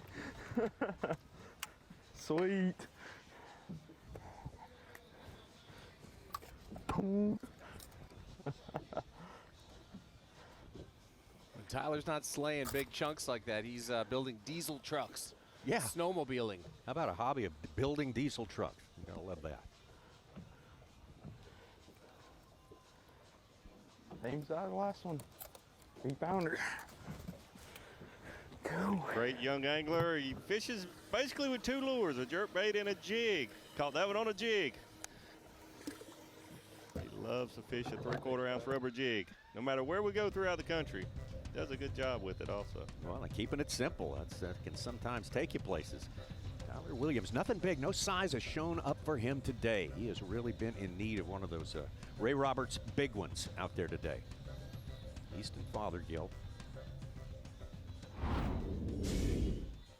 right now stands 6 pounds, 5 ounces ahead of Trey McKinney. His weight is estimated at 68 pounds and 11 ounces. 1 pound would tie him with the best 3-day limit ever in the Bassmaster Classic.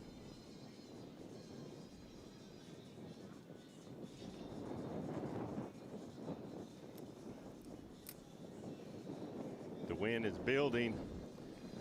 It sure is. Be interesting to Audio. see.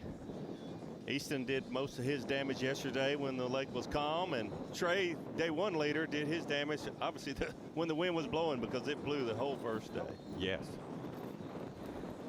Tommy, what's also crazy is 1 pound from the winning weight record for 3 days in the 5-fish limit era for the Classic.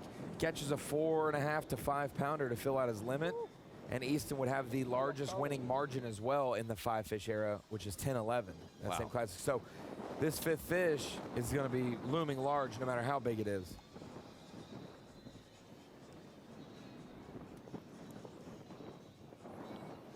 Trey McKinney making a move. He's got only so much time left to get everything he's got on his mind here. The conditions, as you see, are changing. Starting to see some white capping out there on Lake Ray Roberts. That's not the way they started out today. It's changing directions as we speak now too, right, David? Yeah, it absolutely is coming from the north. It's been blowing from the south, southwest, even a little southeast, dead south for the last 3 or 4 days. But we're getting that northern wind. And you can see that, Davey. That pocket he just left is slick calm, but now it's finally actually made its turn, and now it's getting to that 15-mile-an-hour we expect it to be.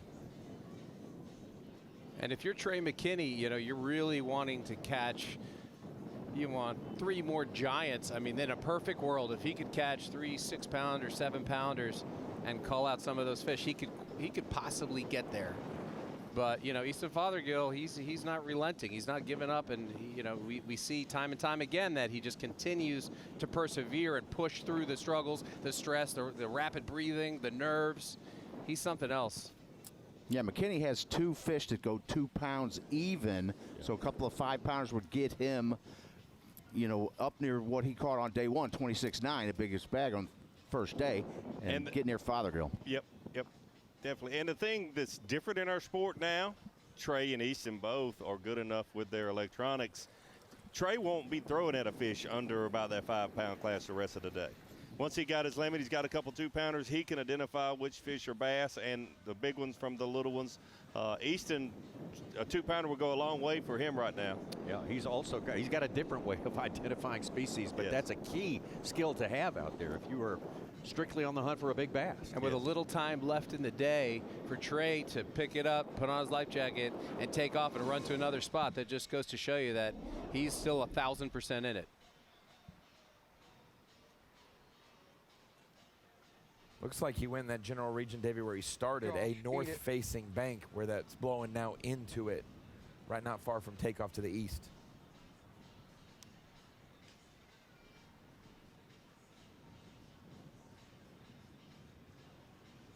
No. That was a giant.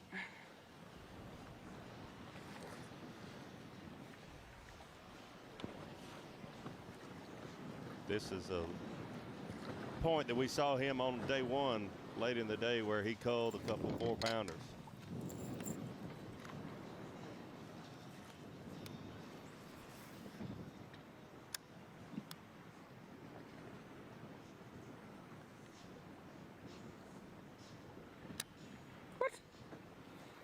You butthole.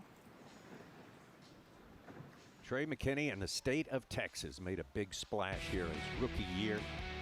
Second event of the year. He made a big run at the record book with the 4th largest 4-day limit in the history of the Bassmaster Elite Series. Yeah, Trey McKinney made it look easy for most of his first season, first full season on the Bassmaster Elite Series. Just like he made it look easy on his first classic, day one. 26 pounds, and he caught them throughout the day and really just put it in neutral in the afternoon of day one. Had 26 pounds, 9 ounces, and Trey McKinney looked like he was going to be very, very tough to beat. Excuse me, 26 pounds, 15 ounces on day one, almost 27. And he caught those 4 fish, and he said, let me leave these guys alone and go to my other spots, right? Yep. That was an interesting move, and you know, you got to try these things. You know, you see, if you don't try, you're not going to succeed, and that's what these guys are all about, and that's why they're here. And we also have to remember, at the end of his limit, when he had 26, he had transducer problems and couldn't fish this style, so we saw him go to the bank, and obviously he was not upgrading to cull up above 26. But thankfully for him, that problem mechanically happened after his limit, because it's very hard to fish this without getting hung up or knowing what you're fishing around. Exactly. I would say he led the field in numbers as well on that day number one as well. He just absolutely just never stopped catching them. He said it's all about individual fishing. They're not all big, but I'm seeing them all. On that day, he was catching them all.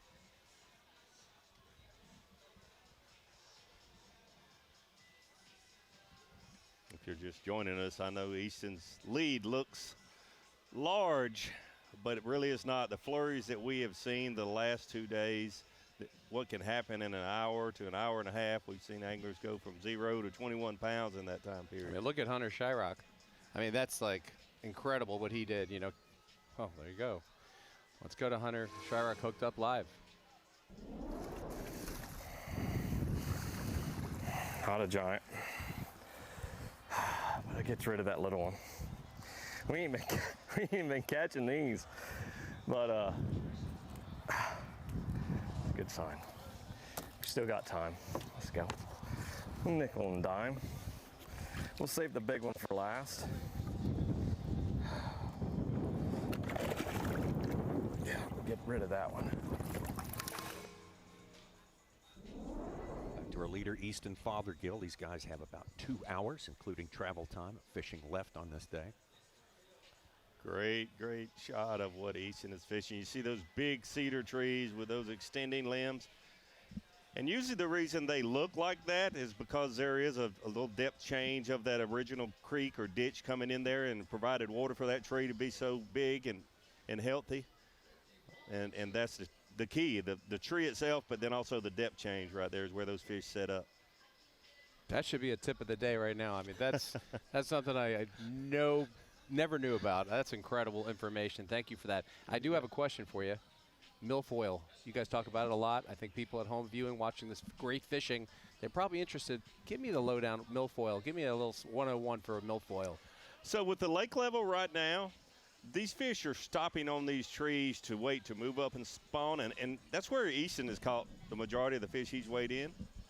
Lee Livesay chose to fish the milfoil, which is the next stop where they actually spawn. If that water does not come up where you have all that, if you look there, you can tell where the lake level is a little later in the year. When we had the Classic here in June in 21, that lake level was up there. That's where those fish would ultimately like to be. But now when the water temperature gets right, they'll stop on those trees. The next stop is up there in that milfoil. Okay. There you go, folks. Easton Fathergill, plenty of time to set the record, maybe set a couple of records. We'll keep our eyes trained on him. Take a look at our unofficial scores right now. Our leaderboard shows Easton ahead by 6 pounds and 5 ounces. See 6 pounds, 10 ounces back is Hunter Shryock and Livesay. No, excuse me, it was Trey McKinney. All right. Easton Fathergill, the boy from Minnesota. To be the first person from Minnesota to win the Bassmaster Classic would mean the absolute world to me, and to start that legacy would, be an absolute dream come true. So, we're 5 fish away, and we're gonna go out there and work hard, and we'll see what happens. Saturday night, it's baseball night. Catch New York's newly minted superstar Juan Soto as he leads the Mets against Jose Altuve and the Astros. Or the Braves take on the Padres. Baseball night in America returns Saturday at 7 Eastern on Fox. Check local listings for the game in your area. Meanwhile, the clock is ticking. These 3 days go by so very quickly. Trying to find a world champion, Easton Fathergill, fishing his only second classic. Found himself with an 8-pound lead. Lost that lead to start the day. Lost that lead during the course of the morning. He has regained some of that ground now. He is almost back to where he was to start the day. That's good news for him. Another thing that's good for him, he's only 4 fish, so he has 1 more fish to fill out his limit. So that all goes to the bottom line. That's good for him, and we're certainly not pulling against him. What a nice young man to be around and to hear talk and be so thankful for where he's at today on the biggest stage in our sport. But then you also look at there's 3 or 4 anglers right behind him. If they catch a 7, 8, 9 pounder, which is very doable here, they're going to be right there with him. He's not out of the woods yet. Chris Johnston, who we thought might be shut out of our top 10, fished well enough to get in there. Great effort on day number 2. Oh, that wind is howling. Decent one. It's a good one. Come on, buddy. We're due for one.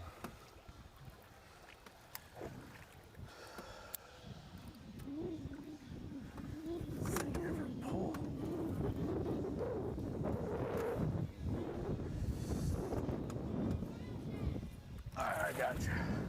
Oh, a little bigger than I thought. Number 3. It's a good one. Look at that thing. Real good. I just had one follow my chatterbait in too. I just went in some windy pockets. Got a little bit of grass on the bottom. Guess we'll run those the rest of the day. Number 3's a good one. Like I said, I just had one follow me up too, so hope there's a couple.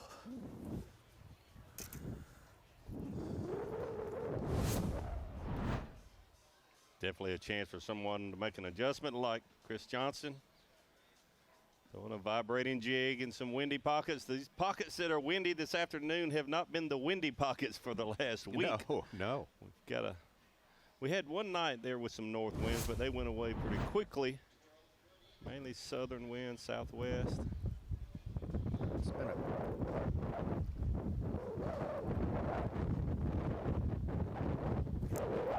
Boy, defending classic champ Justin Hammer's not giving up with the fight. He started 24th. He's got a 19-pound bag that he's in their top 10. Chris just lost one.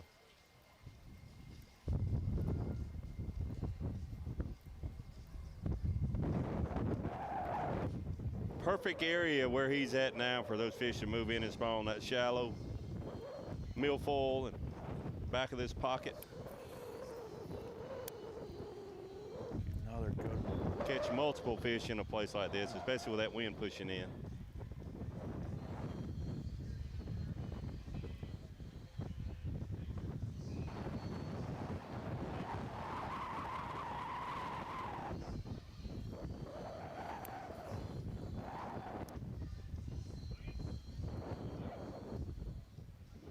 You might say it's improbable for 2 of our Canadian guys, brothers, to both find themselves in the top 10 of a Bassmaster Classic. But there it is, 2 guys from Canada who love fishing and their hockey.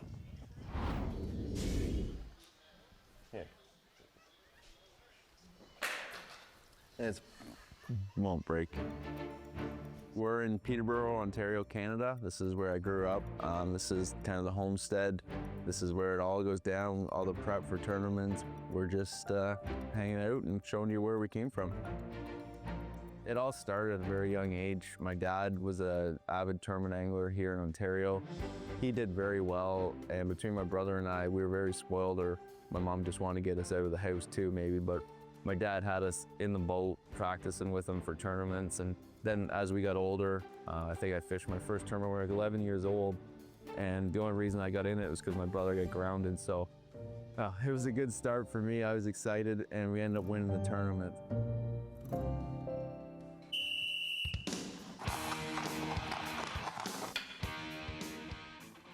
Growing up in Canada, we're very fortunate. Hockey's a big passion of ours.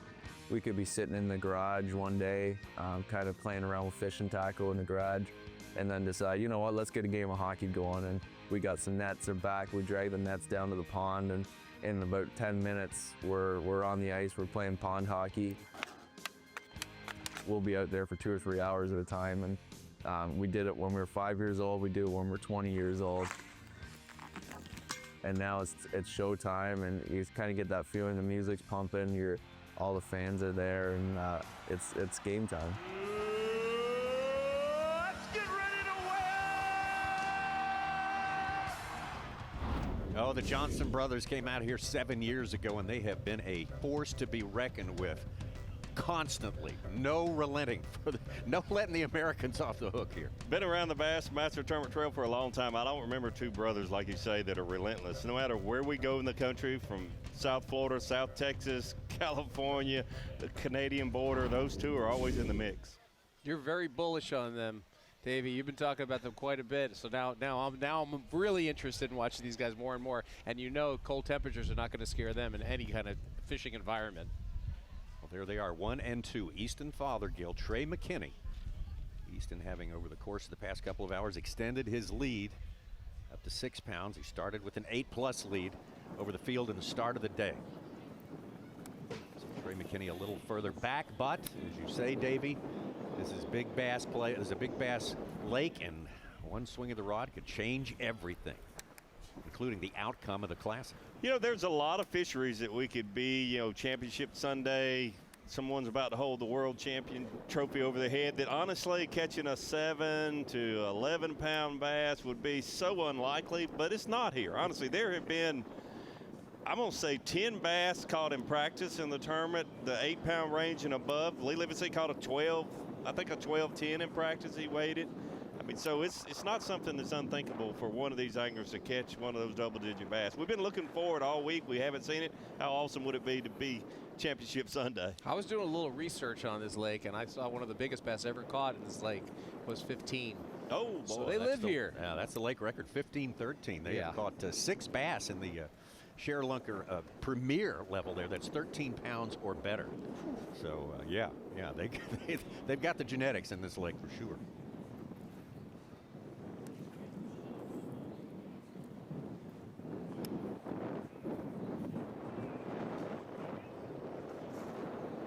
We talked about it, Davey. We said that this could be a classic where someone wins it without having a limit every day, and with how dominant Trey was day one, how tough it was from day two, and then how dominant Easton's been the first 2 days, we were like, that was the least of my thoughts and worries waking up this morning, and now we see Easton still with 4, and he's got a 6 pound lead. He could still win this with just 14 bass. Yes.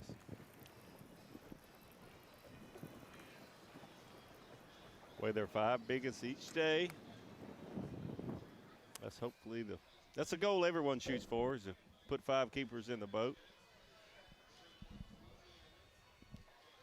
It's like Easton just went on point. He just went on point. Oh yes, toes were clutching the carpet. And what's cool about Easton today, even though it's been tough, we can see the adjustments. They were looking at his Nico rigged worm correctly, but not committing this morning. He switches to a jerk bait to catch his first one. Then we see Nico rig. We saw a jig on one of those keepers as well. So he's going to have multiple baits in his 5-fish limit if he gets one. Less than 2 hours fishing time here on Lake Ray Roberts. All the action we have been able to show you from here today, but it's all adjourning to this place right here, Dickey's Arena, for the Classic weigh-in. The fishing happens on Ray Roberts, but Dickey's Arena, a magnificent place for the biggest stage in the sports. It's where they happen every day. The sound, the fury, the pageantry, the tradition of the Bassmaster Classic. I'm gonna say my favorite part of the Bassmaster Classic is the arena. It's when after a long day on the water. You've had 4 days of practice, and you forget about everything. As soon as you go through that curtain and you see that crowd, and you hear your music, you see your face on the big screen, and it makes it a lot better when you're pulling fish out that live well. Giant bass! There's so much energy as you pull into that arena, and they pull you in front of the stage, and you grab that bag, and you make your way up. The noise, the sounds, the applause, the cheers, the lights. It never gets old. For the first time ever in Bassmaster Classic history, a stage dive. Go Ike for Mike Iaconelli! You know, when you're a kid and you dream about being on the Bassmaster Classic, I mean, back home in Lake Tuscaloosa, I'd catch like a 2.5 pounder and just, yeah, never give up. That whole deal, like, to be able to actually go out there in front of the crowd, pulling them big old fish out of that live well, it's pretty good. I need to do it again tomorrow.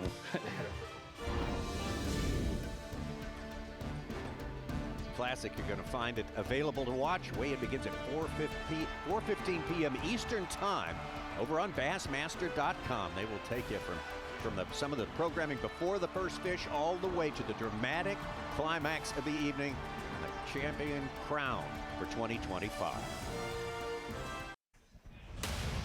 The Bass Pro Shops Bassmaster Classic, presented by Under Armour, is sponsored by Ranger Boats, by Rapala,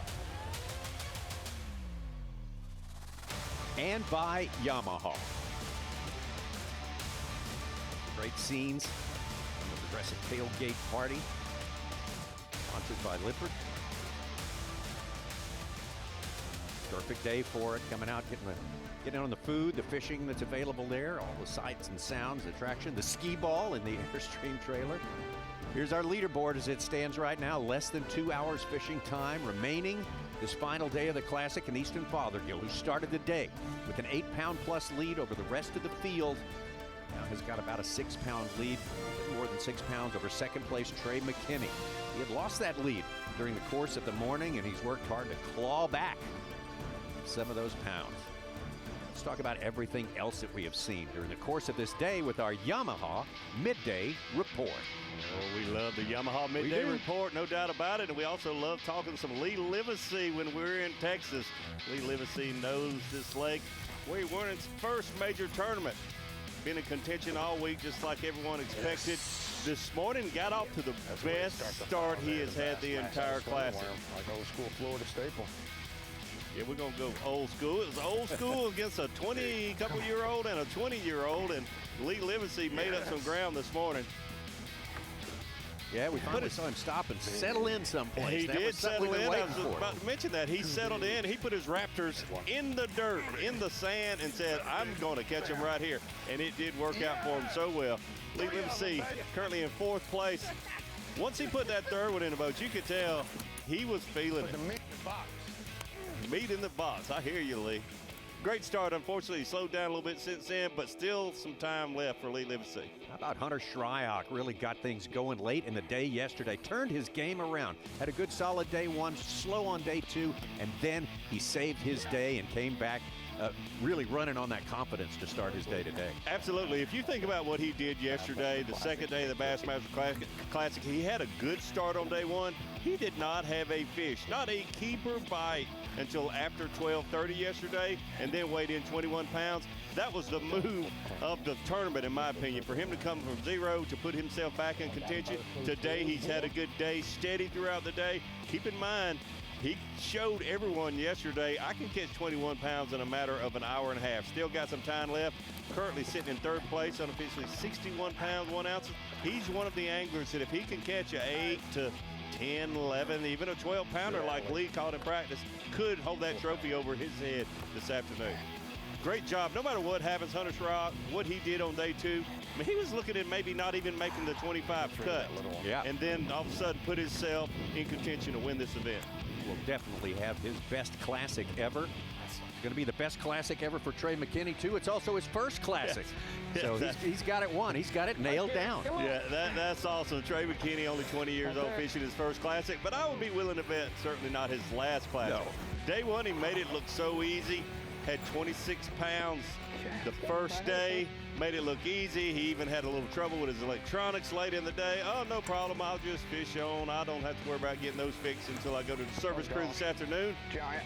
Weighed in 26 pounds, a day one leader, and I'll be honest with you, there were a lot of people, not just me, but all of us sitting here behind his desk saying, man, this kid might just run away with it after day one. Absolutely, sure looked that way. Yesterday made it look like he's human, only 15 pounds. If this does not work out for Trey McKinney, he will always second guess some decisions maybe he made on day two, because that's a tough pill to swallow after dominating on day one and struggling yesterday to get by. It's only 15 pounds. A good comeback today, currently sitting in second place unofficially, 62 pounds, 6 ounces. Absolutely still has a shot. He just needs to catch a 7-11 like he's already shown everyone he can do. Very much in the game right now is Trey McKinney.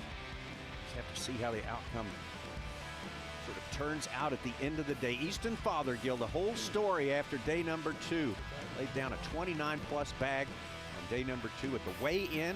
Took the big lead into today. And another angler we thought, hey, could be invincible, couldn't be taken down. You know, every tournament is different. Every Bassmaster Classic is certainly different. But if you really boil down to, it's the most consistent angler throughout the event. And that is exactly what Easton Fathergill has been. Day one, he only caught 6 fish, but he had over 20 pounds. He stayed in the hunt. He was in the top 10. Yesterday, when he had the opportunity to have a flurry and figured those fish out, made a big adjustment. Listen to this. He switched from a 3/32 outweight to a 1/32 outweight. Big change for him, 29.6 yesterday, put him in the driver's seat. Doesn't sound like an outrageous change, it doesn't. But it made a difference. 1/16 of an ounce difference changed everything. This has been great competition on this final day. Let's get back out to Trey McKinney. Giant. Giant. Uh-oh. Oh, boy. Giant. Just what we were talking about.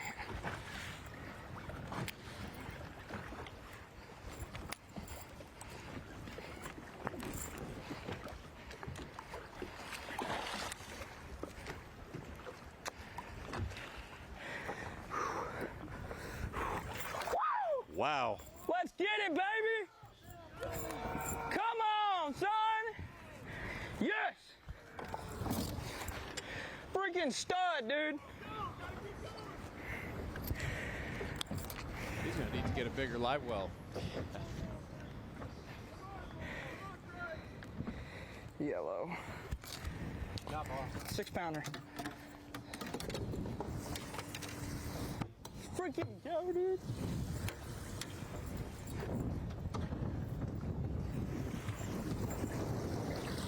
Let's keep in mind, when he says 6. Talk about them coals, son. Probably 6, you know, and change. He's not going to round it off that much. He's going to go down. Dude, that was sick. Okay. I don't even know what to say. I just know we got to catch another one, baby. Woo! 6-pounder! Okay, we got to keep going. We got to keep going, y'all. You can tell he knows he's got a shot now. Oh, yeah. He absolutely, you can tell he has changed his demeanor 100%. He knows he's got a shot to win. Yeah, everything's 2x now from what it was an hour ago. Had an update from a photographer on the water that said that 3-pounder that went in that we saw that maybe was bigger. It looked bigger but was skinnier. It's if that one's 4 pounds, now he's got a 4-pound coal. That's 6-pound gap. We're within a pound, maybe a pound and a quarter of this being a tournament, no doubt. He was wound up tight at the end of the day. That's what makes the Classic so much fun, so exciting, and so uncertain until the last fish hits the scale, really. And seeing him make that move, you know, when he was catching, but he's making that move, and that's a tough thing to do, to pick up and run somewhere. You don't know what's going to happen, but he did it, and there it shows how it paid off.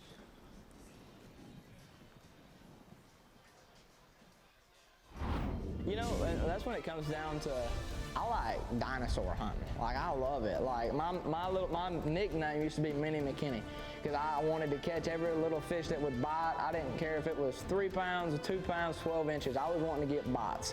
And ever since that kind of withered away, I just want to catch big ones.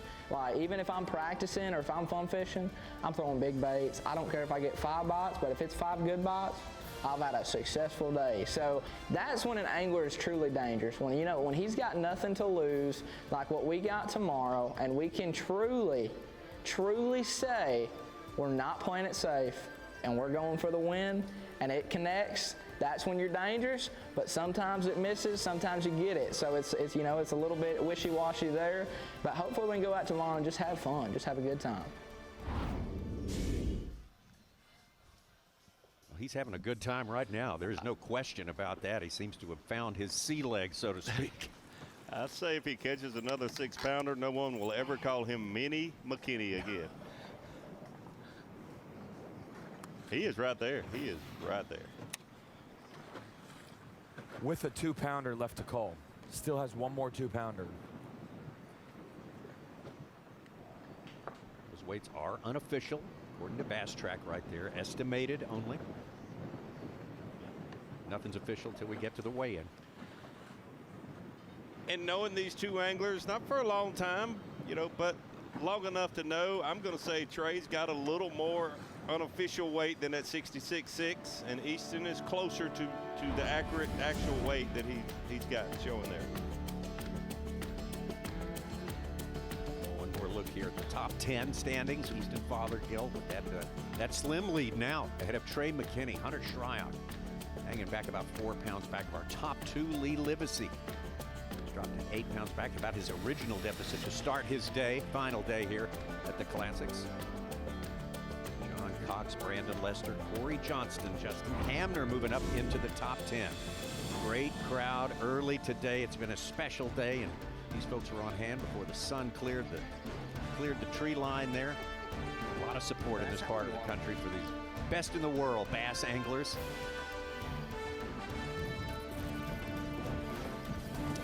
Yeah, you know, this is going to go right down to the last minute. And, you know, Lee Livesay's still in the hunt. The Texas favorite, the hometown favorite. Absolutely. And Easton still has a shot at catching one more fish. He only has 4 fish so far. So 1 fish for him is huge. Great point. It's been fun. I don't remember a tournament any more exciting because you knew those flurries were going to come for some people, and then they just don't for others. But each and every day we've had about an hour-and-a-half period there where it was absolutely on fire for one of our anglers.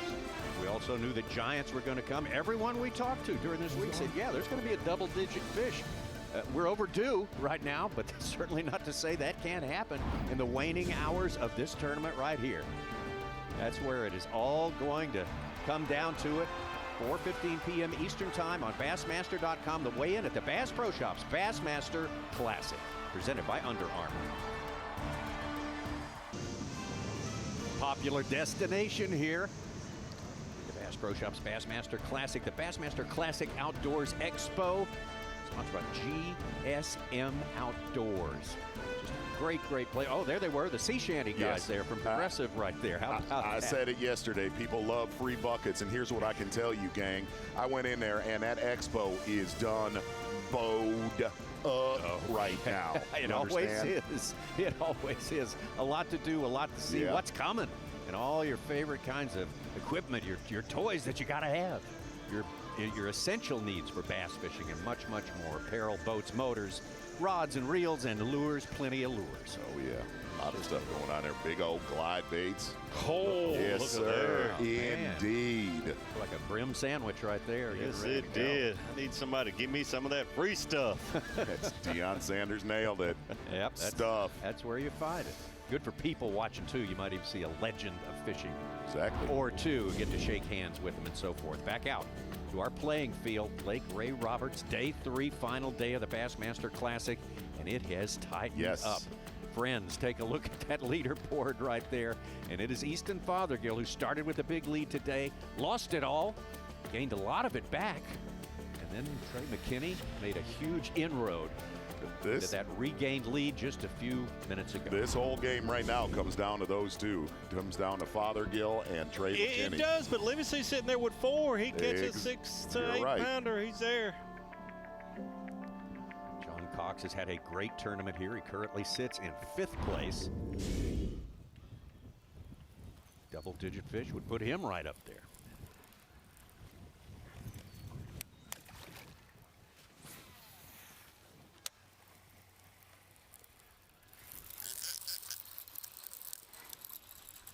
Got one. Oh, it's a pretty nice one. Well, he's not that big. Oh, yeah, gosh, I thought he was a lot bigger than that. Oh, there we go. Let me get off that real quick, just to...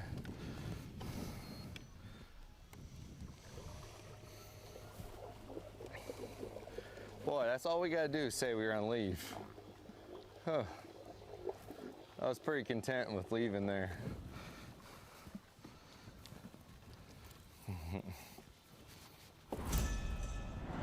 Well, John Cox needn't actually a double digit to show up to put himself as part of the conversation. We like it when this happens at the Classic, when it comes down to the final fish. We got about 50 minutes left of fishing time. We're only going to take you through the next 20 minutes before our time is complete, so it's going to be a bit of a mystery before we get there. Exactly right, and really I think the main thing to look at right now is what is in Trey McKinney's live well for real. I heard my man Davey Height right here say he thought he had more, and I would agree with that. Trey tends to highly underguess what's in his live well before it comes to say. Those two are the entire story right now. Yeah, absolutely. You know, other than a Lee Livesay sitting with 4 fish, he's got to catch probably a 7-8 pounder to really have a realistic chance. Yep. But Trey McKinney is right there. He's closer than what we're guessing just because, like you said, we've known him for a year now. We know he underestimates his catch. But hey, it is so exciting. To be honest with you, this morning with Easton having an 8-pound, 8-ounce lead, I didn't think we would be talking about No, the I next thought by fish noon that wins we were for done. either two. Yes, totally agree. Well, time is tight, but let's take an opportunity to grab some time in order to bring you up to date with what we have seen so far today, and it's a lot. Take a look at our Toyota midday report, starting with Lee Livesay. Exactly right. Lee Livesay with a little bit of a slow start early this morning, switching over to a swim and worm. Most of his damage this week has been done with a pink belated jig with a 6 cents flush. Real quick, Go with Lee ahead. Livesay, if he does not win this Classic, like I said, he's one big fish away from doing it with only 4 fish. Just had too much company in the 2 or 3 little areas that he decided, I think weeks ago, certainly by the time I got in the boat with him Wednesday, he had already decided where he was going to spend his time in his Classic. Just had too much company. No doubt. And one of the things with Lee Livesay, he started shallow and really stayed shallow this entire tournament, fishing on the north side of the East Arm, Lake Ray Roberts. From there, we're going to go to, used to live in Ohio, doesn't anymore, Hunter Shryock. He doesn't live in Ohio anymore. No, lives in Tennessee. Tennessee, Ottawa, exactly, Tennessee. right. Getting it done with a flipping stick. Berkeley 3-inch tube. Berkeley 3-inch. 3.5-inch power I think it is tube. 3.5. It's 3.5 totally inch different. power tube. Sorry about that. And I am going to absolutely give the weight out using a 1/2 ounce weight and really having an area all to himself. Another thing I heard you say, absolutely saving his day yesterday when we were on Fox. He had 0 bass at 12:45 p.m. If I only knew the true number of anglers that have spun out in a Bassmaster Classic having 0 by midday, Right. I guarantee you it's hundreds and hundreds. It's easy to do, all the pressure in the world. You fish your whole life to make it here. These anglers that are full-time Elite Series anglers, when they start their season, this is their goal. And when you're having a day like he had yesterday, it's so easy to just throw in the towel. Absolutely. It's been really interesting to watch the flurries of fish catches that have happened on Ray Roberts this week. Like, you can have the most painful tournament day ever, and 45 minutes to an hour later, you have 25 pounds. Well, for this young man, it seemed like the whole first day was one big bite window. He set the mark on the first day, struggled on the second day, and he's had to fight back on this day. Exactly right. Starting off with a good one right there. And the one thing that we have to say about young Trey McKinney, number one, dude is the real deal, okay? A lot of stuff going on last year with Trey McKinney, his first year on the Bassmaster Elite Series. He definitely came to this tournament to play. I'm going to tell you one thing, though, about Trey McKinney. If you're paying attention to the Fox broadcast, he caught that great big one right here, but lost a 7-pounder right after this catch. You know, the one thing you just said is there's a lot of talk about this. He's so young. How can he be so good? You know, what's going on? But he is truly proven to me, and I think everyone here behind this desk, he is a good fisherman. Yes, he uses live sonar. Well, so does about 10 million other people in this country. He has special skills and talents that separates him from the pack using the equipment that they're legally able to use. He is, man. He is a true anomaly in the sport of professional bass fishing. You're not supposed to do that at the ripe age of 19. He just absolutely loves fishing. He just absolutely, when it boils right down to most of the guys you say has the it factor, they are obsessed with just fishing. Suspended jerkbait throughout the tournament, mixing in a jig here and there, but there's your leader coming into Championship Sunday, getting it done with a jerkbait early each day in this tournament. Submerged timber, standing timber, last hardwoods leading in the spawning pockets, 5 to 10 feet of water, getting it done with that suspending jerkbait and Nico rig worm, Strike King 6-inch finesse worm, and also mixing in a little bit of power flipping throughout this tournament. I think we got to see 2 or 3 critical catches. Look, it has not been easy, but for right now, Easton Fathergill, we think, has done his job. Yeah, I can't help but think about day 2 when he caught the 29 pounds and change. The key adjustment that he made, he recognized those fish had moved up in the water column, and he changed. He lightened up his sinker by 1/16 of an ounce. And all these anglers are good. I think you'll hear all of them say, hey, this guy's good, he can do this. They're all 56 great anglers. What separated Easton was recognizing where those fish had repositioned and 1/16 of an ounce change on his sinker. Did a Davey Height think that a Nico rigged finesse worm, color red bug, would win this event? Red bug. I believe something has happened. Real quick, yeah. Yeah. Moments ago, this is Lee Livesay. Big one. Oh, he came off. Oh, my gosh. Oh, my gosh. So I know where he's at. Look, it looks like his boat is ashore. That's a pond he's been saving.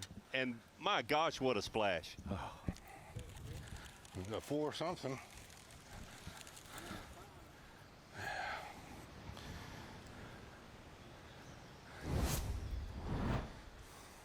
Watch the splash.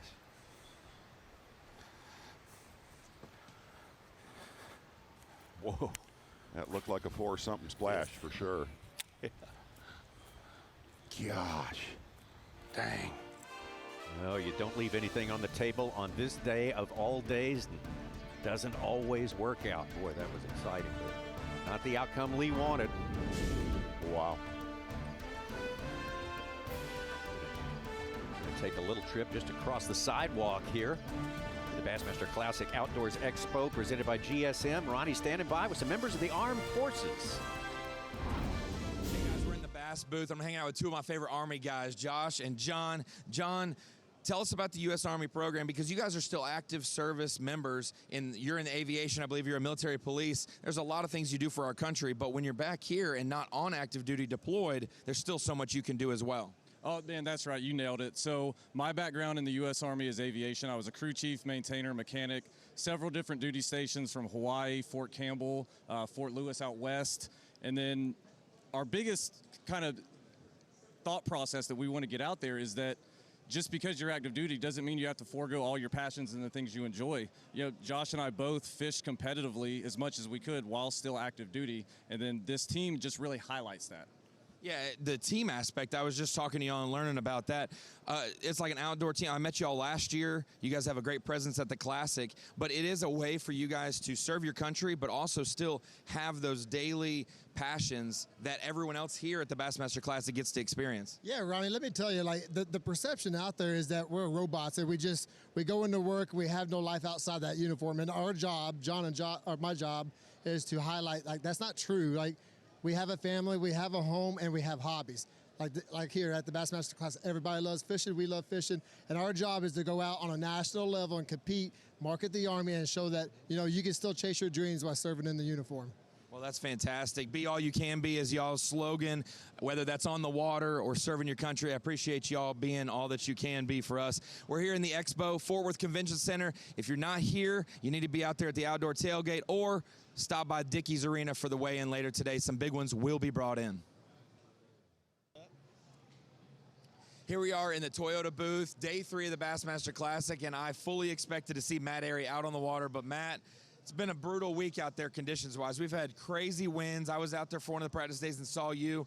It's got to be a hard thing not having great practice, but also not being able to run around and find stuff because you got to have multiple patterns at the 3-day Bassmaster Classic. Yeah, you know, the thing about the Classic is you have got, I'm never satisfied in practice. You want to be on the winning fish. It's a Bassmaster Classic. We all have one goal when we come to this event, and that's to win this tournament. And throughout practice, it was just challenging, right? Because like pre-spawn deal, I like to run around, cover a lot of water. When you got, I mean, you were out there one day. It was 30 mile an hour sustained with gusts over 60. And that just makes it a little tough to run around and really do your thing. I had somewhat uncovered a little bit of a pre-spawn pattern, ran that the first day of the tournament, made it very difficult with the wind. Second day it calmed down, I was able to run around and hit what I wanted, and I just didn't catch them, flat out didn't catch them. So the guys that are kind of settling in some of these little timber pockets and things like that are really surprising to me that they're catching the amount of fish and the size of the fish that they need to potentially win the Bassmaster Classic. It is crazy to see low 50s temperatures just a few days ago, and now people catching meaningful fish off the bed or basically sight fishing them up shallow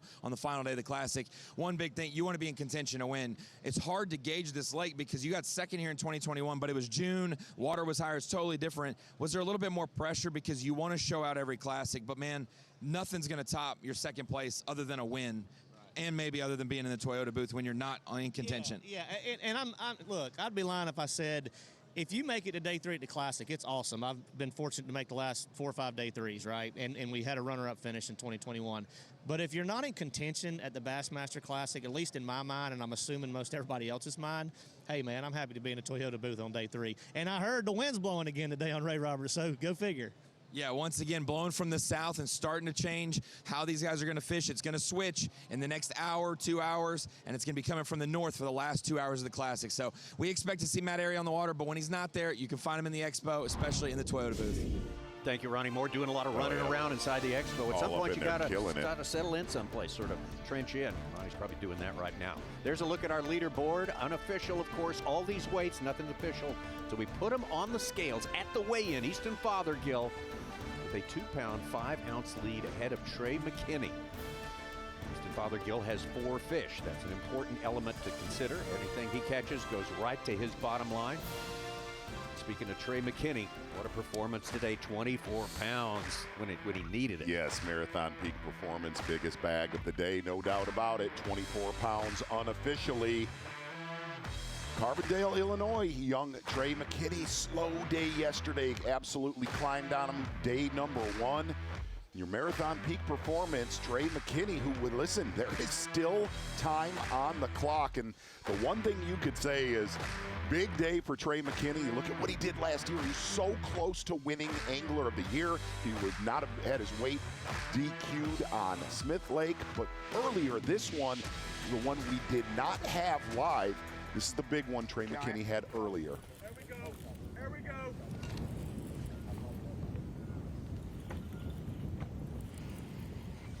It's a giant, another giant. Oh gosh.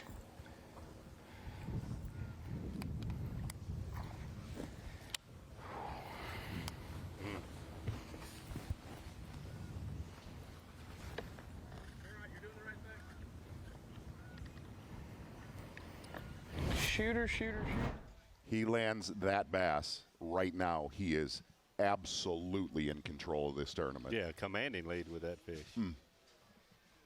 So it's part of what you're dealing with using a jerk bait in this flooded timber, or really using any baits. You don't want those fish to jump, but you don't want them to go down. I mean, you're going to lose some. Unfortunately, that could have cost him, likely could have cost him. And this is with any Bassmaster Classic, you know it, Davey, that the leader has to have a little bit of luck. If Easton Fathergill wins this tournament, you look at what just happened with Lee Livesay, you look at what happened with Trey McKinney, dude has dodged some final day bullets. Got him. Good one. Chris Johnson. Good one.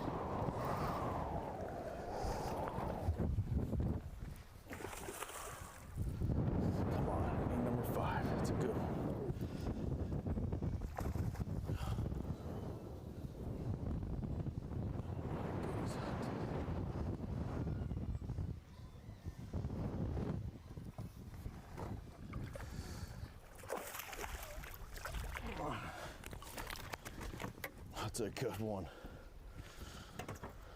That's what we're after. Number 5. Took all day to get him. Oh, it's a good one. We even got a little time left. It's just about to leave, literally my last cast. So we're after Lake Ray Roberts Bassmaster Classic. 1 or 2 more of those and we maybe move up a few places. That one's going to put him up into 8th place, right behind 7th place, Corey Johnston.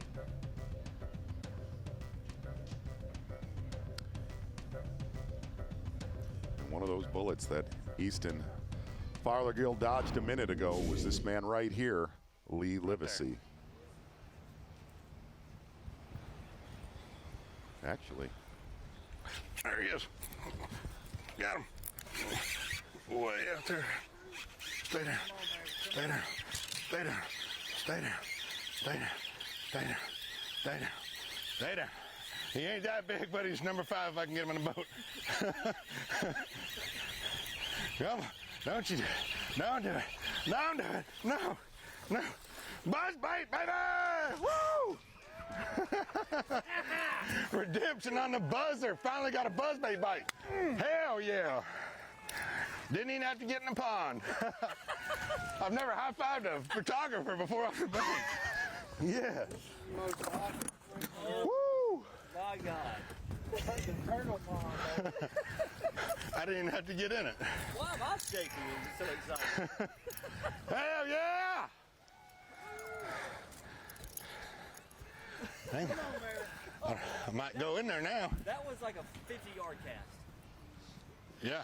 And did you hear my drag? My drag was loose when I said that. It went, So he's got the front of his boat pulled up on a beaver dam, blocking this off. This is all part of his plan that he had coming into this event with the weather forecast, trying to get in here the end of the day. Wow. Back to the leader. Precarious lead though it may be. Easton Fathergill.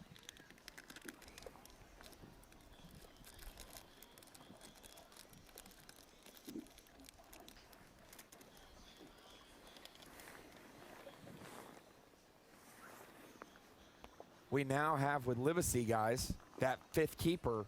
Everyone pursuing Easton has a limit, except for Easton Fathergill. Wow. Easton Fathergill's story is a magnificent one. What a rise he has had despite some adversity. But for him, it comes down to nerves and emotion.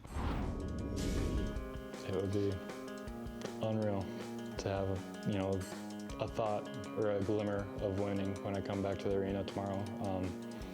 I was shaking a lot today, and if that happens tomorrow, I'll be a wreck, honestly. I'll be shaking like no tomorrow. So, I mean, I'm shaking right now talking. It's, this is what I've been chasing for my whole life, and, I really can't believe it's happening. And to think that I'm 5 fish away from that possibly happening is an unbelievable feeling. 29-6. He said it, he's 5 fish away, and he's sitting on 4. Yeah. Bump it. These guys really do know where they stand.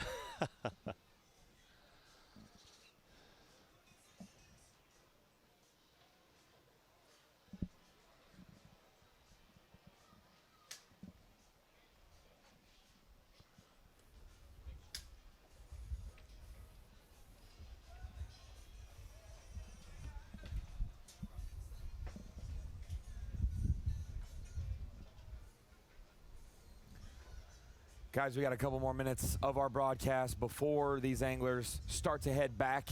I'm at the Yokohama Tire Screen of Knowledge real quick to talk about 2 of the favorites that show up in big moments. We had high expectations for Scott Martin after he won the Open last year, and Patrick Walters.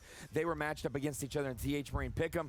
Right now, that's the closest matchup of the 7 matchups. Both of them in the top 20, neither of them in the top 10. It'll come down to the final weigh-in. And then in Falcon Lodge Drain the Lake, when we think about the Texas favorite, yes, Chris Zaldain lives down the road, but not originally from here. This man's won a bunch of money at Ray Roberts, and he didn't let a single person down this week.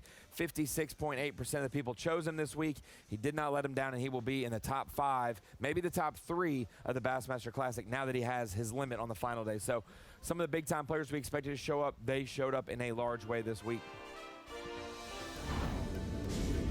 We run very close to our end of a lot of time we have to show you fishing for today. It has been 7 hours, though, of coverage altogether today, and it's been an absolute pleasure to be able to bring it to you live from Lake Ray Roberts here. As always, thrills on the final day. It's not always coming down to the last fish or so, but it looks very much like it could be. Oh, wait a minute. We're going to call it audible. Wait. Hold on. Everybody stop the music. Just stand down. Hold on. Let's go back on the water. Oh, boy. Uh-oh. Where are we going? To? Wait. Oh, boy. Uh-huh.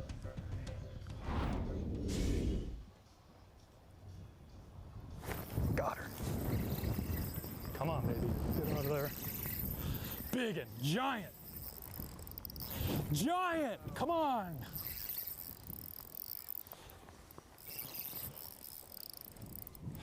Oh my, please.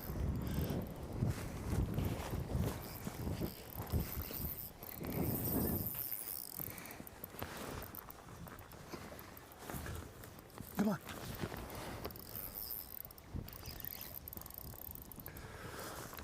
Come on, please. Yes! Yes! Let's go. Yes! Let's go!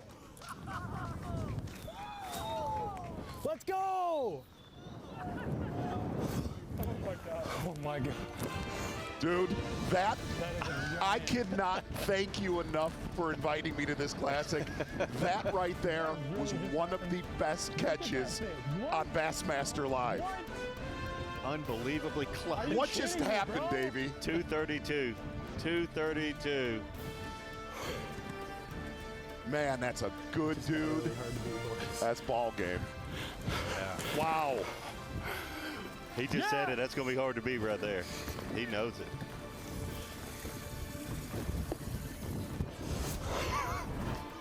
I'm not calling it the ending, Tommy, but I'm going to tell you something. No. That's one of the best endings of a classic I've ever done with you. Oh, my God. That's like, you'd never believe, people wouldn't believe you if you scripted that. 8-pounder, boys. Wow. Wow. I believe in the fish gods, and they just showed up. You know, it's almost like it was meant for him to have the worst start. Nobody would ever imagine his first 2 elite events, he would be sitting in last for Rookie of the Year. He can't really set the stage any better. I cannot believe that. If he was leading Rookie of the Year, comes here and wins the Classic, it's not as impactful. It's 5, right? Right when you think, he's not as good as they're saying. Wow. Wow.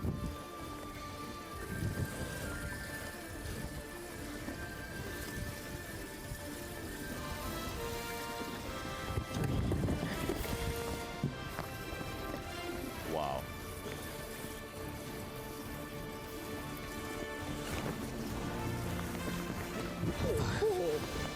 Dude breaks the record in the last half hour. Wow. All-time 5 fish, total weight, Bassmaster Classic. Good for him, man.